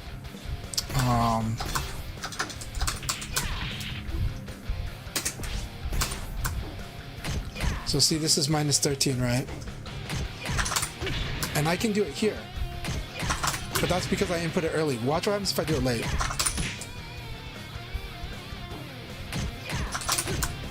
Doesn't work. Right? Doesn't work. This is because, you know how like there's an input buffer. We talked about the input buffer. 12 frames before you recover, that's when you can finish inputting your next move, and you can input anything within those 12 frames. Here's the problem. When you input forward in that 12 frames, then it will count as a dash, which adds 1 frame. So your dashing elbow becomes 14 frames. So here's the deal. How did I get it to work? If you do the forward and hold the forward before the input buffer window, this is advanced stuff, then you could do it. You should do other stuff, but you could do it. So like here, I do the forward in early, and I hold it, and then I try to hit punch early. But the problem is me doing this too early when I hit punch. But right here, it's got to be a bit early. Now it's easier to do this because this is a string. If this was a single move, really hard. Fortunately, you know, if this was like Pi's minus 13, it's stupid hard, right? Like I'm not gonna get the on Pi if it's still that. If Pi is still doing like minus 13 on this, I'm not gonna get this.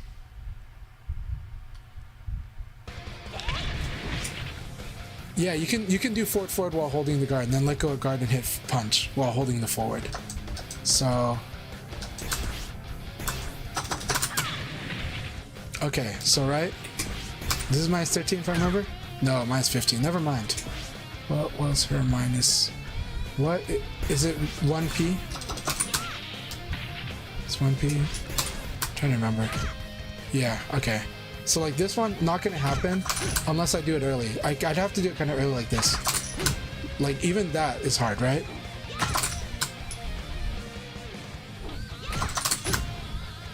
It's really hard. Like, it's just not gonna happen.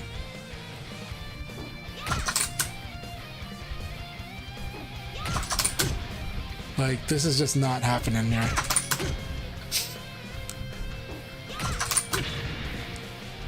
That was the one time I did it, right? But this is also because Pi, you see, Pi has very little stun. And so this thing, like, you almost have to do right away. So you kind of just do PK. Because that's what you can do. And PK is strong. Look at your +4 after PK. So yes, they can fuzzy guard, but you should actually just do this. PK dashing elbow and then see what they do. This is actually standard what Akira should do. Right? And then after this, you know, but this is kind of hard.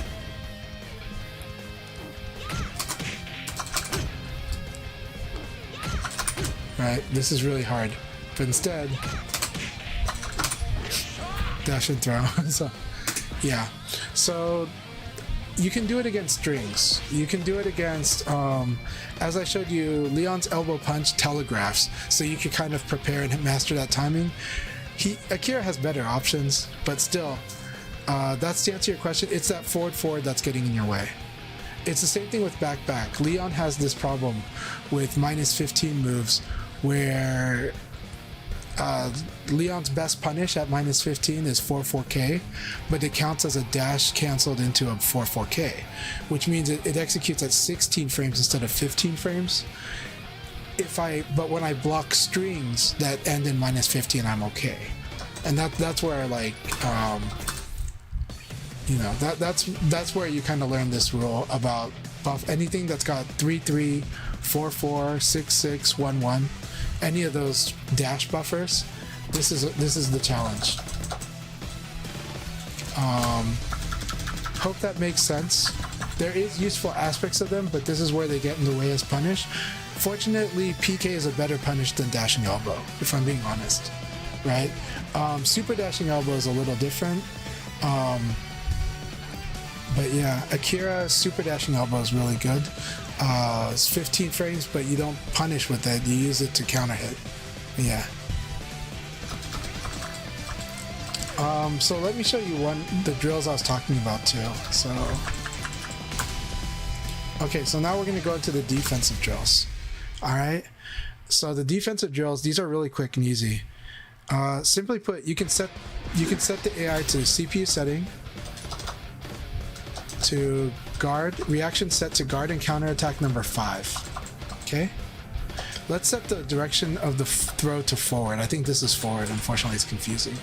But so let me see if this. Yeah. So let's say I do this, and then I want to guard throw escape forward. right? I press guard. Oh, it's back. Okay, sorry. Back.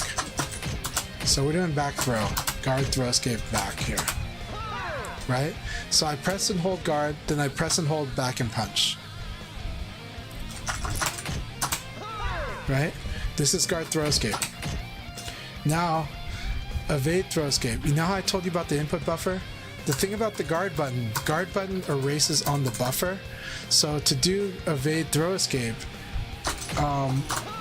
I want to evade, and then at the time that I recovered, that's when I do the throw escape. See how I did a successful evade here? I tap down and do this, right? If I do a successful, there you go. So that's successful evade. That was not.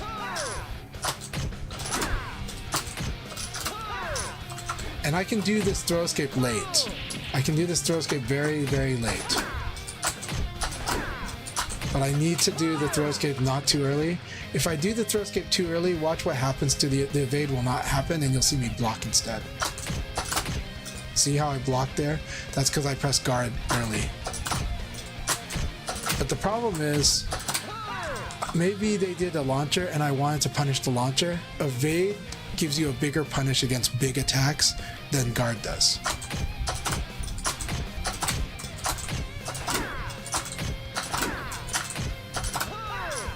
So we want to do evade, and then we plug in our guard throw escape when we the time we would have recovered. And we still got, and this will do an evade if they didn't attack, and this will do a throw escape if not. The downside to evade though is if they do a delay attack, we're gonna get hit. If they delay the throw, well, if they throw, it's good against us. The throw escape only covers one throw direction, not all. And sidestepping is vulnerable to half circulars, to full circulars, and to delay attacks. Mostly at high level, half circulars and delay attacks, because we can start canceling. Evade cannot be canceled with guard, but it can be canceled with dash if it's with it can be canceled with dash, and forward dashes can cancel with guard, but back dashes cannot be canceled with guard. We are a sitting duck if we do back dash guard. If we do crouch backdash, we are asking to be killed, because when we get hit from our backdash, we get counter hit, and if we get sidekick from our backdash, we're minus like 30 something. So we're minus a lot. Okay, so now I showed you guard throw escape. I showed you evade guard throw escape. I want to show you fuzzy guard because this is really a thing. When we're -5 or better, -5, -4, -3, -2, -1. We can do fuzzy guard. So I'm going to do it with the elbow. Single elbow, crouch dash into, I'm going to do a crouch dash, and then I'm going to stand in guard. 3-3, 5G. 3-3, 5G. And now I block the attack because it's slower than a throw, but if he throws, I will duck under the throw. And this is because, so like you're wondering, how come you can't just 2G? Well, you kind of can, except here's the thing. When your opponent attacks you and you press down and guard, during their hit frame, it's going to check to see if you're trying to crouch guard or stand, and it will instantly crouch against an attack. It will not do this against throw. So to avoid a throw by ducking, you have to manually be crouched already. This down and guard takes 7 frames. So you could fuzzy guard a -3, but you cannot fuzzy guard a -4 or -5 because throws take 10 frames. Crouch dash, -5. The fastest way to crouch under a throw, crouch dash. You want to get used to crouch dashing a lot. You see me do this in matches a lot. You see me do this, you see me evade cancel in the crouch dash, and you see me crouch dash normally. Crouch dash itself is really the first thing you want to try. And so we want to do elbow, crouch dash duck, right? And even though low punch, we could actually just do this, and this would work as a fuzzy guard with low punch. We should still crouch dash as a habit, just to build this muscle memory. And you'll see that I do 2 different motions for crouch dash. I do 3-5-3, and then I also do 3-2-3. And I like 3-2-3. I play on a stick. I play on a Japanese stick. It's got a corner. It's a square, so I stick the stick into the corner, and then I bounce it to, then I slide it to down, and then I bounce it back into the corner. It's like wham, wham. And then here's a bonus. So what's the difference between fuzzy guard and guard throw escape? Well, fuzzy guard completely beats the throw, right? Guard throw escape, if I do the wrong throw escape, I'm gonna eat the throw. Neutral? No, I gotta do back throw, right? He chose back, so I've gotta escape the back throw. Fuzzy guard doesn't matter, right? It's outright beats, it outright defends against attack, and it outright defends against throw. There's also a bonus. Did you know that this throw whiff is punishable? It's really hard. But watch this. It's punishable.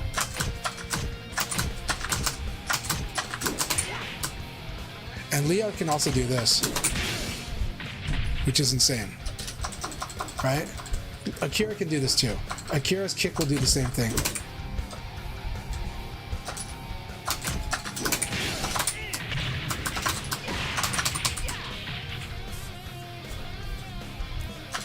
Yeah, so throw, the thing to understand about throw escape though is that, okay, throw escape is meant to protect your decision to defend.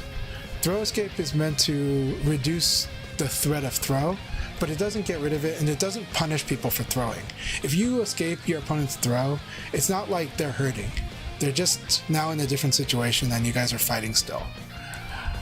The best way to beat throw is to launch it, to punish it. So, for example, I can do this all day, right? This is a good way to punish throw.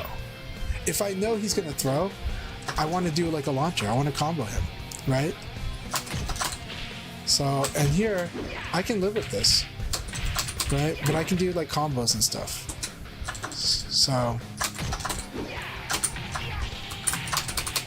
right? This is how you punish a throw with an attack. So if all he does is elbow and throw all day, then I can do probably like a bunch of these before, I can probably do 3 of these and then just do one combo to make up for how I got hurt. Now if he does beat knuckle, if he does uppercut, that's a totally different story, right? He does uppercut, I'm really afraid because he's going to damage me a lot if I do attack. But elbow is still good because elbow can you still have a guessing game with counter hit. But actually, elbow is very good, actually. But if he doesn't know how to make use of the counter hit elbow, then we're not threatened. There's no risk. There's only risk if he actually starts threatening guessing games on us. So the fuzzy guard is really important to learn. Now here's the thing. -6, -7, -8, -9, you do need to do the guard throw escape or the evade throw escape, or if you think he's going to throw, you attack, right? So if you think he's going to throw, so sidekick, right? Now I got to do the guard throw escape. If I think he's going to attack, okay, maybe I'll do P plus K, you know? Right? But that said, generally speaking, if we don't know what they're going to do, this is the percentage play. Guard throw escape. When we're this minus, we're -7, we're -6, guard throw escape. Okay? But we can also evade guard throw escape.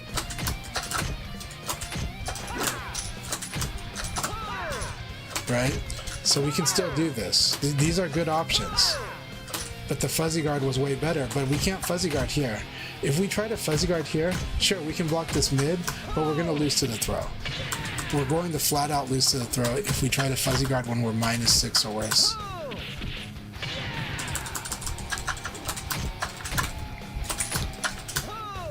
So, that's what you want to practice. -6 through -9, it should definitely be a guard throw escape or evade guard throw escape.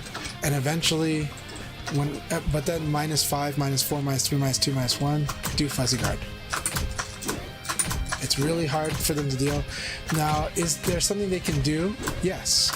The weakness to fuzzy guard is an immediate low attack, right? Fast low.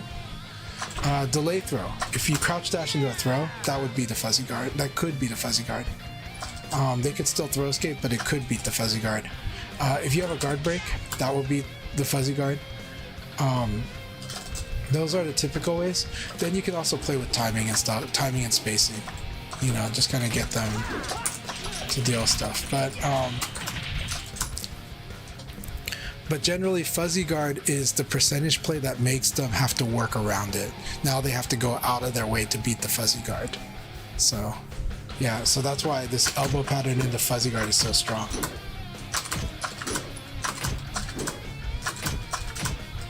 Alright, hope that helps. Practice those drills. There's many more drills to come, but those drills are the fundamentals of VF. There's another drill. I'll show you one more bonus drill, and I've taught this one many times too. This is going to be about the frames too. So guard and counterattack number 2. Okay. So guard and counterattack number 2. And here's the thing. We got high punch, and we could beat the slow punch here, but we also know that low punch would beat this, right? But we can actually do high punch elbow, and I'm +7. That +7 is pretty huge. So I want to do high punch elbow throw. Why do I want to do this? So the throw is not something you always do, but I want you to get used to the feeling of throwing after you've hit them with the counter hit with the elbow, because I could actually do this throw too early. See how I did this throw too early so it didn't come out? But I can still, do this. I could rush a half circle though.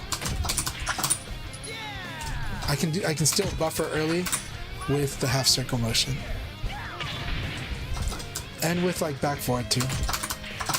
It's neutral is the one that's like at risk of like being too early. But let's talk about what's happening here. When I do this jab, you see that it's +2. This elbow, Jackie's low punch is 12 frames. This is 14 frames. 12 plus 2 is 14. This elbow is hitting at the same time as this low punch. But the elbow is winning. Why is the elbow winning? Because it does more damage. In this game, the greater damage wins. In the trade, the greater damage wins. This elbow does more damage than the low punch, so the elbow wins because they hit at the same time. And the thing is ultimately, it's not that I just want to do jab, elbow, throw. This is just for practicing the muscle memory. This is me doing a mix-up. Jab, elbow, uppercut, right? Jab, elbow, uppercut. Because if he mashed, then this uppercut would launch him. If he didn't attack here instead of defend, it would. But then we want to get used to the timing of throw. Fast low is a common option to beat fuzzy. So here's the thing about fast lows though. I want you to understand something about fast lows. Fast lows are good at chipping people. They don't really give you your big score. So let's say this opponent is still doing all this, okay? Okay. I'm like +6 when he hits me. Okay? I mean, this is nuts, right? This is really crazy. Because I can take this hit and I can just side kick him. Right? Like, watch this. Him hitting me with 1K is -6 for him. It's crouching. It's not. So we're not. He can't. He's fuzzy guarding because he's crouched already. But still. But look at this. I can take this hit and still strike back at him. I could do uppercut. Let's do that. I could take this hit, do 6K, right? This is like, so when a lot of lows that are nice and convenient and fast are minus on hit. So when the opponent chips, they're good at chipping you, but usually they're not winning against you. And then Leon's like is a liability. Let's talk about the weakness of Leon's low kicks, because this plagues a lot of beginners. So let's talk about how to destroy Leon's low kicks, right? And Leon's low kick has got a simple rule. You see the low kick, hold down and guard. You see the low kick, just hold down and guard. Because, okay, that's 1. This is 2. Let's even do like this, like, okay, that's 3, right?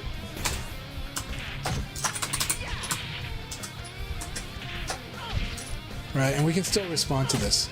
See, I can respond. Like, I went down in guard, and then, oh, he didn't do much, so I do that. I can punish this. I can punish that. I can punish that.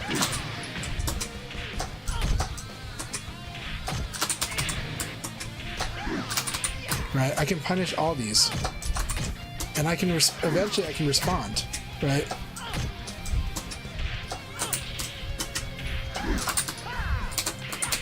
Right. But just the moment you see this kick down in guard, he needs to counter hit you for this stuff to really work on you. He needs to hit check it. If he normal hits you, you can just block.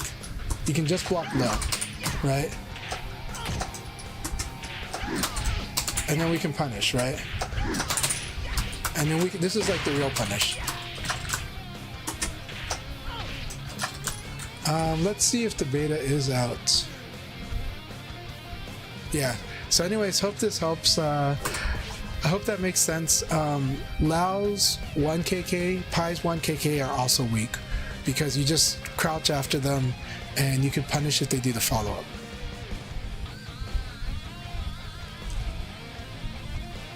Okay, let's see if the beta's here.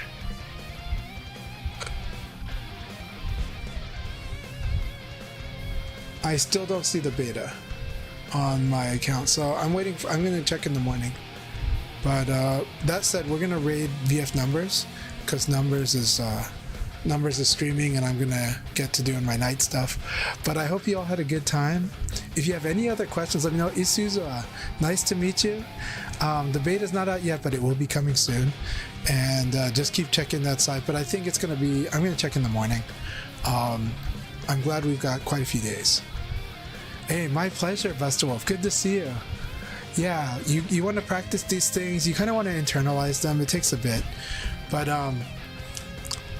okay, so let's talk about the weaknesses of low attacks. One, if they're the low attacks that are fast and safe, so to speak, are usually minus on hit. So it means you can attack right away, even when you get hit by them. Usually you can do elbow. Against Jackie, you can do big stuff right away. And then and then the really good lows that are really threatening to knock you down or combo you, they're usually really punishable. If you block them, really punishable. If they're evadable, they're usually really punishable. And then on top of that, they're crushable. All of the lows can be crushed. So in this game, in Virtua Fighter, the lows are really not that strong in this game. They're intentionally not too strong. They're good. Leon has really good lows, but they all put him at risk in different ways. When you start learning how to beat them or punish them, there are many ways to punish them. And they become a real liability if you overuse them at the high level of play. They can be weak to evade. Sometimes when you evade like some of the small lows, you get some guaranteed stuff that's actually quite a bit of damage if you know what to do with your character for that. Usually it involves a sidekick, but sometimes it involves other moves too. And then, but the big lows, yeah, they threaten to knock you down or reset, but they can be punished once they're blocked. And if you practice block punishing lows, you'll do a lot. And again, the annoying lows, they're usually minus on hits. So they're just chip damage. He chips you, you get to strike back, and he's got to defend. So, yeah. Anyways, hope this helps you all. Always happy to help, always happy to give more advice when needed or as upon request. And feel free to message me anytime on any of the other platforms. I'll answer any questions you got too. Alright, we're gonna raid Numbers, probably. Let me see if there's anyone else that's streaming. But Numbers is always amazing, also willing to answer questions. And looks like he's having a sparring session with Joe though, who's another active, very amazing player as well. But I'm going to see if there's other channels to raid as well, but I do think it's going to be Numbers. Yeah, so I'm going to send you all to VF Numbers. Say hi to Numbers for me. Thank you all so much, and have a good one. Play more VF, especially during this beta.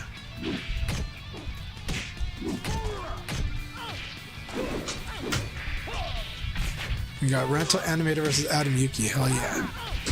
These two must be fighting at like 20 milliseconds. They live near each other. We're gonna try to watch this game and see how this battle goes. I kind of want to download it. Round 2. Ready, go!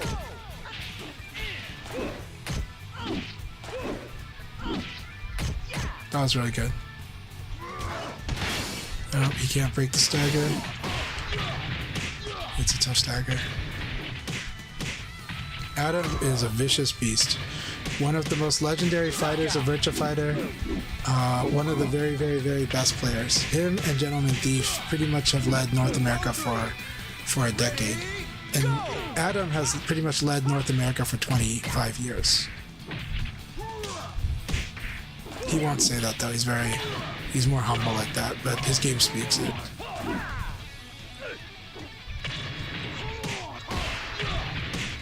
Alright, good game. Oh, I cannot save any more replays, so I'll just watch it on the spot. Alright, everyone, have a good one. Cheers. Try training next time.